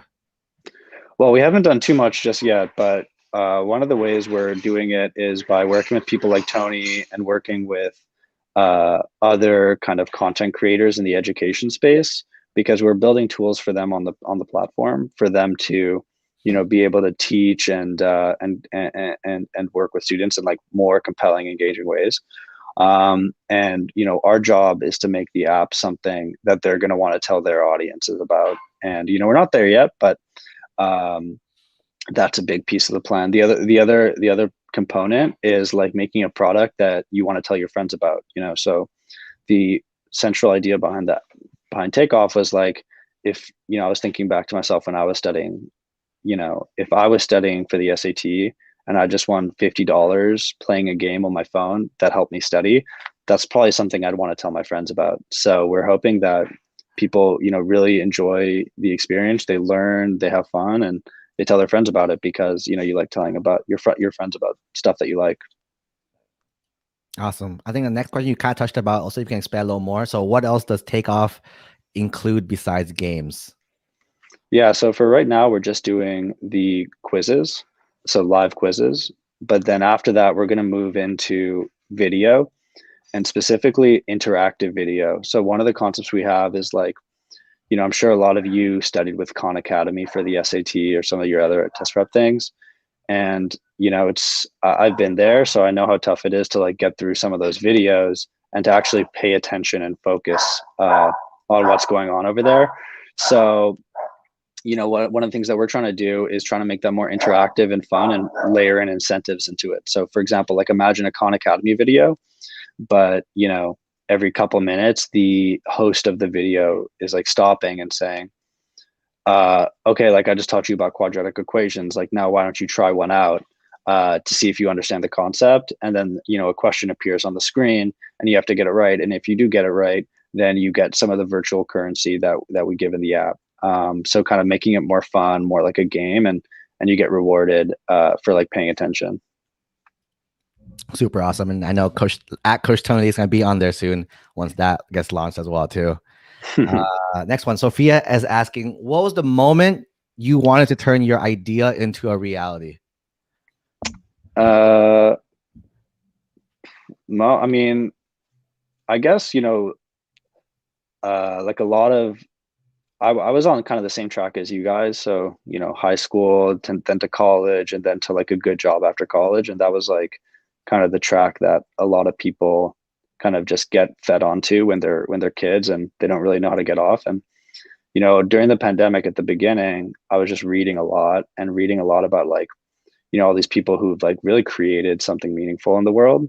And I just realized that like I wasn't going to do that by just kind of staying on the track. Like there's very few people who go out there and actually create, artists, company builders, and others. And, I just wanted to be doing that because, well, you got one life, so you might as well do something cool with it. And it's not just about making money. It's about, as I said, wanting to wake up and do something versus like, oh, I got to wake up and like go to my job, because once you get out of college, then you're in your job and then you're like, cool, like I could work here for 8 years and I'll get promoted and da-da-da-da.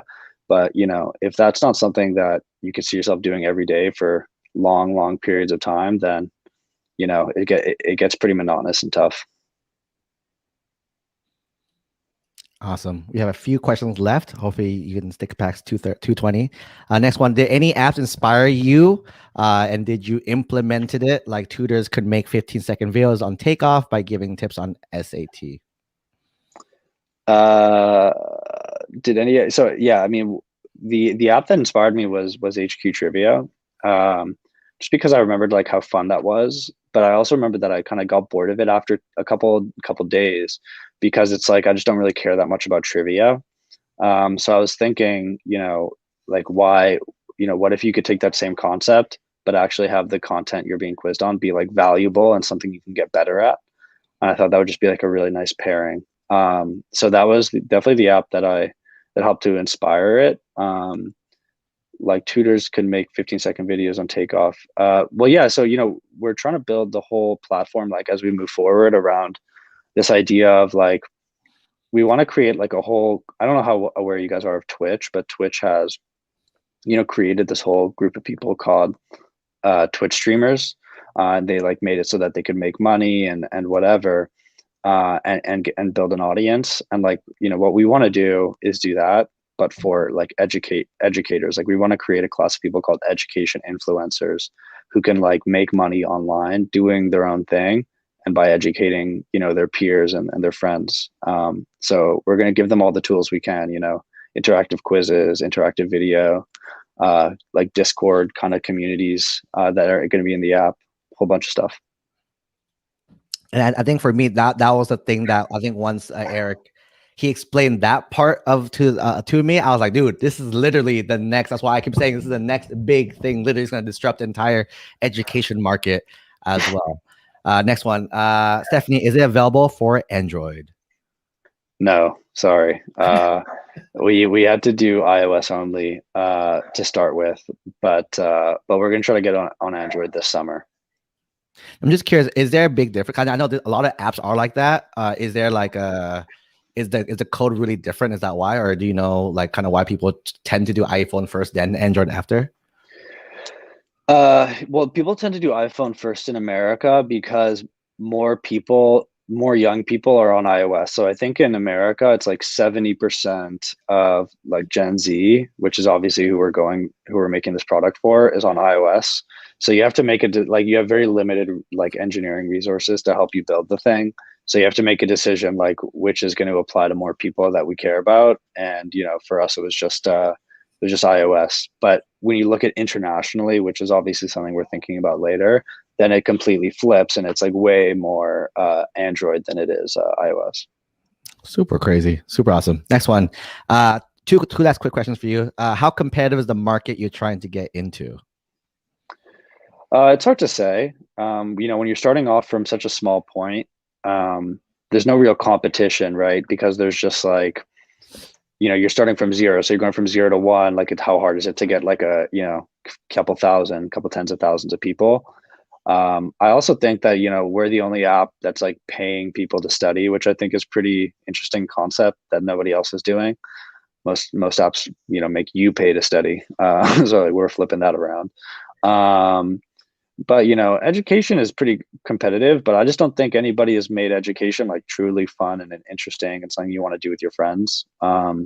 So I just don't think it's that competitive, but it's definitely getting more so since COVID, so all these things have moved online and a lot of people are seeing an opportunity there. Awesome. Last question for you.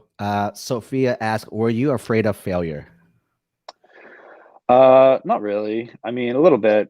One of the calculations that I made when I was at my last job versus here is like, the way that Silicon Valley works, the way that like the tech industry works is that failure isn't that bad of a thing. So, I made the calculation that I don't need to this doesn't need to be a home run. It doesn't need to necessarily succeed. Like all it needed to do was be like moderately successful. And that was already like, jumping ahead in terms of where I was at my current job. And by the way, it was a good job, but it was like, that way you're just kind of slowly climbing the steps, laid out in front of you. But if you do something and you give it, and it becomes moderately successful, you're already like way ahead of the game and you're kind of playing a different game altogether. So, if we fail, it'll suck, it'll hurt because I've spent, a ton of time and resources into this, but it's just about you got to take risks in life if you want to do the things that you want to do. Love that. Question for me. This is a fun question. I think I'm sure a lot of students are thinking about it. They just haven't asked it yet. From a monetary point of view, because at the end it's still going to be a business. How do you make money off this, either now or even in the future, as an owner of the app? Yeah. So like, another app that we take inspiration from is Twitch. And so, what Twitch does is they let streamers monetize from their truest fans. like they're, 1,000 true fans or whatever, you can subscribe to their channel. You can, pay for emotes and stuff like that. You can pay for their merch. We want to do the same thing for like what we're calling education influencers. And the same way as Twitch, we're going to create, sorry, the dog's barking in the background, but the same way that Twitch takes a cut on top of that, like that's what we're going to do. So we only want to make money when we can help educators make money, because it's like, one of the biggest problems in America is that, teachers don't get paid anything. And so many people would like to educate other people and they would be terrifically good at it, but they don't do it because, they're not like saints. They're not, they don't want their life to be a charity. They want to like, have stability for themselves and their family. So like if we can just create a system where, you can make that choice to be an educator, but you don't have to like sacrifice, having a good life for yourself and your family from like a financial perspective. That's what we're trying to do. Super awesome. Thank you for that. And that's basically all majority. Maybe one last thing to close off. You are sitting, I think it looks, is it the beach behind you? It's in Florida. I'm in Florida. Nice. Close to Miami. Yeah. Cool. I'm just in an office. Final question for you, just to end it up, so that everyone watching it live or replay it are high school students. What's one tip of advice you want to give them to give them like the unfair advantage in life as a whole? Let me think about that for a second. Yeah. The unfair advantage in life. I mean, I think the unfair advantage in life is to just like be comfortable with like getting on. Like I've talked about this, throughout a couple of the questions, but like don't be afraid to get off the treadmill. Yeah, college is great and getting into the right college is great, but what's more important is learning, specializing and being really great at one thing that you love to do, because then you're just gonna be better than other people and you're gonna have an advantage, right? So we get taught when we're in school that like we should be jack of all trades, we should be good at everything, so that you can kind of do anything, right? But I think it's okay to really search for, the thing that you want, what you want to optimize for in your life, and then just focusing on that until you're extremely good at it. And you're always going to be really good at it because other people who aren't interested in it won't want to work as hard as you. Super awesome. I think that definitely aligns with a lot of the message and themes that I've been talking about this weekend. It's definitely an non-traditional college admissions weekend, but I think that kind of hit. That's like a perfect summary of the whole thing as well too. So thank you so much for your time. If people want to download the app or contact you, where should they go or what should they do? Yeah, you can go to jointakeoff.com to download the app if you want. We're going to be in the App Store this week, but for now we're still on test flight. Other than that, you could follow us on TikTok. I think our thing is join.takeoff.com. Sorry, just join.takeoff. That's our TikTok. And then the same thing on Instagram. Hope you guys check it out. It's really fun and you can win money. Is there a game tonight also?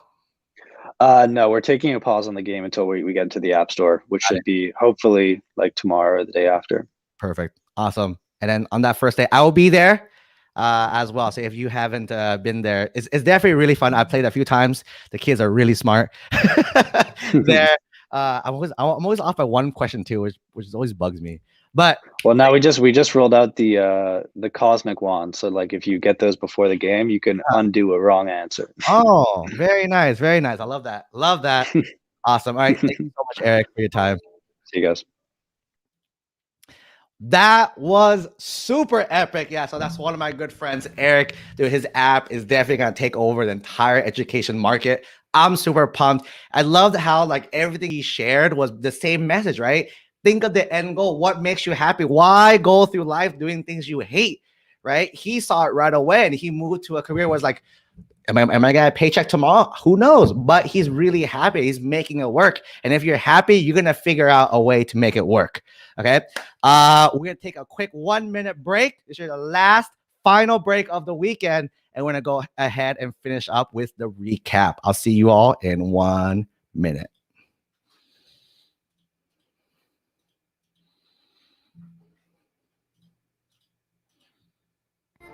Onto the place where we're standing, stuck in the mold of who we are.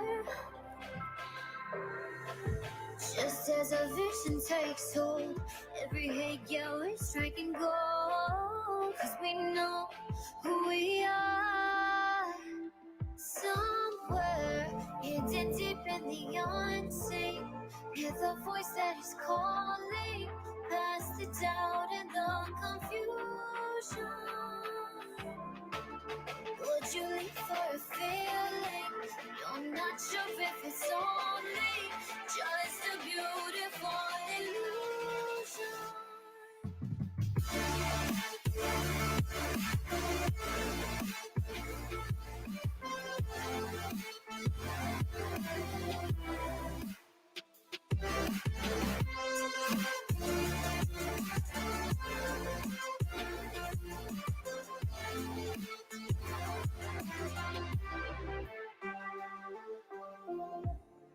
Like a ghost out of sight, woke me from dreaming, pulling the scene away.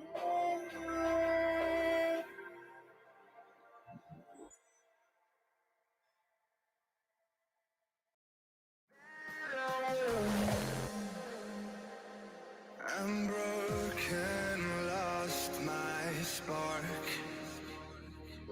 Still standing in the dark. The lights go out, but my destiny's illuminated.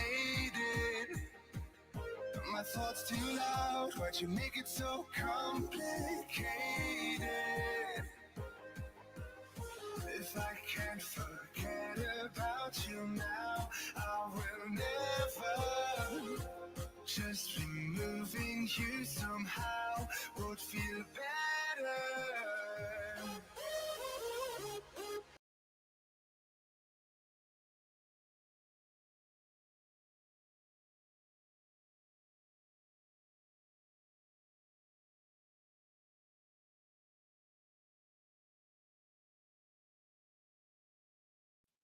I was a mute. Hopefully, welcome back for the final time. You all made it. You are a bunch of superstars. So I'm gonna go ahead and should I do this one? Big one, small face. Let's do big one. Let's do big one for now, for funsies. All right. So you all made it. It is 11 and a half hours strong. If you were to able to stay, I'm just curious, how long have you stayed live with us? Can you leave that in the comments? Is it just today? So was it just 5.5 hours? Or have you been here the entire 11.5 hours? Let me know in the comments, in the chat. We are winding down, and it was still gonna be hyped though. This last session will be super hyped. Right? Question: how long have it? 11.5. Shout out to Samantha. 11.5. Shout out to Kimberly. And again, you all are wild. The other Kimberly number 2. All right, 11.5 hours. I think it's count stuff. 6-7 hours total. Right, Therese, 11.5 hours. Man, you all are wild. Madison, Rockstar 2 went to my event and another college event. Madison, on track for sure. So I just want to Grace, Rockstar, 11.5 hours. So bottom of my heart, I want to say thank you. This is our first time doing an event like this. Hopefully it was awesome. Definitely room to grow. And then as time moves on, so let's go ahead and recap the entire event from top to bottom for you all. Yesterday, day 1, we started talking about working with the end in mind, figuring out what your end goal is, not college, not job, and near your 50s and 60s. What do you want to do, right? Career-wise, financially, family, and fun. These 4 areas in personal, personal. These 5 areas, right? What are your goals in that future, right? Have that goal in mind. It's okay if it'll change, but the earlier you establish those goals, the better you have of that trajectory to get there, right? Once we identified our goals, we had to figure out what removals we need to take out of our lives. Are we watching Netflix too much? Are we gossiping too much? Are we spreading ourselves too thin? Are we doing things we don't like? Are we being unhealthy, which hurts everyone else? Right? Eliminate these removals. It's not overnight, but you start doing one at a time. Instead of watching 5 hours of Netflix, I'm gonna watch only 4 this week. Then next month, I'm gonna cut down to maybe 3 and replace those with other things, productive things to get you towards all of your goals, right? We did a thought experiment where you did your perfect future, not looking at yourself in the future. You were living it in your head, and that's where you want to be. Now let's figure out how to get there. For a lot of you, when you did that activity, right, you realize, okay, what I want to do, I need to go to college for. So let's figure out the college thing out, right? So we talked about different college options after, right? Do I want to go straight to a 4-year after? Do I want to go to community college after? Do I want to go to trade school, vocational school? Do I even need to go to college after, right? We established what we needed to do. For a lot of you as well, too, you established, okay, I need to get into that 4-year school. How do I get there? Then we start talking more hands-on stuff with the steps on how to get to that 4-year goal. We talked about how to stand out academically and how trends, grade trends were really important, and the rigor of your classes are important. Getting all those honors, APs, IBs, dual enrollment, all those classes in your schedule as much as possible. Ignore that GPA, doesn't mean anything, right? Focus on the trends as a whole. That's how you stand out academically. How do you maximize your 24 hours? We know we're in school for 8 hours. We are sleeping for 8 hours. I know probably more or less for a lot of you, but let's assume that means 8 hours per day, 40 hours per week. What are you doing? As a reader, we're looking 40 hours per week needs to be filled up with something. How are you spending your 40 hours per week? That's a full-time job right there. What is your full-time job as a high school student? How do you spend that time? Right? Then we talk about letters of recommendation, how to get letters of recommendation. Ask your teachers, ask your mentors, ask your coaches, right? Give them all the tools to succeed. Here's my resume. Here's my application. Here's what I want you to write about. It's due on this day. I'll remind you. Hey, it's a month away. Hey, it's 2 weeks away. Hey, it's a week away. And after you submit it, thank you so much. Here's a little gift. It doesn't even have to be money. Here's a thank you card, a handwritten thank you card, right? Teachers really, really appreciate that. Your coaches will really, really appreciate that as well too, right? That's the last recommendation. We always talked about shifting to virtual clubs. FYE. If you don't know what that means, go back to yesterday, watch that clip. FYE is the big theme for every junior right now as well too. FYE, right? Figure it out. Yes, things are messed up. Things are not the same anymore, right? But people are still making it happen, right? So you got to make it happen as well too. The world did not stop. This is more obstacles, which means it's time for you to sharpen your sword. Get that shield ready. Right? Push through all that. And now one pivot, I'm allowing you to give you this little tool now that's going to be good now. Might not be good in a year because too many people are doing it. But right now, it's a shift to virtual clubs. 3 students were action takers. They made it happen between last night and today. Who's next? Right? Figure out how the way to make your clubs virtual so that way you can impact more students. Right? We have a student who's creating a chess club. So not only is she going to help her classmates in the area, she can help other students in other countries. How cool is that? Then we jumped into financial aid. Talked about all different financial aid options for you. There's 4, right? Everyone qualifies for financial aid. You might get some more than the others, but everyone gets financial aid, right? So make sure you do your FAFSA when your senior opens October 1st for seniors, right? And deadlines between your month. Right? We talked about how to write the perfect essay. Basically, answer the prompt and show me who you are. You're showing me 18 years of your life in a few hundred words. That's very hard, but you can do it. Right? Figure that part out. Right? We talked about the SAT or ACT. Long story short, TLDR, ask the colleges you're applying to. Do you guys care? Do you guys want me to? Is it optional? Is it required? Is it blind? Right? A lot of schools now are optional or blind. If it's blind, don't do it for everything.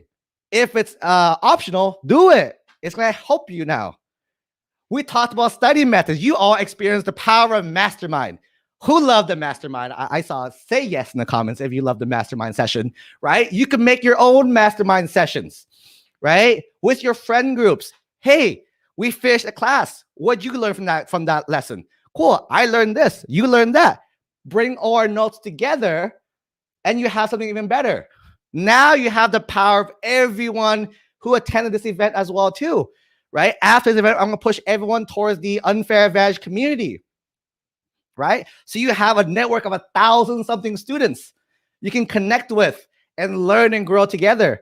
A lifting tide rises all boats is what a quote I have learned. A rising tide lifts all boats. Means if you go up, we'll go up together.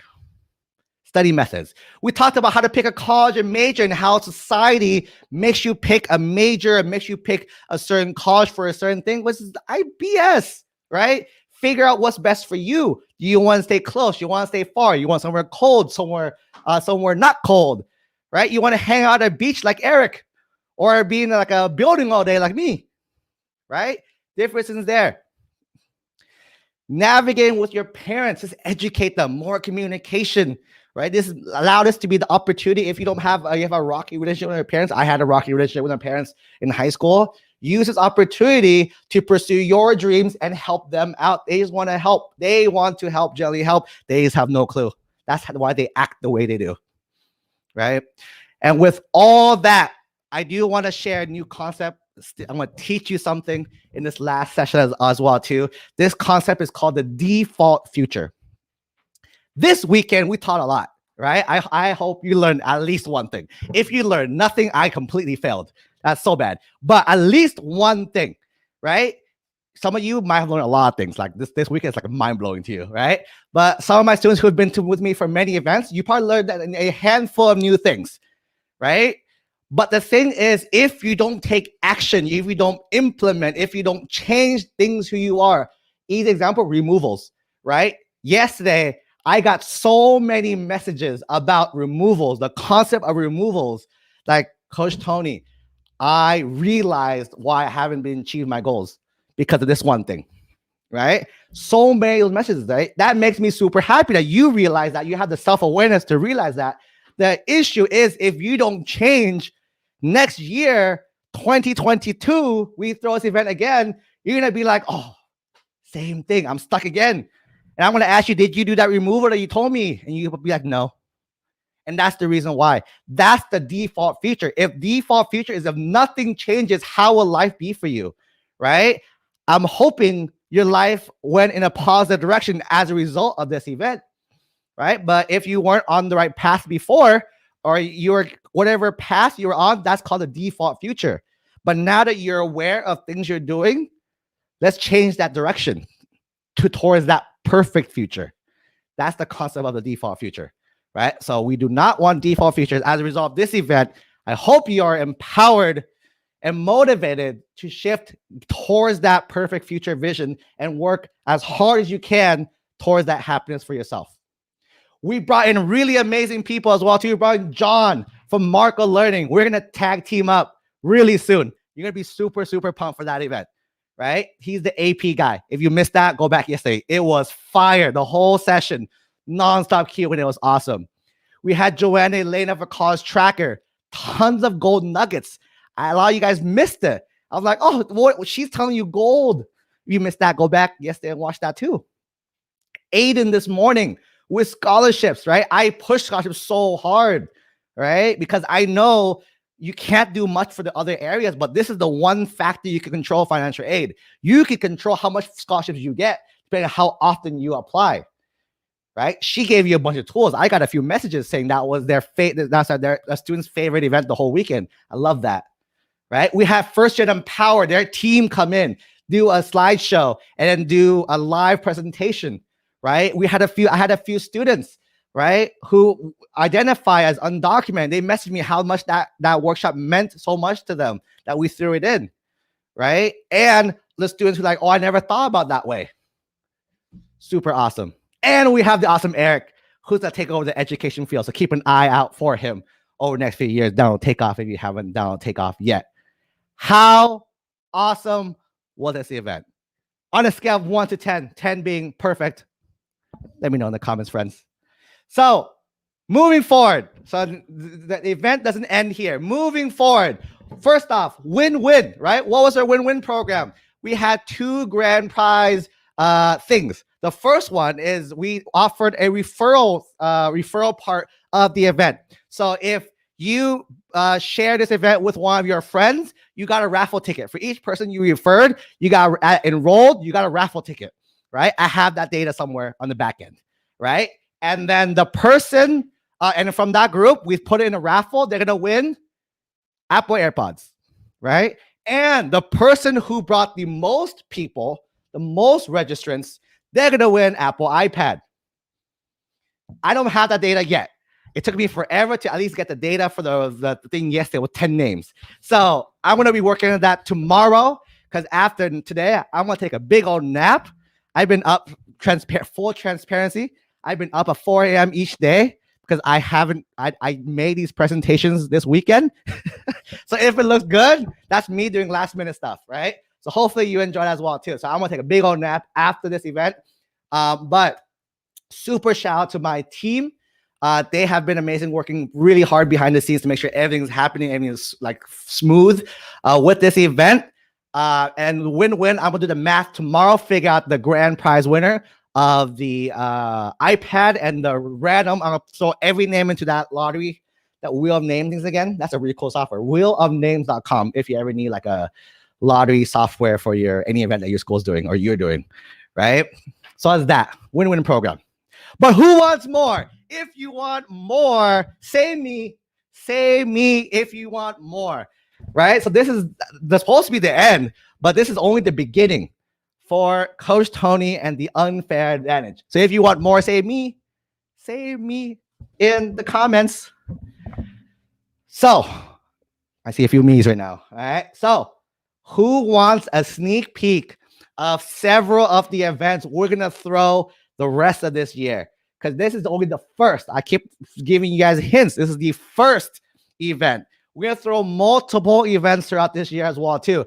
I made the commitment to my team and to my community that this year is the year of impact. I want to affect as many students as I can in this year, 2021. It's definitely a weird year, right? We're in a weird cycle. Half our schools are in school, half our schools are not in school, right? So I want to make a big deal, big impact in the education space, specifically for high school students this year. So oh man, that's a lot of me's, more, right? So without further ado, let me introduce you the lineup for this upcoming year under the unfair advantage. So our first event was a success, the high school advantage, preparing you for high school success.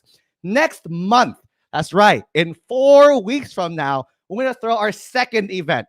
Our second event is going to be called the AP Advantage. The goal with this event is to prep every single AP test. I'm bringing in all the experts from every single test, just like this event, every single expert to give you the exact tips on how to score a 5.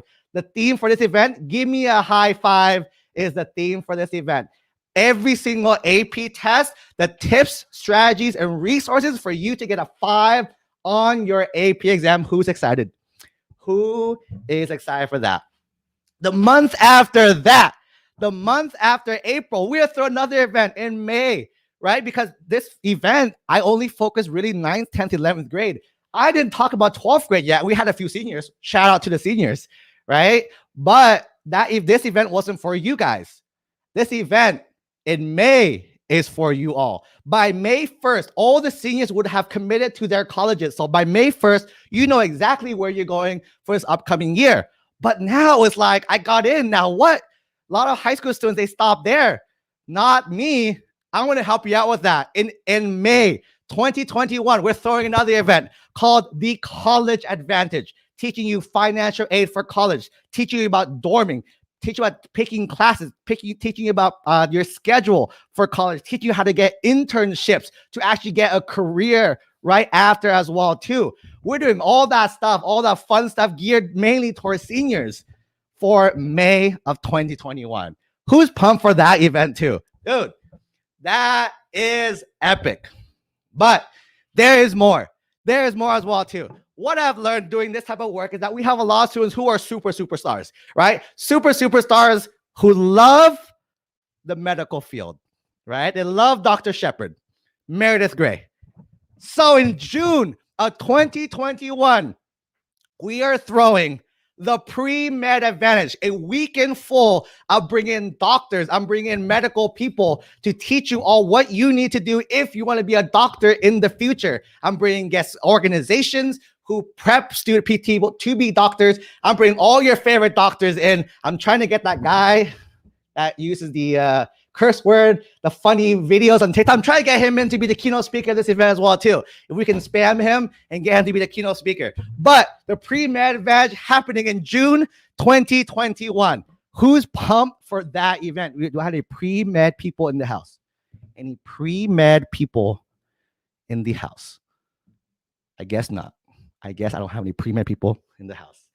All right, just kidding. I have one. Samantha, rockstar. All right. That's not all. We still plan after June as well, too. With this event, right, with the high school, I don't think I covered everything. The list that you all gave me was a lot of topics, and there's only so much I can squeeze into 16 sessions, even though they were an amazing 16 sessions, right? There's still a lot more topics. So in August, once everyone is ready to start high school again for the upcoming 2022 year, we're going to have the High School Advantage, the sequel, part 2 of this event with all the other topics that we haven't been able to cover, plus a revised version of all this to make it up to date for you all in the fall time. How pumped is that? You guys cool? Are you guys happy with this? Yeah? You like it, huh? There's more still.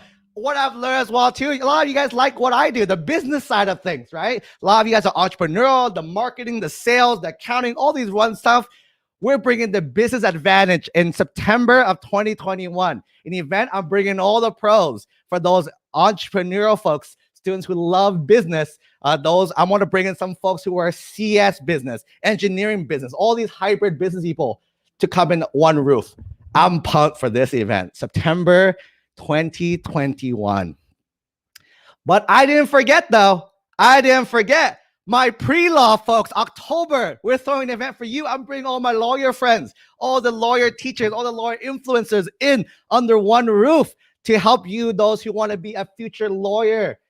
Get you guys, make sure you have the right tools and the right steps to make sure you get that JD, become a lawyer, lawyered up, Marshall from How I Met Your Mother. There you go. But I didn't miss out on my tech friends, right? In November of 2021, we're going to throw the Computer Science Advantage and Hackathon. We're going to throw our very first hackathon this year, November 2021, open to all students. If you don't know what a hackathon is, Google it. You're going to be super pumped. We're going to throw the Computer Science Advantage November 2021 with a hackathon attached to the event as well, too.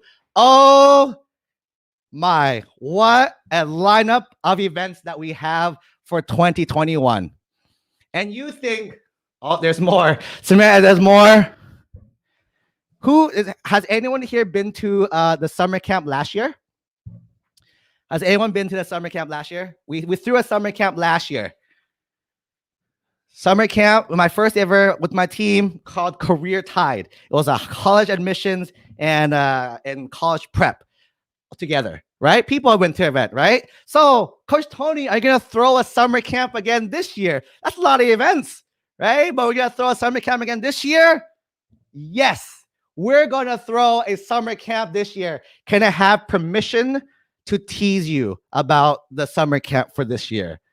Do I have permission to give you a little teaser of what to expect in Summer Camp 2.0? Summer Camp 2.0. Can I give you a teaser? If not, we can skip it. If not, we can skip it as well too. Kimberly, is it virtual? All my events are virtual. We have yet to host an in-person event, but if we do, it's gonna be wild. So one day in the future, but all the events are virtual because I want to help as many students as possible. So the only way to hit as many students as possible is to make it virtual. All right, yes. Teaser. So summer camp this year is gonna be several weeks long as well too. The other weeks, I'm so excited to tell you, but I can't tell you yet because I need permission. But there's 1 week I can officially tell you is on. 1 week of the summer, right? I am going to invite colleges and universities to come. Think of any college in your head right now, they're coming. And if they don't, they're gonna be missing out, right? I'm inviting all the college and universities to come to create an interactive college fair, which means you get to talk to admission officers from the schools that you are trying to get into. I'm going to bring in the financial aid officer. You can ask them how you can pay for this education. I want to bring in students and alumni from these different colleges out there. I'm going to bring in all my friends from the college admissions prep field, right? Me, everyone else, you guys probably follow from TikTok as well too. I'm bringing them all for this event. This event is happening in August. This week, it's called College Admission Secrets. August 1st to August 5th. That's the theme of that week. College admission secrets. Bringing the colleges, bringing my friends. We're going to have a blast. But that's just 1 week. And summer camp is several weeks long. So I am pumped. Woo! Woo, woo, woo, woo, woo. Fantastic. All right. So with that,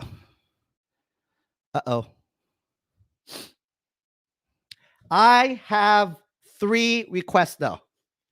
Is it okay if I ask you guys for 3 requests? I'm getting too hyped now. I'm getting too hyped. 3 requests. 3 requests.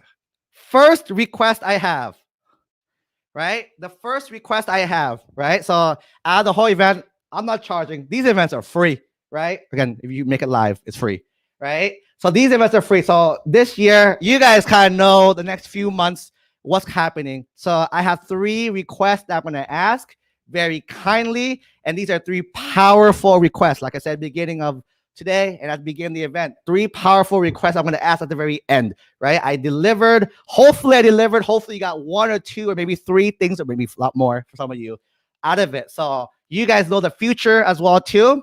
I want to ask for 3 requests if you can help me. So this is me asking for help now. Okay. Request number 1. This event was our first event throwing of its kind, right? The first event of its kind. We have 1,000 students who registered for the event. That's wild, right? 1,000 students. A lot of you don't even know who I am. Kudos to you all who have no clue who's this Coach Tony guy and just signed up. Especially kudos to those who sent the referrals to their friends. Like, who is this Coach Tony guy, right? You guys signed up as well too, right? We got 1,000 students to enroll for this event. I'm super pumped. A lot of them couldn't make it. They all messaged me saying, hey, I have whatever case in the replays. So that's why we give everyone the replays as well too, right? But this number, I know we can get more, right? I feel me and all of us can get a lot more than this. So here's my first powerful request. By the end of 2021, meaning I have 9 months, a little less than 9 months, I would like to say 1 million students have gone through these programs. 1 million, that's 16 zeros, have gone through this program. So with that, I need your help, right? 1,000, do a little math, we'll figure it out. But that's my first request. I would love to hit this number. I would love to have you up along the journey to help us hit this number. My big thing is I want to make an impact in the college admission space to help as many students as possible. Number 1. Second request, right? Second request, right? Second request, where are my AP students at?